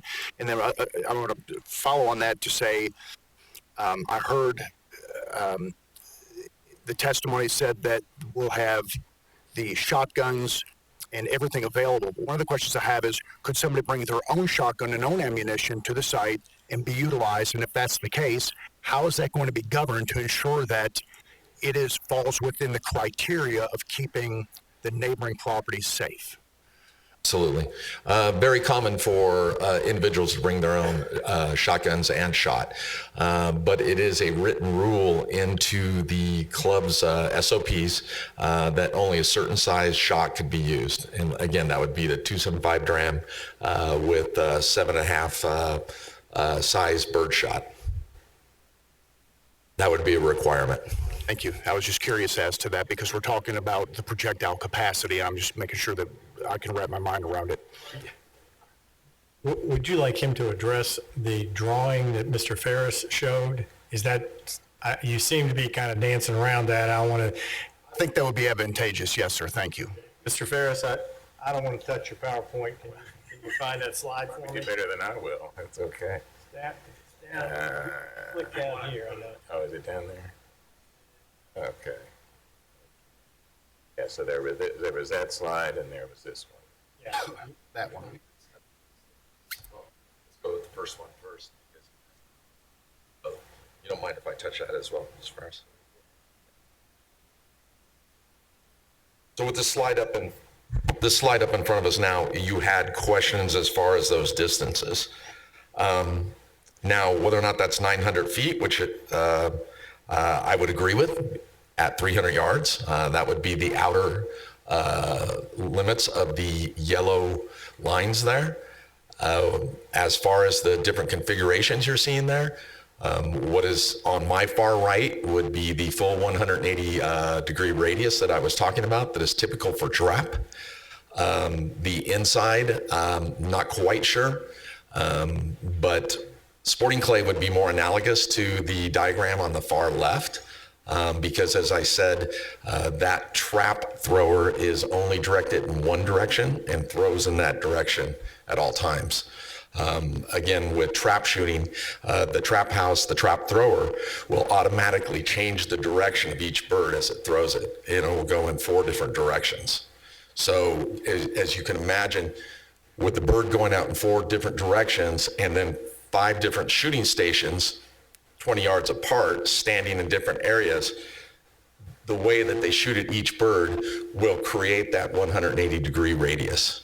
But that is not the case with sporting clay. So if I may, real quick, go to the second diagram here.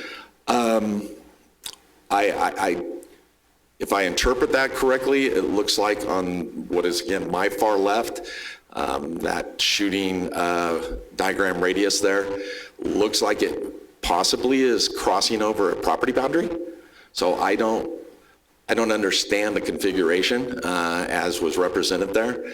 And I can represent to you that I have been out to the site and I do know where these shooting stations are, and they're well within 300 yards of the property boundaries.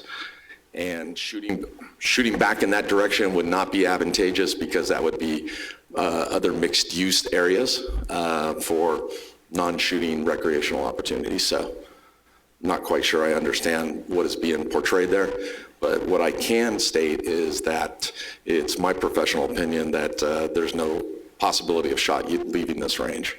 I would also note that the NRA letter that was handed in this morning, in which opposing counsel did not have the opportunity to see, has indicated that they have reviewed the plan and agree with the safety and the layout and support it. Mr. Baxter, I've got a question for you regarding a comment made by opposing comments. They said that there was no information shared or submitted regarding the 5-person shooting, and I may be not phrasing this correctly, but I thought somebody from the opposition made a reference to the fact that that was not in your original proposal, and I just was curious if that was correct or not, that was new information presented today. I can't. Can you get theirs up, because it was in what was filed? So The 5 stand has always been there from the very beginning. In the original application too, plan? Application, correct. That's all, that was my only question to that. It's part of the PowerPoint that was online, that was filed previously, and that's the same PowerPoint that he presented earlier today. Just wanted to address, because I had heard reference to it, that it was not there, and I just wanted to make sure if I understood that correctly. 5-stand has always been there. It's the newest form of sporting clay. It's heavily encouraged by the NRA because the concentrated shot fall zone, it makes it extremely easy for lead reclamation, things like that. And it's grown in popularity because people like doing it because you can stand together with one another while you're shooting. My understanding, Mr. Dietrich, that was included in your application to the county. Yeah, no, that is incorrect. It's been there from the very beginning of the plan through every iteration from May. I was just looking for clarification. Thank you for that, sir. Board members, any other questions for the applicant or its representatives? One real quick question. As far as we've heard about reclamation and on a regular schedule, how often do you do that? Is that daily, weekly, monthly? What are we talking about? Yearly? I talk about the reclamation process. I say periodic. It really depends. When you're looking at a backstop and rifle and pistol shooting, that is typically governed by the amount of rounds in the backstop. Once it gets overloaded, the possibility of ricochet as far as bullet upon bullet impact creates a safety issue. And at that time, reclamation is advisable. With shotgun, it's more or less volume and profitability as far as pulling the lead out and making it pay for itself as far as the reclamation process. I would note that the EPA does not have a standard formula for reclamation. If you look at the two seminal case law on this issue, what I can glean from that is 7.5 years is probably okay, and 15 years is probably too long. But I can tell you from much experience as far as working with clubs, it's a matter of safety factor and as far as just how much lead volume is out in the environment. But typically, if you were to ask me to give you a range of what I see typically, I see reclamation at least every 2 to 4 years, 2 to 5 years, depending on the size of the club and the volume of shooting. Thank you. You're welcome. Board members, do we have any other questions for the applicant or its representatives? Okay, at this time, I'm going to move that we open it up for the board members to ask the opposition some questions. And we'll go ahead and we'll open it up to the board members, and the appropriate person may step forward. We heard from several people. So if a question's posed that you have the answer for, please come forward.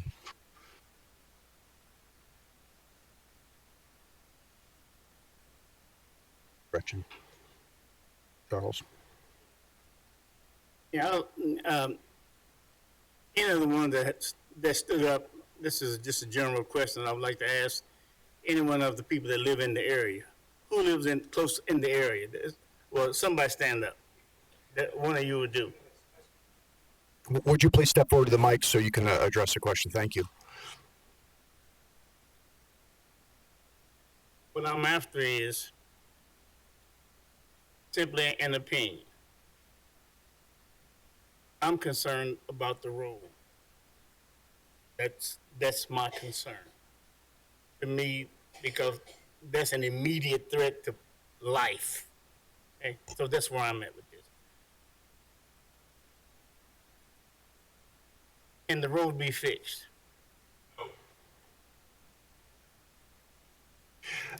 I think that may be a more appropriate question for the county engineer. Well, then I can further answer that if you would like. There's blind hills on every section of the road leading to the range. There's blind turns on every section leading to the range.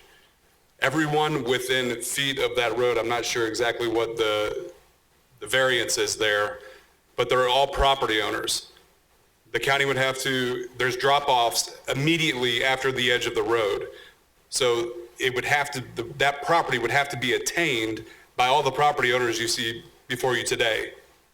That's why I say no.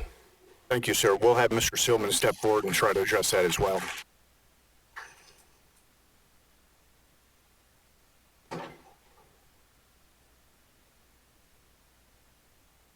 Did you understand Charles' question? Would you care to address that to the best of your ability? We're all aware this is a typical or somewhat typical rural county road, correct? It's narrow, and that offers challenges to even the county, and that's why it has remained this way. Because we have complications of available right-of-way within which we can perform the work. When you begin widening a road, you start to impact the drainage on either side if you can. You saw from some of my photos that there are streams on the edges. So, what do you do with those streams if they're that close to the edge? Even shouldering is complicated because shouldering, if you try and add 1 foot to the road, you're having to build on a slope. So it gets very expensive. We've observed these horizontal challenges, they're vertical challenges, and when I say vertical challenges, the hills to see over at speed. So again, these are all issues that could have to be addressed. Our concern would be, we've looked at the current traffic at the 15 vehicles per hour peak, and we've identified, say, 5 crashes at the one curve we looked at. So how does adding traffic to that impact, and what are the appropriate mitigation solutions? So is just adding signage, which is an appropriate method to try and improve safety. Is it totally appropriate to make the road totally safe? And that's a very difficult question to answer. And I think for the cost at this point, without having identified all those areas, I mean, I've driven it and identified that there are edge drop-offs, streams nearby, drainage issues, width, but we've not gone to the level of trying to quantify all of that and put a price tag on it. So as far as asking the question of what it would cost, we can't answer that today.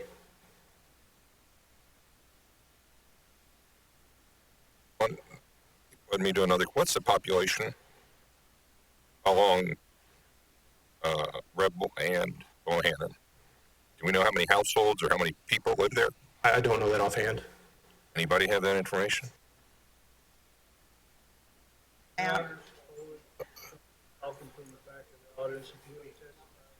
No, just the people that have to access that road that live there is what I'm looking for. Is anybody that's testified know what the resident count is on either of those 2 roads? Sir, have you testified, been sworn in? If you please step forward and answer to the best of your ability that question. Thank you. Between Highway 42 and the proposed outdoor shooting range, there's 19 properties. I know this because I drove it several times counting the signs that were up there to do some math. So my count, it was 19 properties. Jim, I have a question for you. I asked you how wide the average automobile was. How wide is a school bus and how wide is a fire truck, if you could? I don't have those dimensions offhand. If I gave you a number, I wouldn't give it to you confidently right now. Safe to say that a school bus and a fire truck need a wider turn radius than an F-150? Yes. When we spoke about that switchback or that odd, where I believe Bohannon intersected with Highway 42. Viewed intersection? Thank you. Yes. If you're coming towards Louisville from Henry County, help me with what direction that is. West, we're going to call that, okay. So if an automobile has to make a right-hand turn at that location, and there's another automobile waiting to turn off of Bohannon onto 42, does a vehicle coming off 42 need more space to maneuver their automobile with a right-hand turn onto Bohannon? And if so, would that cause that automobile to get into the oncoming traffic lane, or is that section there flared or wide enough for 2, let's just call it 2 school buses to safely pass at Bohannon and 42?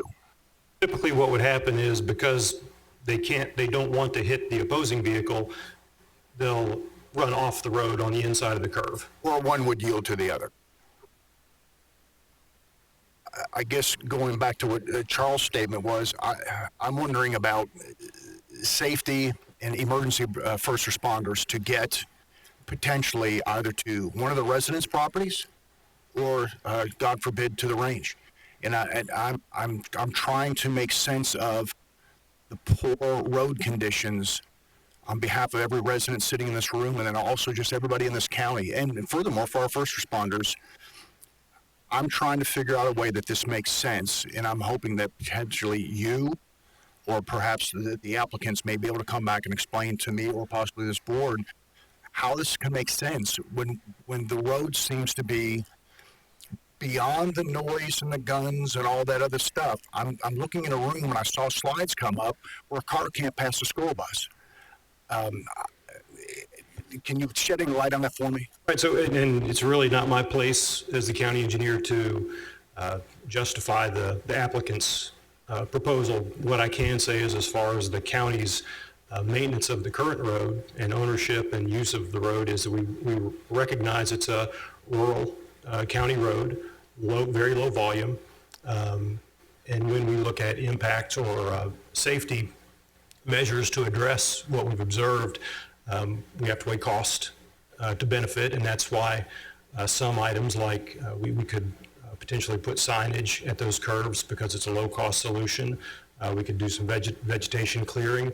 Vegetation is a maintenance issue, though. It's not a one-time occurrence. We could clear it right now, and it'll be next spring it'll be out there. So again, when you consider the condition of it now and the use, that's kind of where it's at. And okay. We'll improvements as necessary. No, my question was really very broad, but I'm really struggling with the road and the infrastructure between 42 and to the property, and furthermore for all the residents sitting in this room that share in that concern. So I know it's kind of a broad-based thing. Thank you, Jim. Okay. Does anybody else have any questions for the opposition? Sir, were you going to address the traffic? I noticed you stood. Were you going to attempt to, okay, please step forward. Just speaking on behalf of the school bus and any larger traffic like that, as you know, the school buses, it's been deemed that it's unsafe for them to go over the hill of Bohannon Lane. So I know Mr. Royce there in the back, his driveway acts as the turnaround point for a bus. So the county's already using someone's road. So if there's vehicles that pass, there is nowhere to turn around. So they will be traveling the other roads that they claim they won't travel, or they will be turning around in our driveways. Can we bring the map back up that showed the image that you had, Jim, so that this gentleman can point to me where the school bus turnaround is?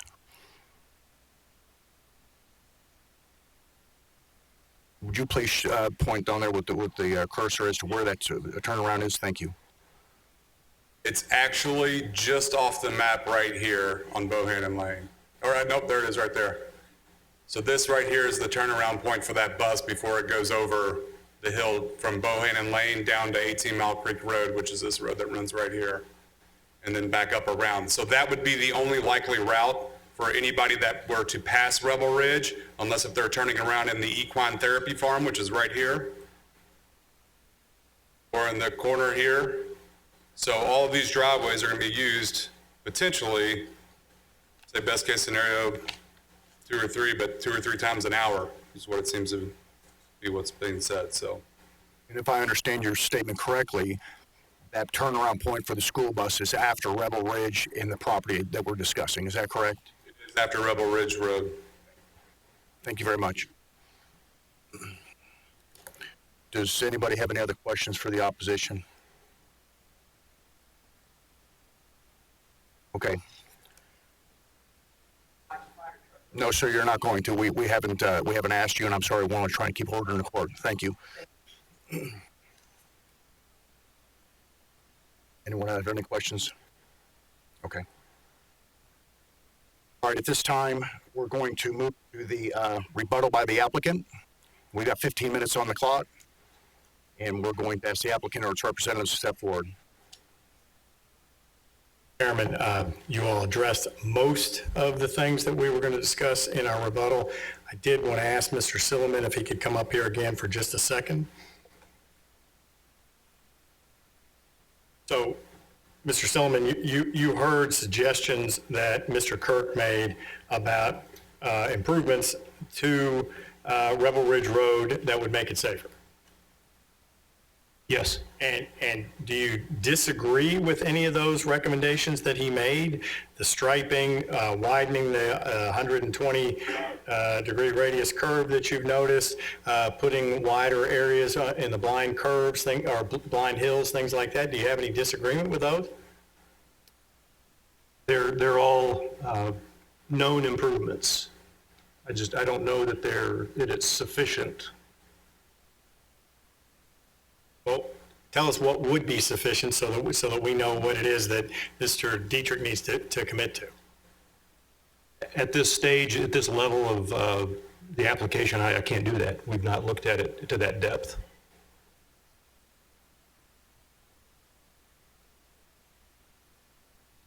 So that sort of brings us to the problem here. I mean, Mr. Dietrich has indicated a willingness to fix the roadway. And he has had his traffic engineer make some suggestions about what would improve the roadway. And the county is now saying that those things would fix the roadway, but that there's other things and we don't know what they are. I mean, Mr. Dietrich is still willing to do that, to commit that money to make those improvements. So it's just difficult for us to give you a number because I don't know what it is that the county is going to say needs to be done, but I know Mr. Turner's got a concern about it. I think Mr. Dietrich's got a concern about it, or he wouldn't have hired Mr. Kirk to go out there and take a look at the roadway. So that is basically the other point that we needed to make to you, but thank you. Is that all the rebuttal you care to share from the applicant?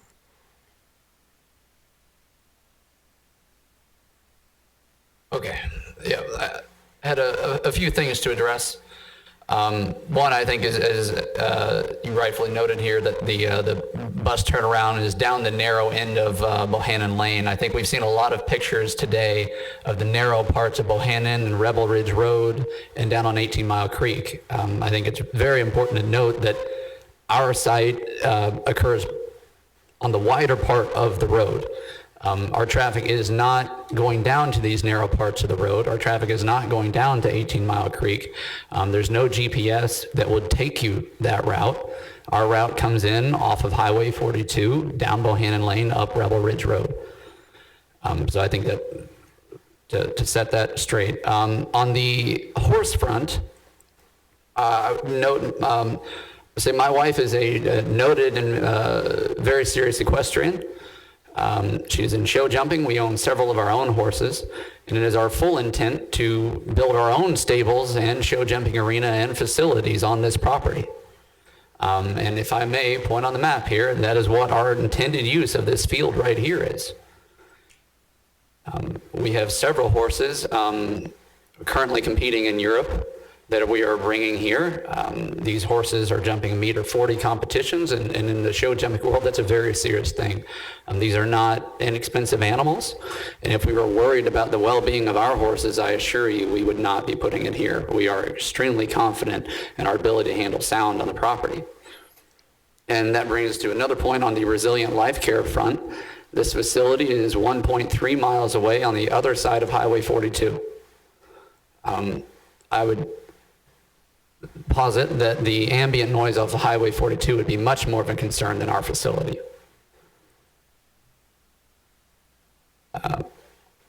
We have, okay. Then I'll touch on the traffic again, I think, and then this very well. It is in my own interest to improve this road. I want my customers to come into this facility and feel safe. I don't want them to leave here and remember that one time they couldn't see around a tree or couldn't see around a blind curb. So it is the interest of my business to improve this road as well.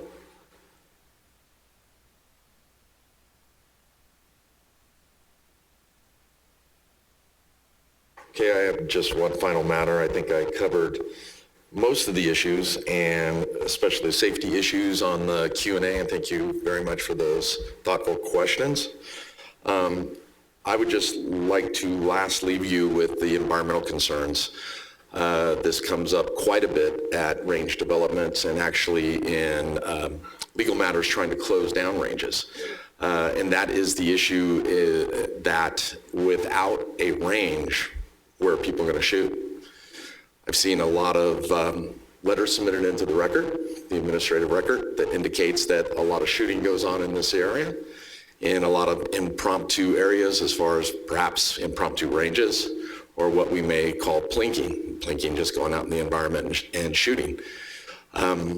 I would submit that an ESP developed by the leading experts in the nation, Dr. Dick Petticourt, on the BMP side of it, and MT2 on the reclamation side of it, is going to be far superior to dispersing lead into the environment without any intent to reclaim it.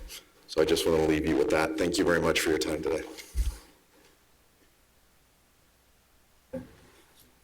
Oh, we have Mr. Chairman.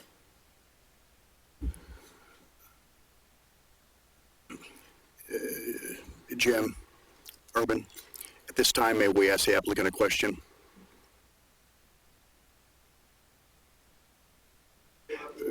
All right, Mr. Baxter, I've got one question for you, if you would.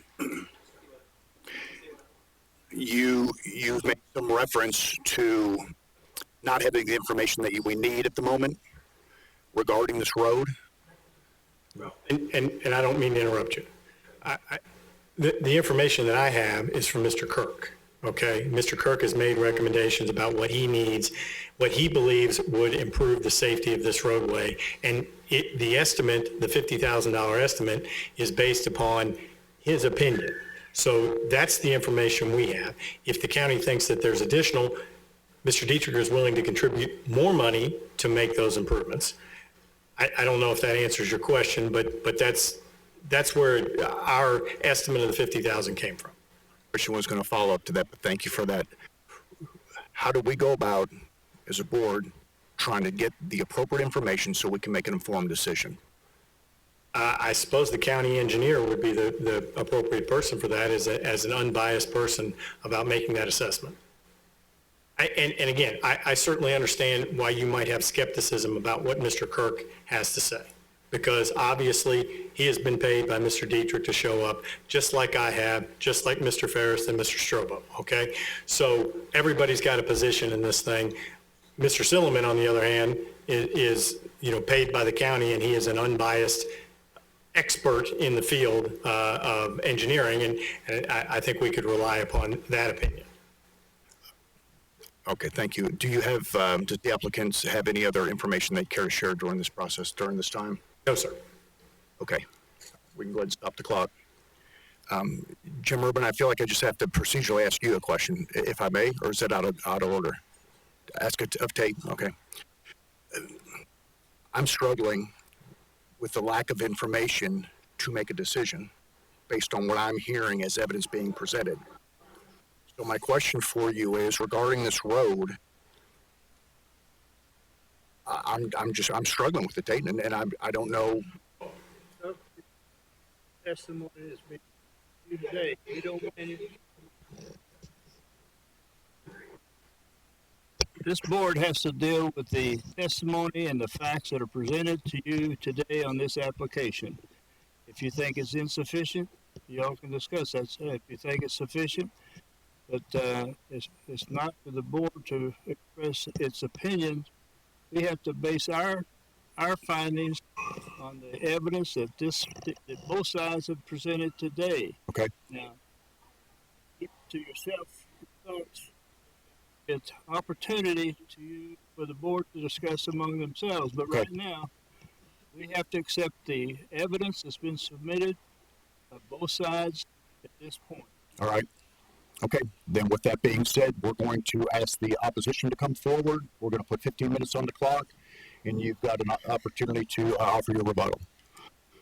Yes, sir, please. If you folks have agreed on it, you've got 15 minutes. Thank you, Chair. I have some questions for the opposition, or sorry, the applicant. It's okay. May I proceed? You proceed. I'm asking you, the chair. I'm checking with counsel. Yes, sir, go ahead. Thank you. I'll start with Mr. Smith. You don't mind? You might come over here. We're going to share a mic, if that's all right. We heard a little bit about your background already, and are you considered an expert in this case? I am. Okay. And where are you based? Where's my office? Yeah, where's your office? California. Okay. What can you tell me? Are you associated with a firm? I am. A law firm? Yes. Okay. And are you licensed to practice law in Kentucky? No, I'm serving as a consultant here. Okay. Did you give a legal opinion during your testimony at all? No, I spoke about federal law. I did not speak about Kentucky You law. talked about case law, though, did you not? That is federal case law. Are you allowed to do that in Kentucky without a license? I can opine on federal matters. That are based on a local matter?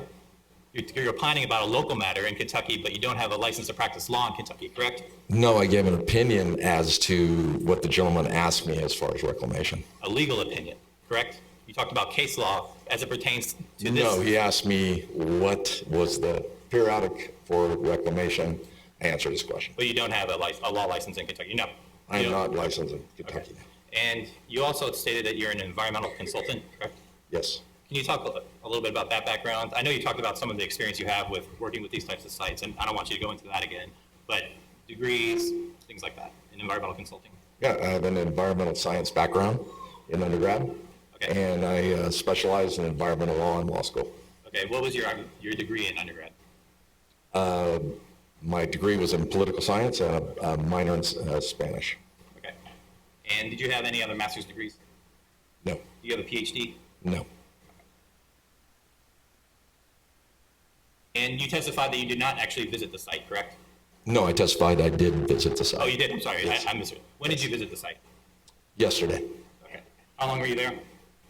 3.5 hours? Okay. Did you perform any tests or studies on the site? No. What was your purpose of visiting the site? Basically view the topography, the surrounding environment. Okay, but you did no other type of analysis whatsoever on the site, correct? No. Okay, thank you, that's all I have. Okay, appreciate it. Dr. Kirk, you ready? We've never done this on opposite sides before. So Dr. Kirk, you know I think you're a very good engineer. Obviously I wouldn't have retained you all the time on my side. But I do have some questions. First of all, can I have a copy of your traffic study? Do you have an extra copy? I do. Hey, I got it. Thank you. And when did you submit this to your client? The final was submitted yesterday. So when you submitted this to the board earlier today, that was the first time to your knowledge that anybody else had seen this? Yes. Outside of your team? Yes. Okay. And in this study, I haven't looked at it, and did you perform any kind of survey to try to determine where property boundaries are with relation to Rebel Ridge Road? No, I'm not a licensed surveyor. Or Buchanan? No. Yeah. And I'm going to jump around a little bit. So based on your years of experience, how long have you had your PhD? I've had a PhD for a long time. Call it 10 years. Okay. But you've been in this field for how long? For 20 years. Okay. And you testified there's some safety things that could be done to make this road a little bit safer, correct? Correct. I'm not going to go through all those. And you mentioned spot widening or widening the road in some places? Correct. Now, based on your opinion, if the city or the county doesn't own outside of the property boundaries of the road, how can the county widen the road? There is a statutory right-of-way that extends to the back of the ditch. Typically, that would be something we'd have to talk with the county to address specific issues. Some of the items that we were looking at is where pavement is degrading to where you have edge drop-offs, that shouldering may be able to be done within the existing right-of-way. Again, we have not taken this to an engineering level to where we have plans that we can go out and do it.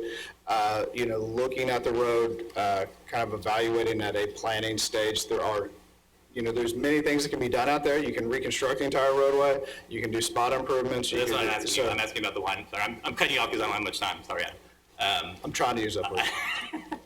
The widening of the road. So say if you do find a spot that you would recommend widening, okay, and the county currently does not have a right-of-way or own that portion of the road, what happens then? Then you could approach property owners to see if they would be willing to, or you could look at acquiring right-of-way if necessary. And how do you acquire right-of-way if the property owner is not willing to give it? If you know. Then, we would probably be moving on, and we would have to evaluate what that risk of that narrow section is, how critical that is to the widening project overall. Would the county have to sue the property owner in eminent domain to take that property if they want it? If the county wanted the property, then they would have to sue it through eminent domain, Okay, yes. thank you. Now this is more of a general question. So my client operates a farm, essentially, and closer to this area, it's a hay farm. So they use Rebel Ridge Road to transport hay on occasion, usually a tractor with a trailer, sometimes a truck with a trailer. What would be the solution to make that the safest way to be able to transport that type of commodity, the hay, back and forth Rebel Ridge Road? What can we do to make it safer? I'm not sure exactly what the size of their hay trailers are. I would have to ask, how safe is it under the current condition, and what their specific routes are, so I wouldn't be able to really comment on that. Okay, my last question. In your traffic impact study, and again, I haven't read it, so I'm asking you, did you opine on whether or not the traffic conditions with the construction of this facility would comply with the comprehensive plan? So when we look at the volume of traffic that's out there, you look at the volume of traffic that be. Did you address the comprehensive plan in your study specifically? I do not specifically mention the comprehensive plan. And do you address zoning, any of the zoning ordinance specifically in your report? I did not, and I have not in any traffic study I've ever conducted. Okay, thank you, Thank you. Dr. Kirk.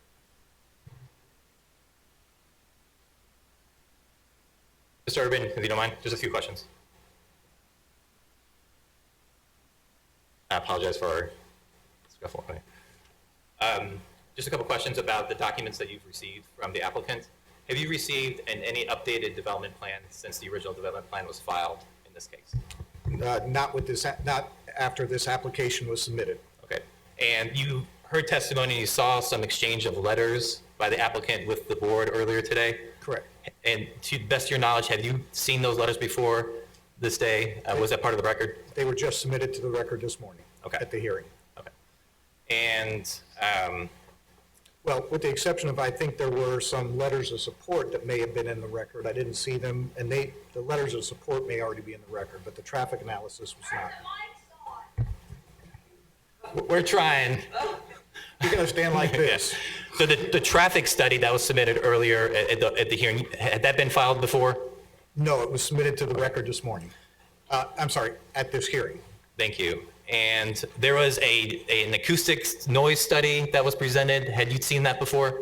It was submitted to the record at this hearing for the first time. And, well, if there's anything else. And have you received any type of study or report with regards to lead contamination or environmental cleanup associated with this application? Not to my knowledge. Okay, thank you. That's all I have. And then one more round of questions. Mr. Dietrich, if you don't mind. I'm asking you, so if you're not the right person, let me know. Okay. The acoustic study that you presented in your presentation, who conducted that? We did, as a team. Who's we? Myself, my chief of operations, and Did you hire? The microphone, please. No, this is an internal study, as I mentioned, I believe, when I presented it. We are very confident in our results, though, and if you would like to repeat it, you're welcome to. So you didn't hire a consultant or an expert to do it for you? We did not, no. Okay, what type of equipment did you use? Did you use your phone? No. What did you use? You want me to look for the answer? Because I can refer it to you directly if we have one of those. Correct. One. Well, it's okay. You can supply that to me later. Did you calibrate that equipment? Absolutely. Each time? Absolutely. Did you record wind velocity? Yes, sir. Did you record wind direction at the time? Yes, sir. Did you supply that in any type of report? It has been supplied today. Can I have a copy of it, please? That it? Yes, sir. There's no other written report? No, there's not. Does anything indicate how you calibrated? We calibrated per the instructions of calibration, and then this will tell you the exact equipment used. And who specifically did the test? I did the test and the calibration every time. Thank you.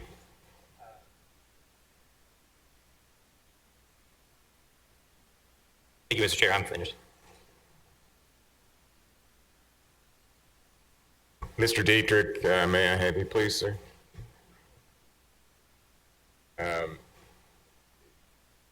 Could you tell us the address you gave for your residence when you got up earlier to testify? 2039 Crystal Cove.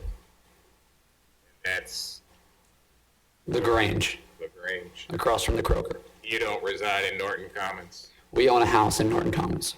Is that where you reside? No. I'm currently assigned to Amsterdam. Thank you. I think that's all then. Thank you. Mr. Solomon?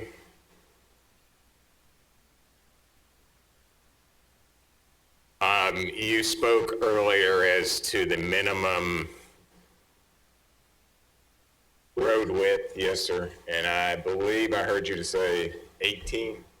Yeah, so to clarify that, in the subdivision regulations, I said 18. 18 is the minimum for a short cul-de-sac. So while it's the minimum for a street that could be allowed in the county, for this type or this classification of road, 20 feet would be the minimum width by the subdivision regulations. So we're talking about, based on your measurements, a widening of from 4 to 9 feet to meet that over the traveled portion from 42 to the entry of the development? No, 4 feet approximately. Addition of 4 feet? Right, to take it from 16 to 20. Okay, and there is insufficient county right-of-way to make that happen as things stands now, correct? We've not done the investigation to know what the right-of-way would be, but I think there's likely insufficient topography because of the edge conditions. It'd be complicated to widen that and provide drainage the entire length. Thank you, sir. I think that's all. Thank you. You said we have closing. Yes, sir, that's correct. Okay, so at this time, we've finished with the opposition's rebuttal. We're going to move to final statement by the opposition. We're going to allocate 10 minutes for that. I'm sorry, yes, 10 minutes for that. And then after that, we're going to have a final statement from the applicant, which will also be 10 minutes. So if we may get the final statements from the applicant, I'm sorry, the opposite. Would it be possible for us to have maybe a 5-minute break at this point? Board, may I get someone to make a motion for that? I'll make a motion. We have a 5-minute break at this point. All in favor signify by saying aye. All right, we're going to take a 5-minute recess.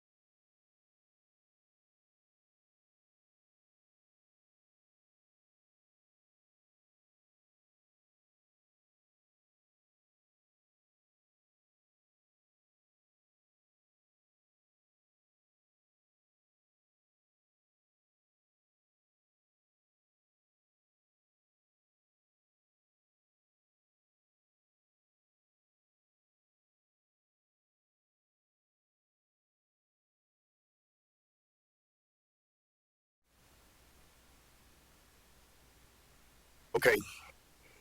We're back in session. At this time, we're going to give 10 minutes for the opposition to come up and make final statements, please. Thank you, Mr. Chair and ladies and gentlemen of the board. I want to particularly thank you for the amount of time that you've allowed, both sides to air this, because it's been very helpful, and I hope it has illuminated to you the points that we think are crucial for you to be able to deny this application under the law. As we talked about earlier, there are 3 points, 3 code points, and that being with the design of the range itself, the fire code, and the road width. You've heard from the county's own engineer, Mr. Silliman, that the best road width for this road to accommodate this type of a operation is 20 feet, and you've got a long way to go to get there to fix the road, Mr. Turner.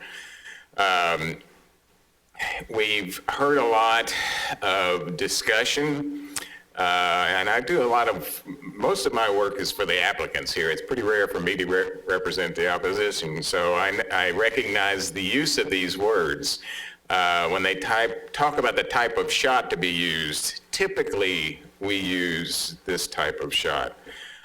When they talk about road improvements, we will consider this type of work to improve the roads. When they talk about the type of clay pigeons, most companies make biodegradable clay pigeons, but there is no commitment here whatsoever. The thing that is, I think, very also telling when we talked about the fire code is that there's nothing indicating that they will comply with that fire code other than, well, we have to get it to get the permit.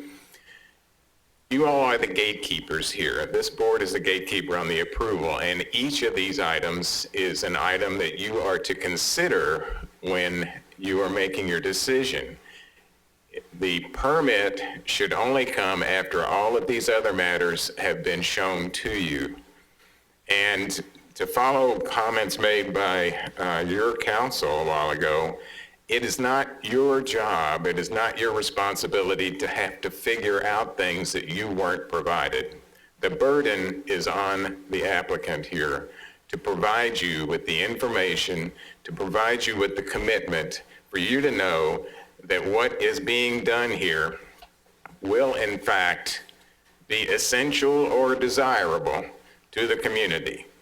This development is neither essential nor desirable, and we ask that you turn it down soundly. Thank you, counsel.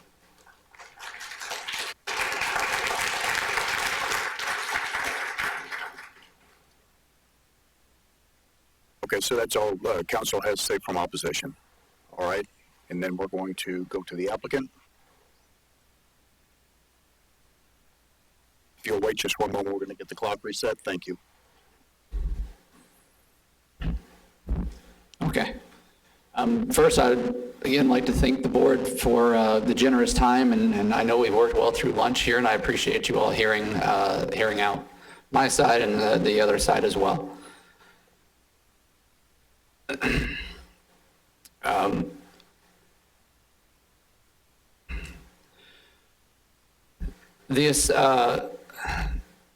How to say that? This project is very personal to me, having grown up in this county, and having grown up in this county, I would say as a young man, this was definitely something I would have been interested in having in our county. Turning around, I would say that this is not, we're not out to make this project to make a buck. And I said that in my opening statement, and I will say that now in closing, that my intent here is to provide something good to the community. Now, I have offered and mentioned that I understand that traffic has been the #1 concern here today, and I have offered to make those improvements at the recommendation of the county. At this meeting thus far, the county hasn't been able to make those recommendations, and I understand why, that we have not, that they have not looked into it. But I'm perfectly willing to commit to doing that, making those necessary improvements. As I believe we've mentioned before, we would not be able to build this, we would not have a building permit if the fire code issue was not resolved and a fire hydrant was not placed near our building. I understand that people do not like change in this county, and change can be scary. And it is not my intent to ruin the lives of others. My intent when I looked at this project, I am looking for a way to make a large tract of land profitable so that it doesn't turn into another subdivision. And I believe this is a way that the county needs. As we've mentioned before, people do drive to Elk Creek. It is a 45 to an hour drive, depending on where you are from. This is certainly much more easily reached. I think right now we have a lot of people traveling outside of Oldham County to go do things for entertainment, and we are losing revenue driving out to do something rather than when we can have an option right here at home. For us, this is truly a spare no expense project, because this means that much to us, and we want to give back something to this community that we love so dearly. And with that, I'm going to leave it there. I'd like to thank you all again for your time.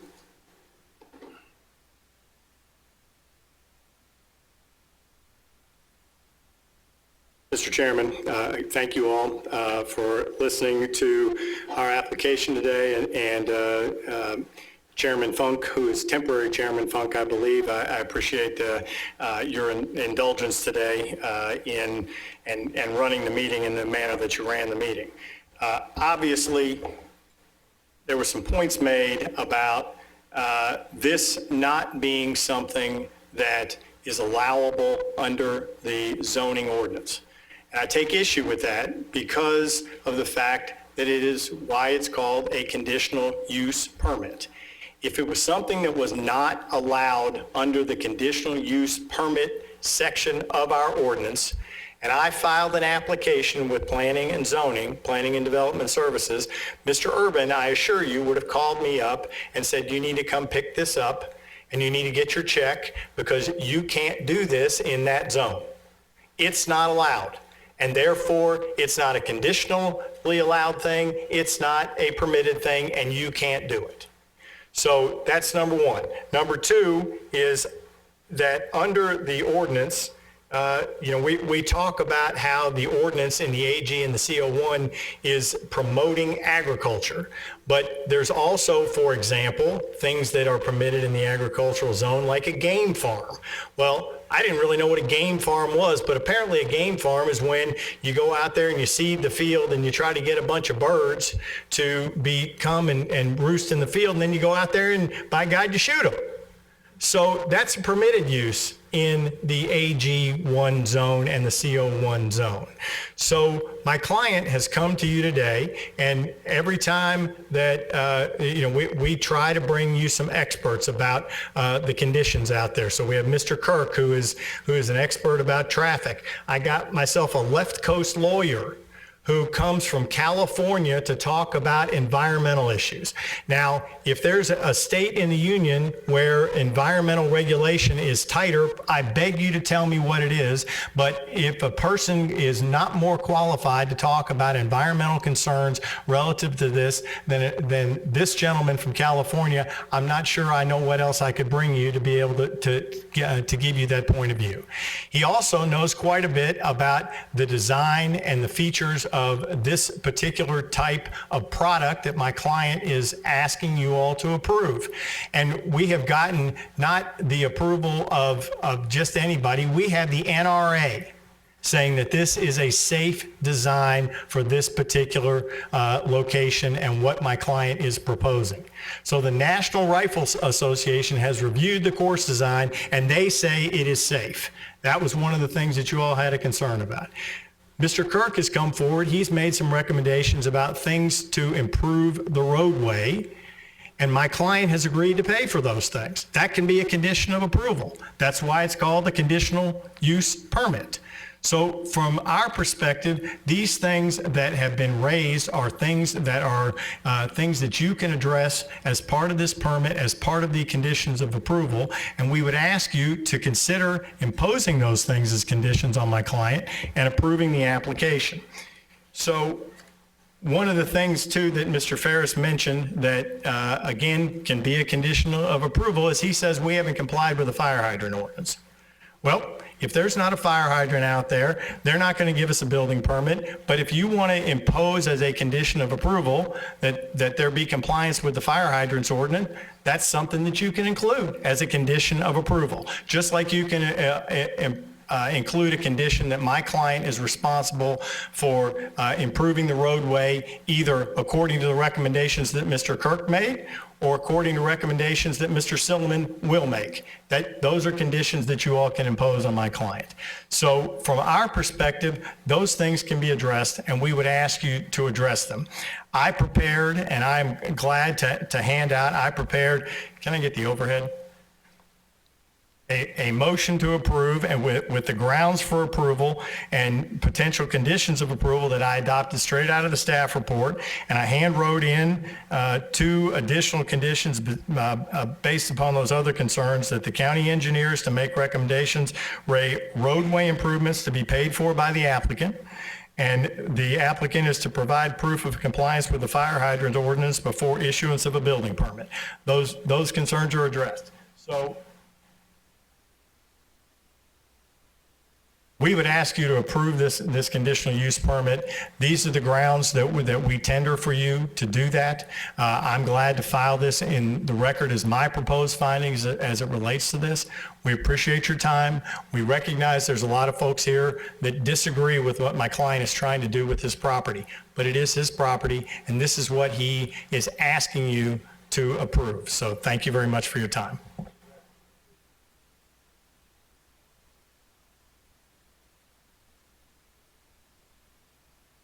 Okay, at this time, we have any final questioning by the board to anybody, the applicant or opposition, board members?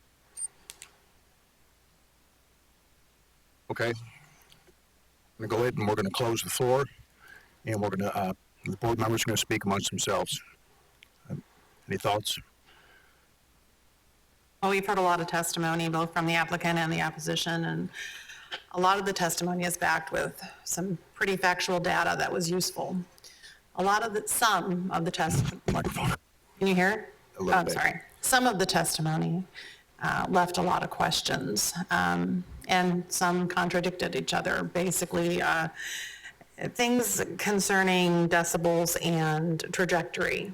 We got some contradicting data on that, which leaves some questions. And those are legitimate concerns. What I've never seen personally is 139 letters of opposition ever, or 1,650 signatures on a petition, or a map that shows, I think it was 250 properties that had been contacted and were in opposition. All legitimate concerns, but what I haven't heard is anybody here today saying that they oppose gun ranges in general or guns in general, and I don't think that's what this is about.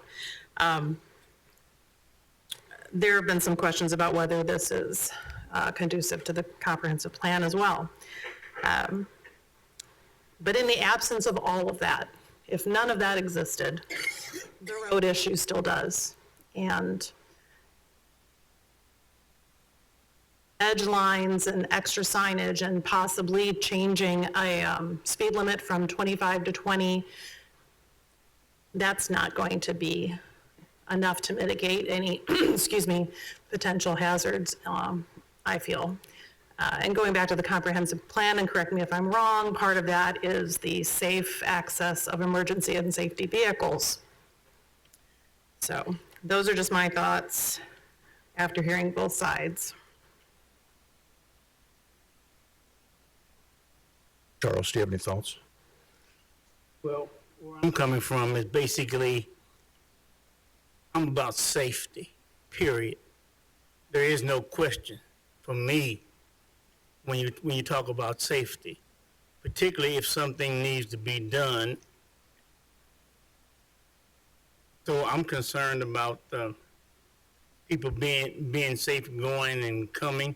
I keep hearing all these things about how many people are going to come there, but I'm 72 years old and I've never seen anything be predictable. I mean, you predict 100 people and one day it'll be 300. So it's for me, I just don't see, you know, I just can't think that these little numbers are going to be those numbers. The other thing that concerns me is there's information that's coming through today that we've never even seen before. I have to wonder why that is. That concerns me as an individual. I don't know about anybody else, but that bothers me, that there's stuff that's given to us, but we haven't seen it. So that's where I'm at. Charles, do you have any thoughts? I think even if you were to try and repair the road, whatever amount of money you put in it, I'm concerned it would not make this desirable to the citizens. No matter what you did. If I lived in that street, I have to think, what would I do? It's a concern. The numbers quoted, you know, the parties, the potential wedding events, the potential concerts, there's a lot more noise or a lot more activity than there is with just a gun range.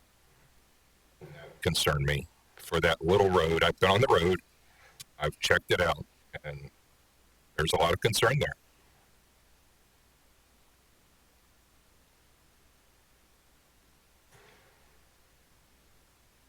Any other thoughts? Someone prepared to make a motion? I'll make a motion. I'm going to make it short and sweet. I move to deny the application filed requesting a conditional use permit for a commercial shooting range and private gun club located at 1507 Rebel Ridge Road in Westport on the basis that it is not essential or especially desirable to the community. That is my motion. Would anybody care to second that? Second it.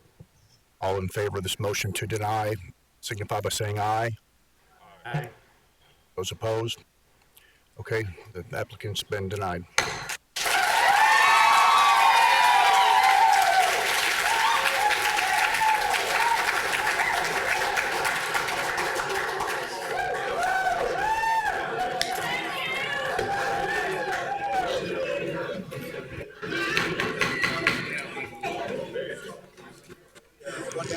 Pleasure in that at all.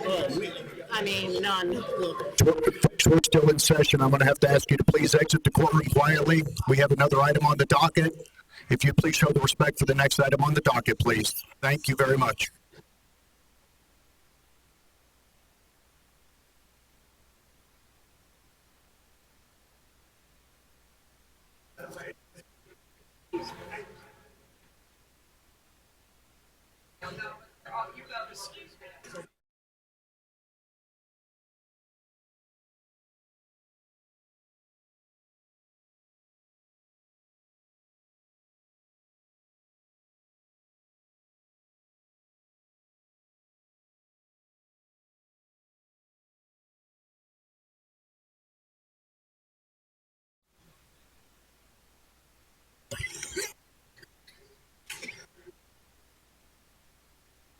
We did good.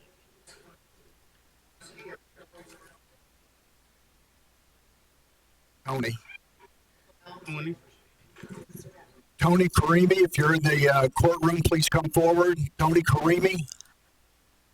Mr. Karimi. Approved minutes from last. Still have one more. I showed Doug. Okay. I don't know where he is, though.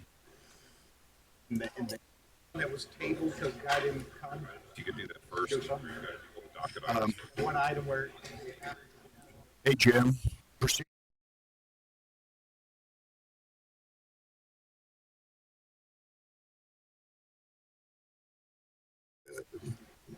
Clerk, we're going to go ahead and take a moment to review the minutes from last month. If you folks would take a moment to look at that. And then we're going to need someone to make a motion to approve and second.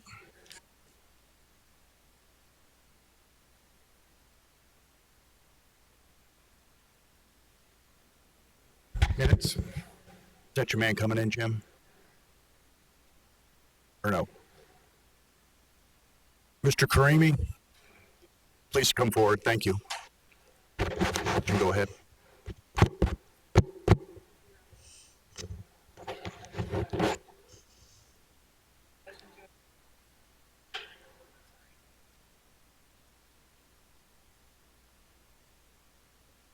To approve the minutes? May I get a second? I'll second the motion. In favor of approving the minutes from July 21st, 2022, please signify by saying aye. Aye. All right, the minutes have been approved. Quick little learning moment while we're setting up for this, and you can jump in here, Ryan. Long time ago, somebody questioned if I wasn't here for a meeting and minutes are presented, can I vote on them? And the answer I got from an attorney was yes, because you trust that the staff member or secretary, whoever prepared those minutes, did them accurately. And as long as there was a majority of members here that you could actually vote on it. So you made a motion, and even though you weren't here. And so. Actually, I seconded. Seconded it, but again, that's just a quick little learning moment while we're setting up. All right, Gretchen, would you please read the final case for the day? Thank you. Oh, all right. Oh, I'm so sorry. I didn't know we were going back. An application has been filed requesting a side yard setback variance for a proposed building addition located at 3101 East Highway 146, Lagrange. Thank you. Brian Fisher, Planning and Development Services. We went over this one earlier, but I'll just shoot back through these slides again so we can refresh our memory since it's been a little bit. Mr. Creamy is here now. So this application has been filed requesting the side yard setback variance for a proposed building addition located at 3101 East Highway 146. Zoning as I-2 Industrial District, commercial use in 1.708 acres. No previous site history. Here is the aerial view of the property. Once again, Singleton Lane, Span Lane intersection there on East Highway 146. Little closer view for you. Here's your zoning information, your structures. And then, so they're requesting the side yard setback variance for a proposed building addition. Side yard setback requirement in the I-2 zoning district is a minimum of 35 feet on each side. The existing building is actually currently located closer than 35 feet to the right side. The current building sits 29 feet from that right side property line. Therefore, they're requesting a variance of 6 feet. The proposed building addition is 40 by 40. They will have a breezeway there in the middle, which you'll see in a second, and that's the same width as the existing building on the property. So the applicant is requesting the side setback variance in order to keep the current building and the new addition in line with each other, and to create a breezeway between the two buildings utilizing a connected roof, keeping those aesthetics of the two buildings similar. So there's an overhead view of the site plan that the applicant provided, and I'll drop down here a little closer. So once again, there's that building addition in the rear, the breezeway, and there's the variance that they would need a 6 feet to get to that 29 to make those buildings line up. There's another view of it. Here's just a closer view for you. And then run through these photos again here real quick to refresh your memory. This is from the front, the street. This is looking northeast towards Dawson Ridge Road, southwest towards the Singleton and Span Lane intersections. Here's the right side property line between 3101 and 3105. Here's the rear where the addition is going to be placed. Another rear view looking at that lot, and then just a view showing that setback there that's going to be needed. There's a 3D view of what they plan to do. And so in summary, that side yard setback variance, a required side yard is 35 feet in that zoning district. They're requesting a side yard setback of 29 feet, so the variance requested is 6 feet. If you all have any questions, I know the applicant is here, and that was where we were at in the docket originally. So. Ryan, the photo you shows a neighbor. Has there been anything positive or negative from that neighbor? I haven't. It's right adjacent to their property. It's right by their house. And they were notified, obviously, as an adjacent property owner, and I haven't heard anything on this case from anybody in support or against. Thank you. You're welcome. Okay, may we have the applicant come forward, please, and we're going to swear you in. If you'll give your name and address, and then also we're going to swear you in. Tony Caramy, the business location is 3101 East Highway 146. I live off of 2804 Valley View Court, off of 53, about like 3 miles from here. And then she's going to go ahead and swear you in. Raise your right hand. Do you solemnly swear to tell the truth, the whole truth, and nothing but the truth? Thank you, sir. If you would you like to add anything to what Ryan's already said? Oh, no, that's it. You know, we're just trying to expand our warehouse. We need the space, and we thought, you know, adding that building is going to add to the property value in that area. We're going to make it look nice, just the way the rest of it is. We were not initially aware that actually we had that limitation till we applied for it. Then we realized, you know, that we needed the extra 6 feet.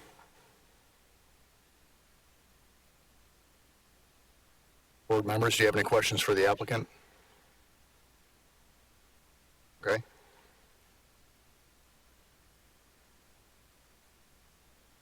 Is anybody here wishing to speak in favor of the applicant's project? All right.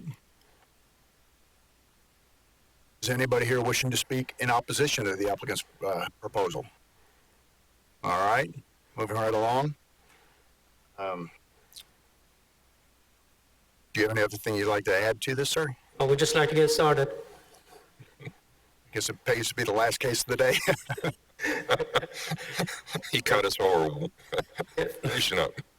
All right, at this time, I'm going to go ahead and close the floor, and we're going to discuss this amongst ourselves. Board members, any thoughts or opinions on that? Pretty straightforward. I think it'll be an improvement to the property. I think the applicant's application is quite comprehensive and makes perfectly good sense as we read it. Would someone like to make a motion? I'll make a motion. Motion to approve docket OC 22-030 for a side yard setback variance for a proposed building addition at 3101 East Highway 146 Lagrange. The applicant is requesting a relatively small variance, and this will not change the general character of the area, and it will keep the buildings symmetrical and will improve the aesthetics with this project. Just for clarity, the variance is going to be 6 feet. This is required. Okay. You said a small variance. A 6-foot variance, yes. Thank you. Potential conditions for approval, the variance shall only apply to the application considered at the August 18th, 2022 Oldham County Board of Adjustments public hearing. Mayor, second. In the motion. All in favor signify by saying aye. Aye. Okay, it's been approved. Appreciate it. Do we have any new business to discuss? Okay. Okay. May I get a motion to adjourn the meeting? Motion to adjourn? Mayor, second. All in favor signify by saying aye. Aye. Okay, meeting's adjourned.